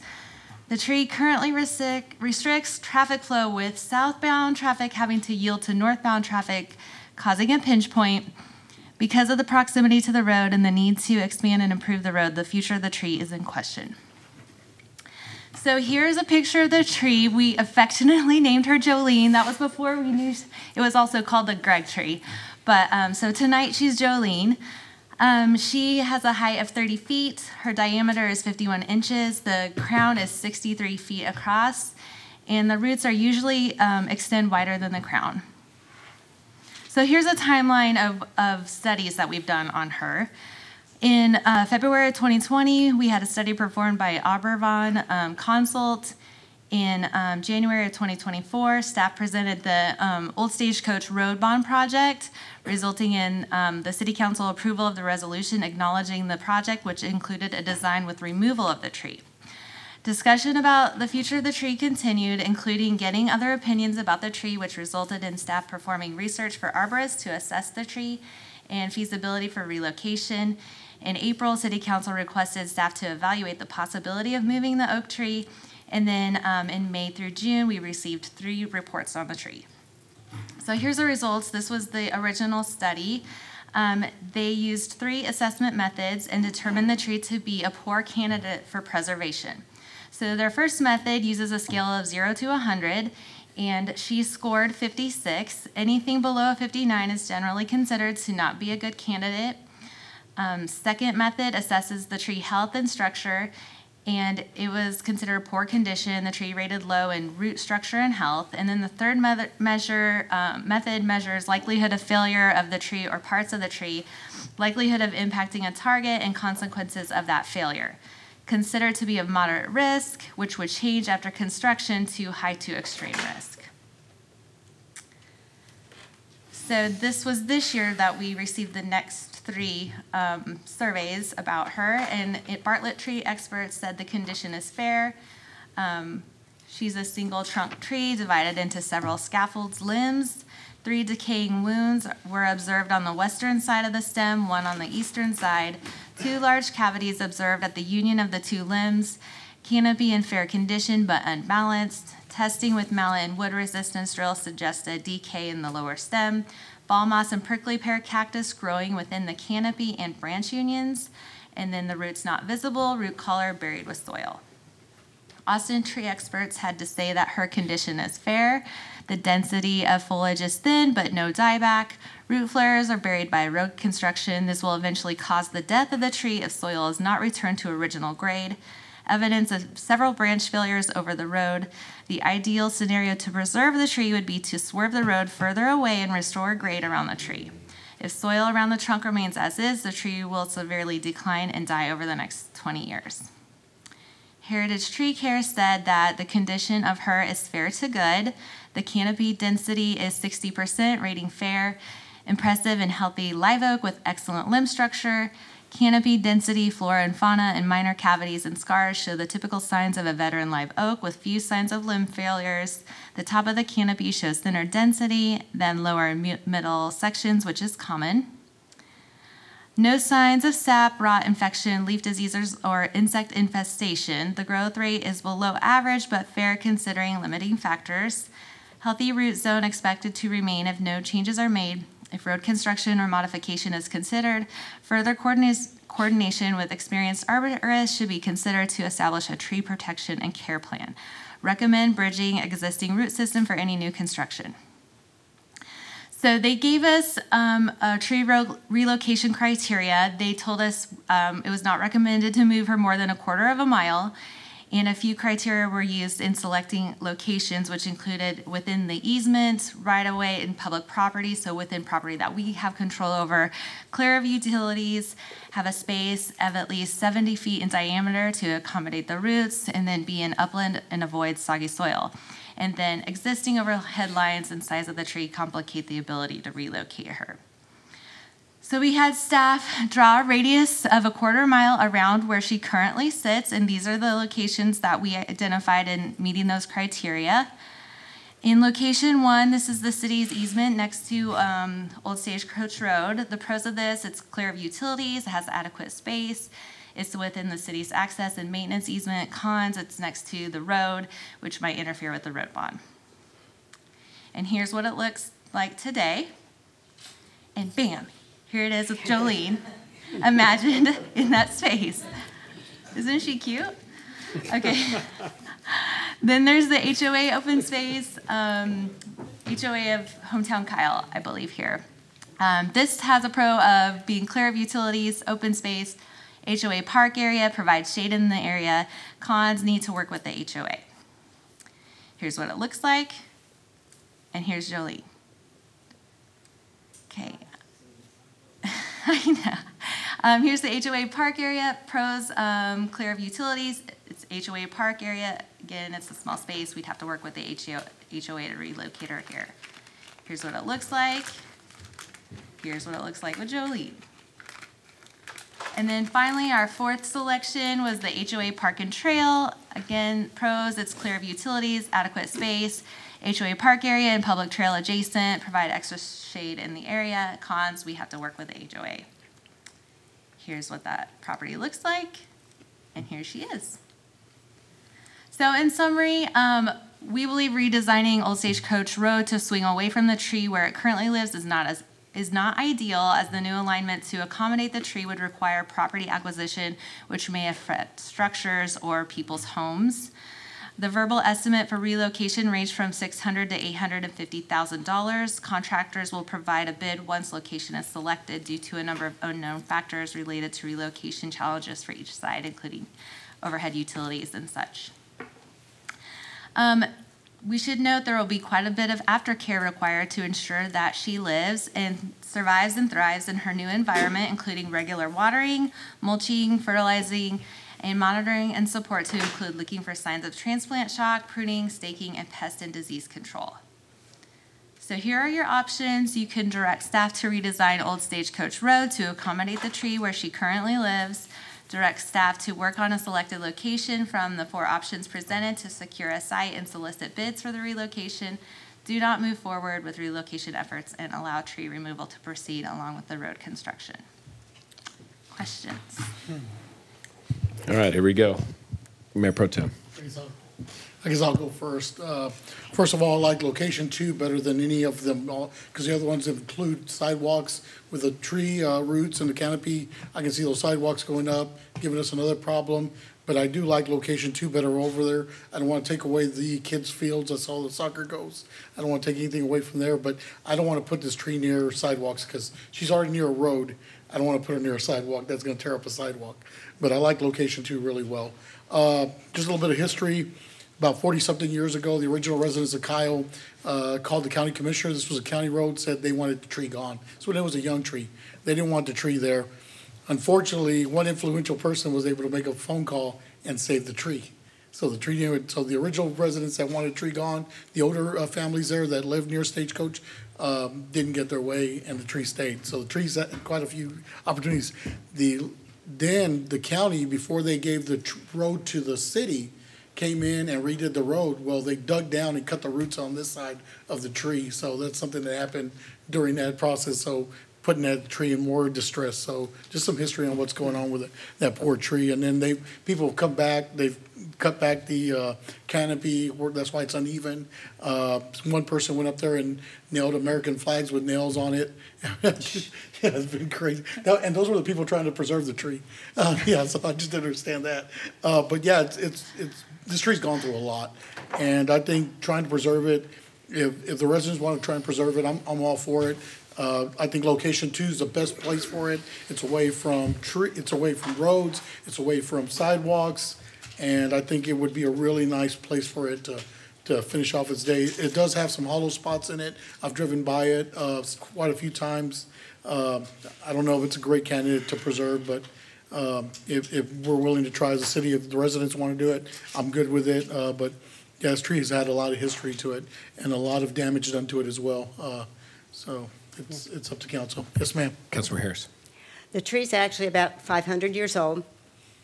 And Mr. Miller eloquently, I think, stated, his feelings about this tree and the community's feelings about this tree and what it has seen from the early days of our indigenous people through the settlement in this area. It has been a loved tree, with the exception of a road that has to go around it, and everybody has hated that. There is no guarantee if we move it that it will live. So we need to understand that if we're going to vote a fairly large amount of money to move the tree. However, with good care, it has a pretty good chance of living. I know that Buda moved a large oak tree for their new city hall and library, and it's not doing well. It has survived. It's not doing well because they haven't taken care of it. They've really kind of neglected it. But I think with our Parks Department, I think that they will like this tree, and it will be a community asset. We went from talking about what are we going to do when we cut down the tree and, maybe put sculptures in the roundabouts on Stagecoach made from the tree. I'd rather the tree live. Well, I have a thought about how we might could all accomplish that. I think about the funding and the timing. Mm-hmm. So number one is the budget for Stagecoach does anybody know it off the top of their head? I don't know what it is. The road bond? The road bond budget for Stagecoach. It's huge. Oh, I think it's more. I think it's like 20-something, isn't it? I think it's more. Yeah. I don't remember. All right, so my point is, while you're getting that, my point is, in the context of the project that's impacting this tree, we have a contingency amount.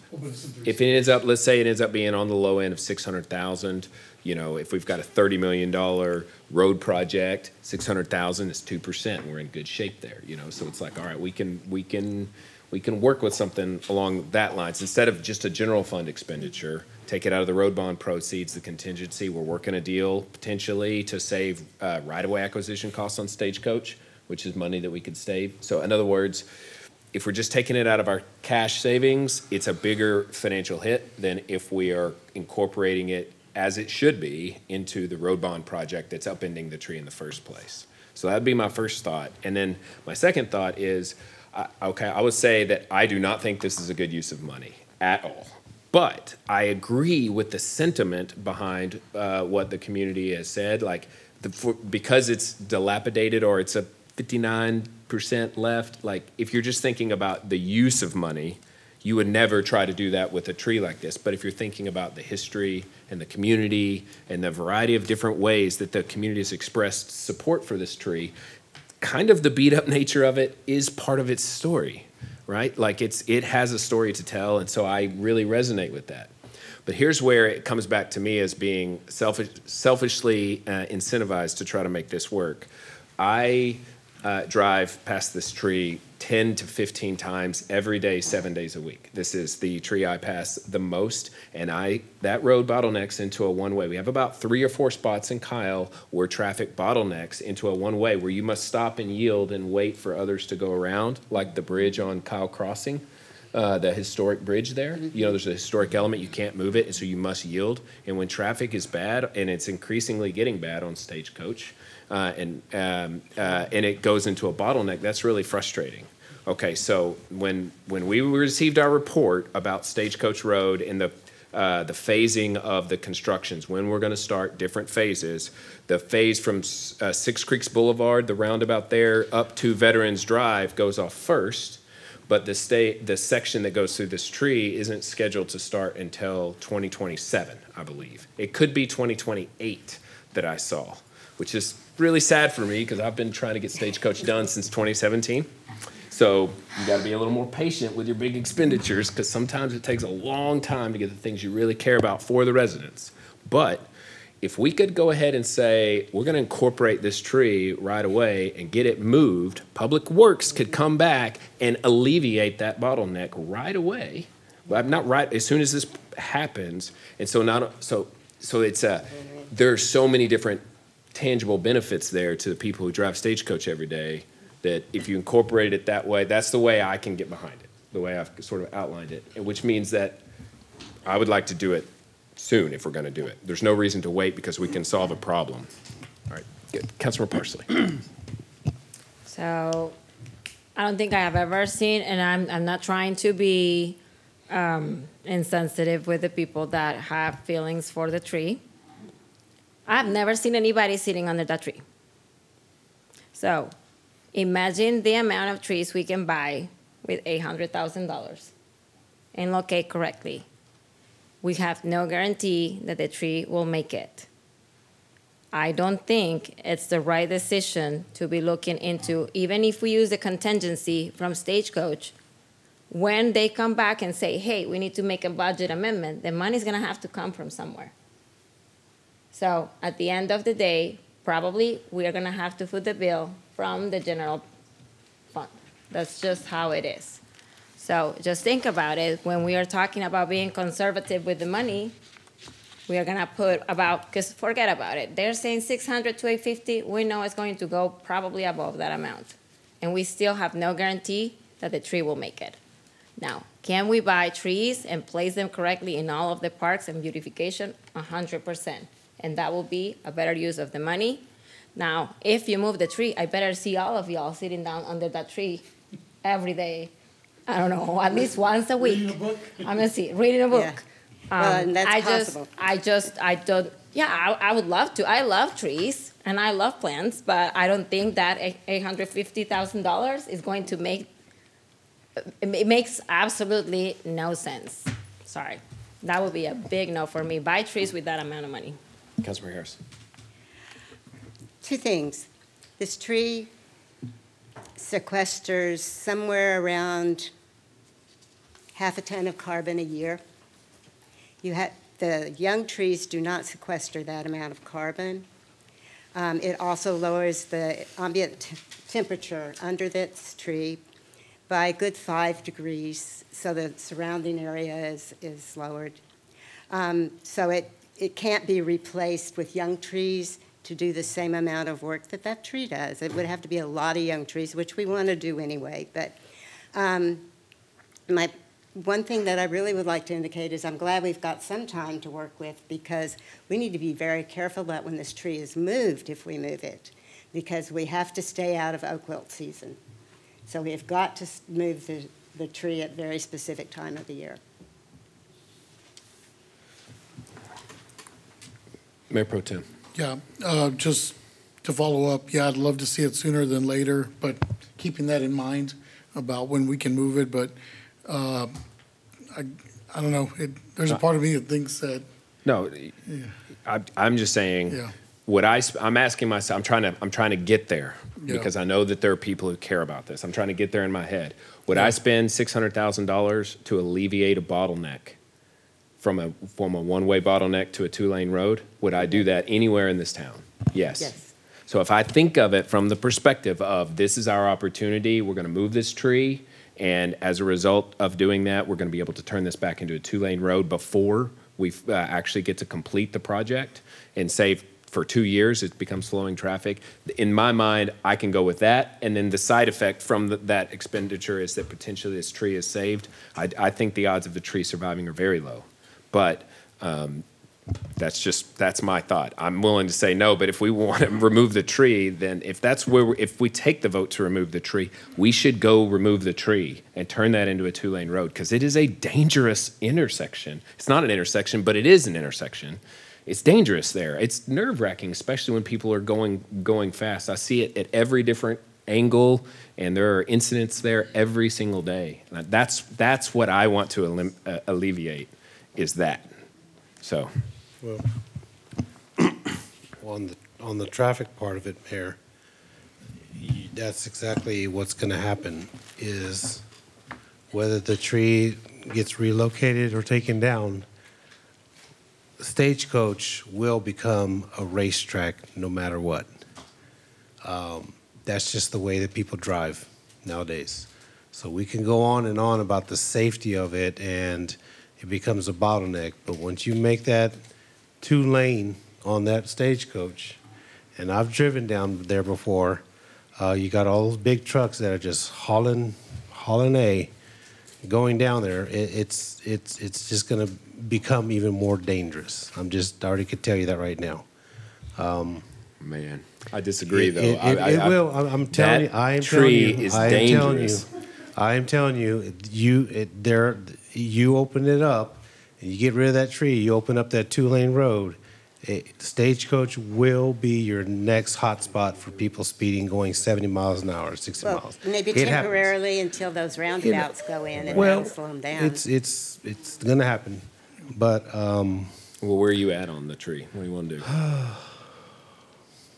I have seen people underneath the tree. You have them bike riders that do that. Can you make a roundabout around it? But it's just it's tough because, again, you're right. There are people out there saying we're spending $1 million on buildings, and then here's $1 million. Pretty much this is going to be about $1 million to uproot, plant, take care of, hire a arborist to make sure it survives, and maintenance. And again, we're talking about native grasses and water and all that. So let's add that into the factor. It's going to cost about $1 million to upkeep and move. So it's just, I'm still dwindling on it. So keep in mind, we passed a bond for Stagecoach. Those bond dollars have to be used on Stagecoach. So do we build the majority of the road and then bottleneck in the middle?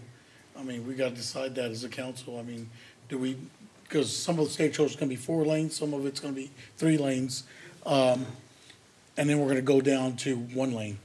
So we've got to decide that as a council. I mean, these are the hard decisions that we're tasked with in front of us right now is, do we spend the money and move the tree, try to preserve it? Or do we spend the millions of dollars that we have allocated for Stagecoach from the bond that the taxpayers approved and build around it and go 4-lane and 3-lane, but 1 lane in the middle? I mean, that's kind of what the thought is right now. And look, honestly, I think for me it would be, I'm good with either one, whatever council decides. But I don't think I'm good with just doing nothing and building around it. So here's the question. If we vote no, that we say this is really not a good use of money because of the condition of the tree, however much that we care for it, if we say that, do we need to keep it a bottleneck? Can we go ahead and remove the tree? Because it's essentially, it's like ripping off the Band-Aid. We've said that it's failing. It's a approved project. We can go ahead and remove the tree one way or the other, is my point, because it'll make an increase in the quality of life. You may say that it won't, but I'm telling you, I know that area better than anyone.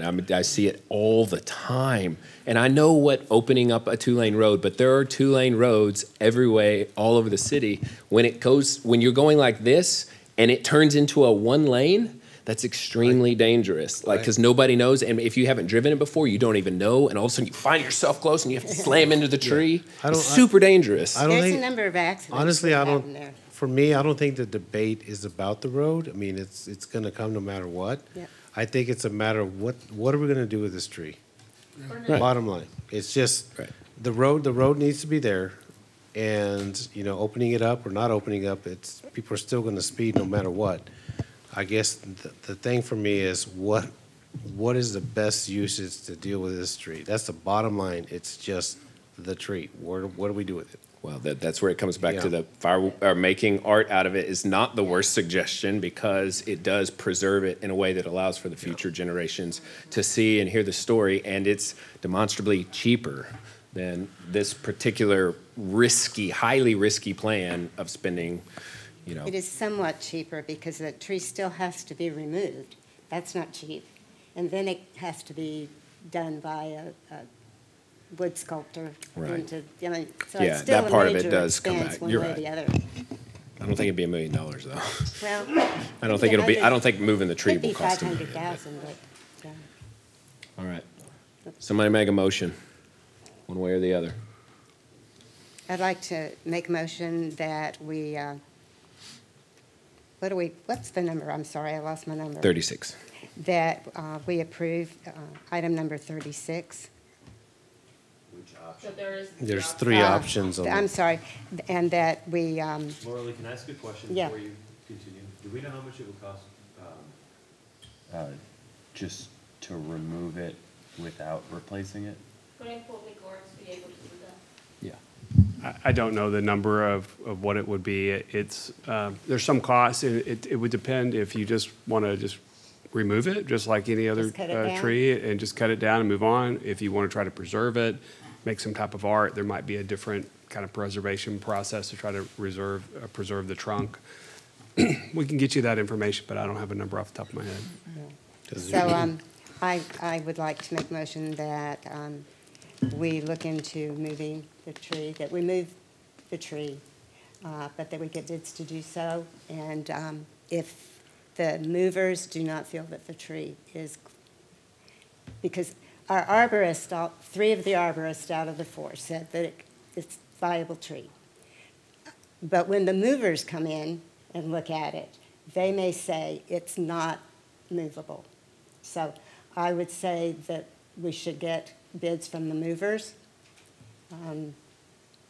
and proceed with moving the tree to one of the options that they decide is the best. Which option would you want to go with? Well, they will have to decide that because they can tell us better which There's site is 4 best. options. Which one would you prefer? So direct the staff to work on a selected location and secure a site and solicitation bids for the relocation. So number 2. One thing we could offer up, we'll have to approach the HOA for 3 of the 4 options. And so maybe we just have a conversation with the HOA to see if, they're even willing to host the tree on their property. If they're not, then we have one option available to us. If you could maybe pick the top one out of the 3 HOA options and direct staff to investigate that, then that would give us better direction.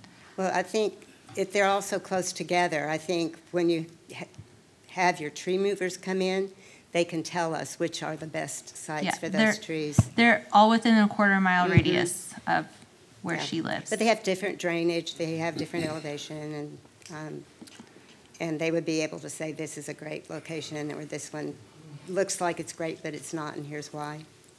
Yeah, we could have them evaluate that too. I still think option 2 is the best. It's away from all the sidewalks. We're not tearing up sidewalks or anything else, and it's away from everything, from kids and. We can express a preference.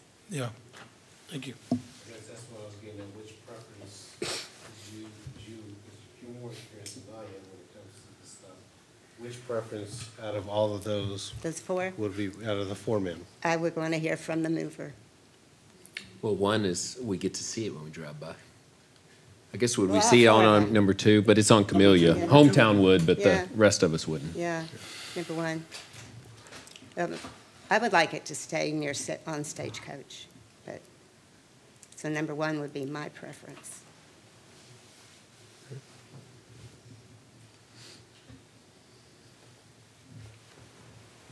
Wait, do we have a motion? Make a motion that, would you give me back our options so I can read it, please? Yes.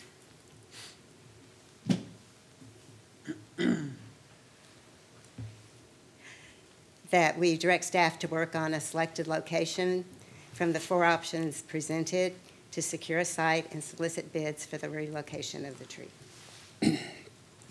I think what we're Yeah, let's- asking from the council is your preference, Councilmember Harris, is option 1. My preference would be option 1, but that might not be the best. Right. And we could look at that and then bring that back, but I just want to make sure that's clear from the council's On the perspective. motion.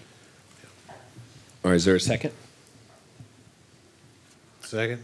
All right, motion by Councilmember Harris, seconded by Councilmember Tobias, that we direct staff to work on a selected location from the 4 options presented to secure a site and solicit bids for the relocation, and with a understanding that our preference is option 1, but that there, obviously that'll be discussed. Is there discussion on the motion? Councilmember Heiser. Yeah, just so I'm clear, staff's going to come back with a dollar figure at a later date to let us, so then we can decide when we have the full picture of what this will cost and the viability. Is that Yes, correct? yes, we'll have to go, if option 1 is where you'd like us to look at, we'll see if we can, it's difficult for us to get bids until we know exactly where we're moving the tree. So we can have some more investigation done on that, see if it's truly a good viable location, and bring that back to you with some more information. Looking at the options. We just have to Or just narrow it cutting it down down. where we're looking. So we could still, though, Yeah, you that can next kill it at time- a later date, Bear, if Okay. that's what you're wanting to know. I'm just Let's roll call vote. Want more information, so.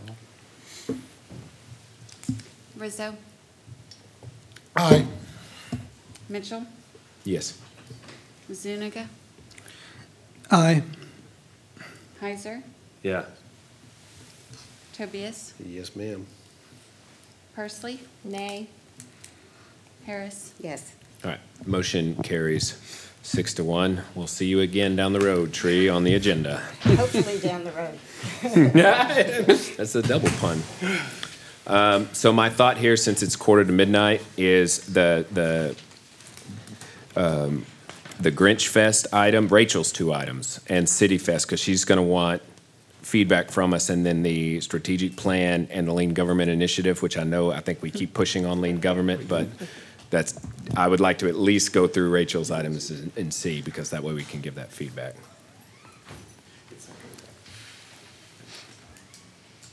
All right, we'll start with number 35, receive report, hold discussion, provide staff direction regarding band options for City Fest. Give Grant a second here. All right. Hello, Council. Rachel Saunier, Communications Director for the record. All right. I am here to present 2024 City Fest entertainment options. Well, maybe. Here it is. All right, sorry. All right, so at the April 16th meeting this year, Council approved the creation and funding for our first ever City Fest, which will be on October 19th over at La Verde Park from 2 to 6 p.m. And within that, y'all gave us about $15,750 for booking bands, including a headlining band, opening band, and DJ. Council also directed staff to bring back some potential band options for the events. Staff has brought forward some following band options that fall within our budget and that will basically serve this area. One of our first headliner options would be the Emerald City Band. Emerald City is basically a 13-member ensemble. They have a horn section. They perform a lot of high-energy dance classics, contemporary hits as well. They are a Dallas-based band. They have been featured at White House performances, as well as celebrity weddings and things of that nature. They come highly recommended in the area. Another headliner option would be a band called All Hat, No Cadillac. They are also a cover band, but they specialize in 90s country covers. So George Strait, Tim McGraw, any other favorites out there, that is what they cover. They regularly play lots of Texas dance halls. They are also have been featured at the Texas Festival, the Burnett Bluebonnet Festival. Escape is another headliner option. They are also Dallas-based. They are actually a Journey tribute band. So if you like the band Journey, they're the Texas's longest-running Journey tribute band as well. They've been featured on WFAA's Good Morning Texas, as well as featured in the 2019 Addison Kaboom Town, which is one of the top Independence Day festivals in the nation. Def Legends is also an option. They are a Def Leppard tribute band. They're also Dallas-based. There's a lot of Dallas-based bands. They are also well-toured band in the area. They played House of Blues locations in Dallas, Houston, Cleveland, Myrtle Beach, Orlando. They've also been featured at the Jack FM Throwback Music Festival in Dallas. We also put together some opening band options for y'all's consideration and feedback. One of them is LC Rocks. LC Rocks plays lots of covers from the 70s, 80s, and 90s. They are known as the premier 80s tribute band of Texas, so that is their specialty. You've heard of them? The Grooves is another band we have considered. They are one of the top Texas cover bands for hire in Austin, Dallas, and Houston, and San Antonio. They cover lots of songs from everything from pop, country, and R&B and Motown. We have booked them before. I just wanted to give you all full disclosure. They were booked last year, July 4th, 2023. So it has been over a year, but wanted to let you all know that. Yesenia McNett and the Groove Doctors. They are a San Antonio-based band. They have a diverse selection of songs. They cover Motown to modern. They are also a Central Texas band. They play lots of venues all over Central Texas. They were booked at the 2024 Kyle Fair Festival, but they received a lot of positive feedback and crowd favorite. Those are the primary band options. We are also open to get y'all's feedback if there are other bands y'all want us to consider. These were just some of the ones we put together that were within our budget, kind of aiming for the amount of size we wanted to have for the audience, their kind of draw, that sort of thing, but very open to feedback from y'all. All right, what do y'all think? Did I know we what Tobes have wants. cosmetics in there at some point? So one of the directions in the meeting whenever we first brought this to council was that they didn't want a lot of bands that we've had repeat very recently. Since we had them at the 2024 Kyle Fair, we were thinking as the headliner, it was just kind of too soon. That just It breaks is my something we heart could rate. look into, but yeah, they would fall within the $10,000 range for the headliner. It might be a little bit over, so we can make some wiggle room there, but They're really good. But bad LC Rocks is good. That's the only feedback I have because I have heard them before. Tobes wants Def Leppard. I know he does. Oh, yes, me too. that's I'll be surpri- down for that. So I guess Iron Maiden was not available? Iron Maiden was not available for that date. We tried. Rachel, what's Down the for the budget Def that we Leppard have one. again? I'm out of here. So we have 15,000 total, but that's to book a headliner, an opening band, and a DJ. And that needs to cover their full contract, including anything else that they might include their riders, such as sometimes bands have things like providing meals, providing some form of transportation, picking up from airports, things of these natures. Just out of curiosity, how much would it cost to get a band that plays their own music? I mean, it just really depends. So, like, some of the bands are, we could get more original bands and things of that nature, but it really just kind of depends on what you're going for. So, if it's going to be something like with a large draw, for instance, we booked Kevin Fowler at Kyle Fair, but that's like a $40,000 band, which is more than the whole entire event itself. So, it really just depends. If it's a smaller local band that's opening that does original music, that's more affordable, but it's not going to have a big draw. So it just kind of, there's a give and take with it. I was just wondering. Thank you. I kind of think of it as more of a festival. Like it's how many hours in total?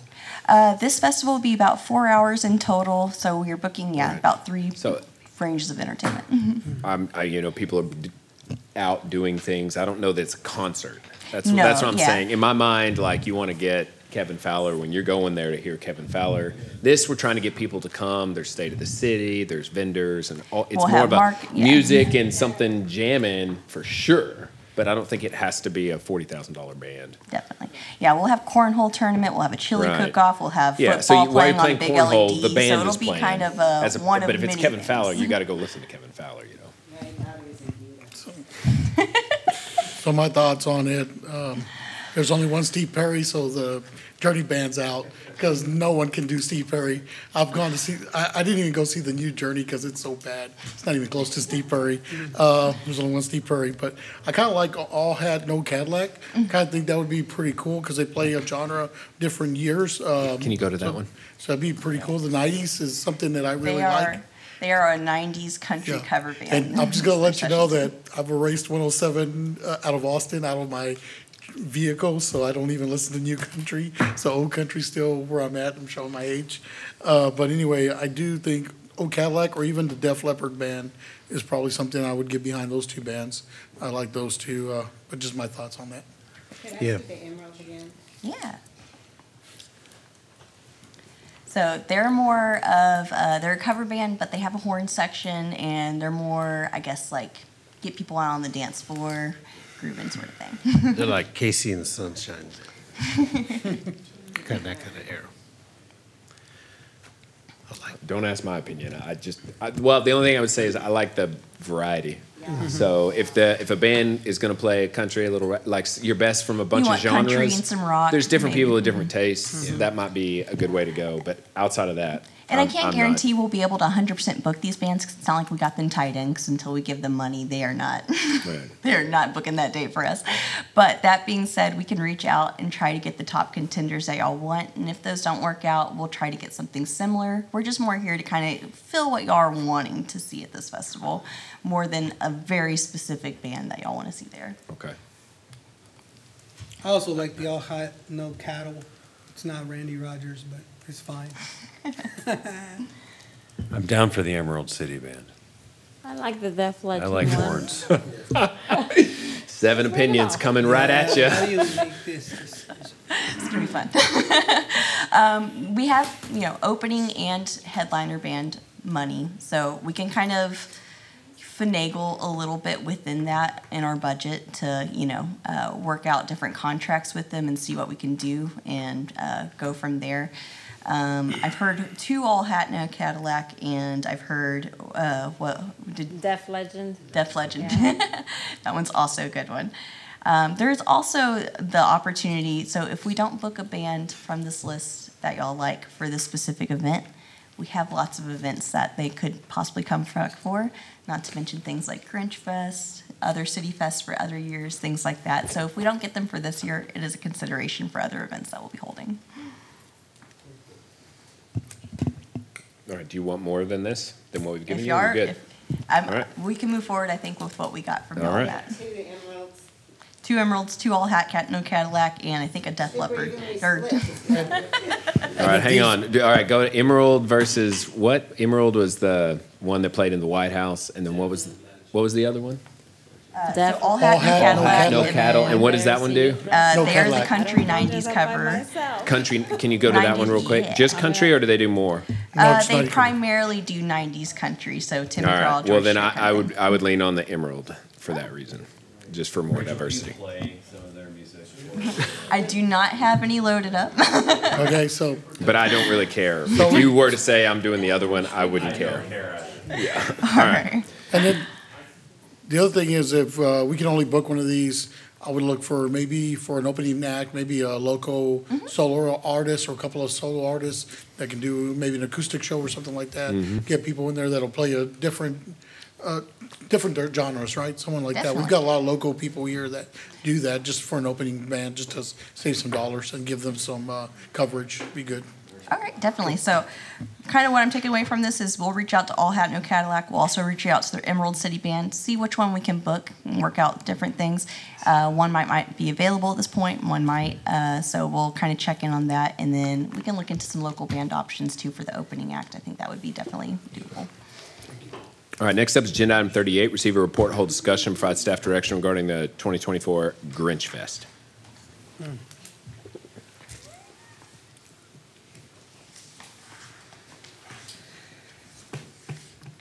All right, I get the pleasure of 2 fun events back to back.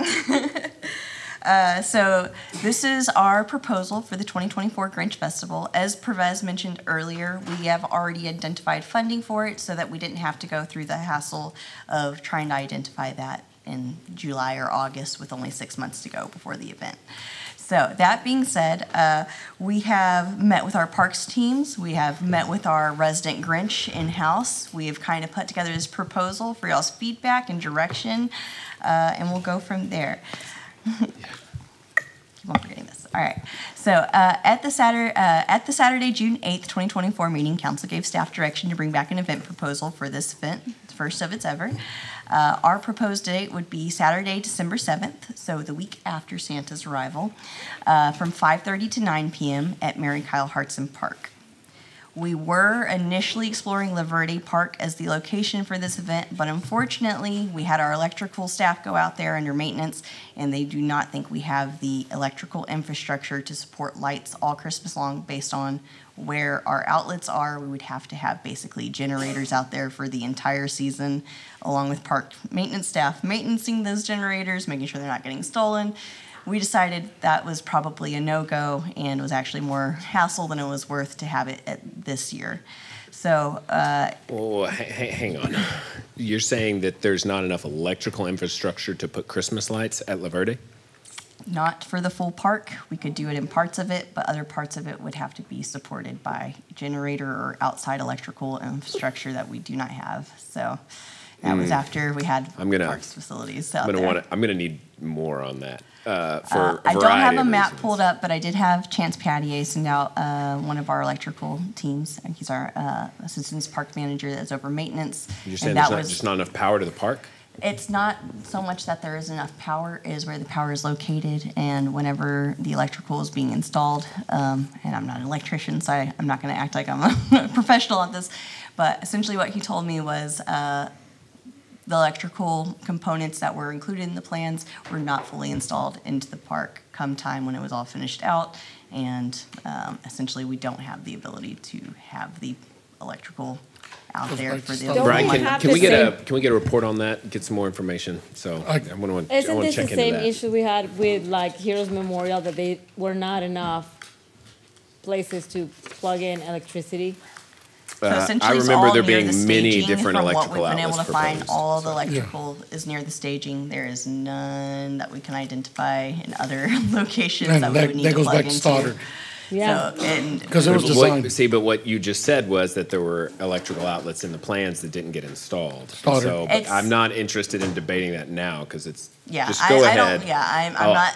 I'll challenge that I don't want later. to be acting like I am the Right, expert on I this. I understand. do not have the final knowledge on this. I would much rather. So we have. Grinch Fest at Mary Kyle Hart's instead. This is the proposed workaround we worked out. It would be essentially a one-night takeover of Mary Kyle Hartson Park. We all know how the Grinch feels about Santa's arrival and Santa, so we feel like it would be on brand for this event for him to essentially want to outdo Santa at his own event. So our idea was a one-night takeover of Mary Kyle Hartson Park. None of the holiday lights that would be damaged by any of the Grinch takeover, and we're even looking at possibly with the RFP having it be where we could do LED lights that could turn green for, if not all of the park, parts of the park, that sort of thing, and then maybe some Grinch chalk graffiti areas and things of that nature. So that was kind of our workaround for taking over Mary Kyle Hartson and doing like a Krug Center takeover on the inside. Is there any way that we can look into the possibility of adding those additional, getting an electrician to go and look into the park and see what would it take for us to add some outlets or like run the electricity to specific areas of the park? I don't think that would be much. And Well, you gotta go back. I know, I'm and dig sure it it will up. be. So you gotta run your conduit, you've gotta run to your outlet, so you're digging up the park essentially to run your conduit and everything else. Now, can we go around it? I don't know, but it's gonna be underground infrastructure you're looking at. Yeah, I would would say that worry would be about the it. long-term solution, will be to go underground, like redo the plan in order to have it I think we need to. available. I think we need to postpone this item and let staff work on this Yeah, question. I agree. Well, we can bring it back. We'll let them discuss it and come back. For the Grinch Fest item, Yes, or the Grinch Fest item. We're just The going to location of postpone the it. Grinch Fest item. Yeah, so we're having lots of reactions to your comment that you're not prepared to defend because you're just passing the information along, and we're going to want other people to look into that. Just because the determination was made doesn't mean that we don't want to get a bigger picture view of Agreed. this and see about solving that problem. So, you Yes, agree? we'll be glad to take a look, see what we could do for La Verde, see what the situation was with what was or was not installed and what the options are, and try to get you some cost if that's the location you want to have the event at, and we'll come back. I think it would really, although it is one day, it will take away from what we have in Mary Kyle Hartson. The green lights, the whole Yes. vibe of the thing. I understand, and La Verde is the green. I mean, it's a pretty good.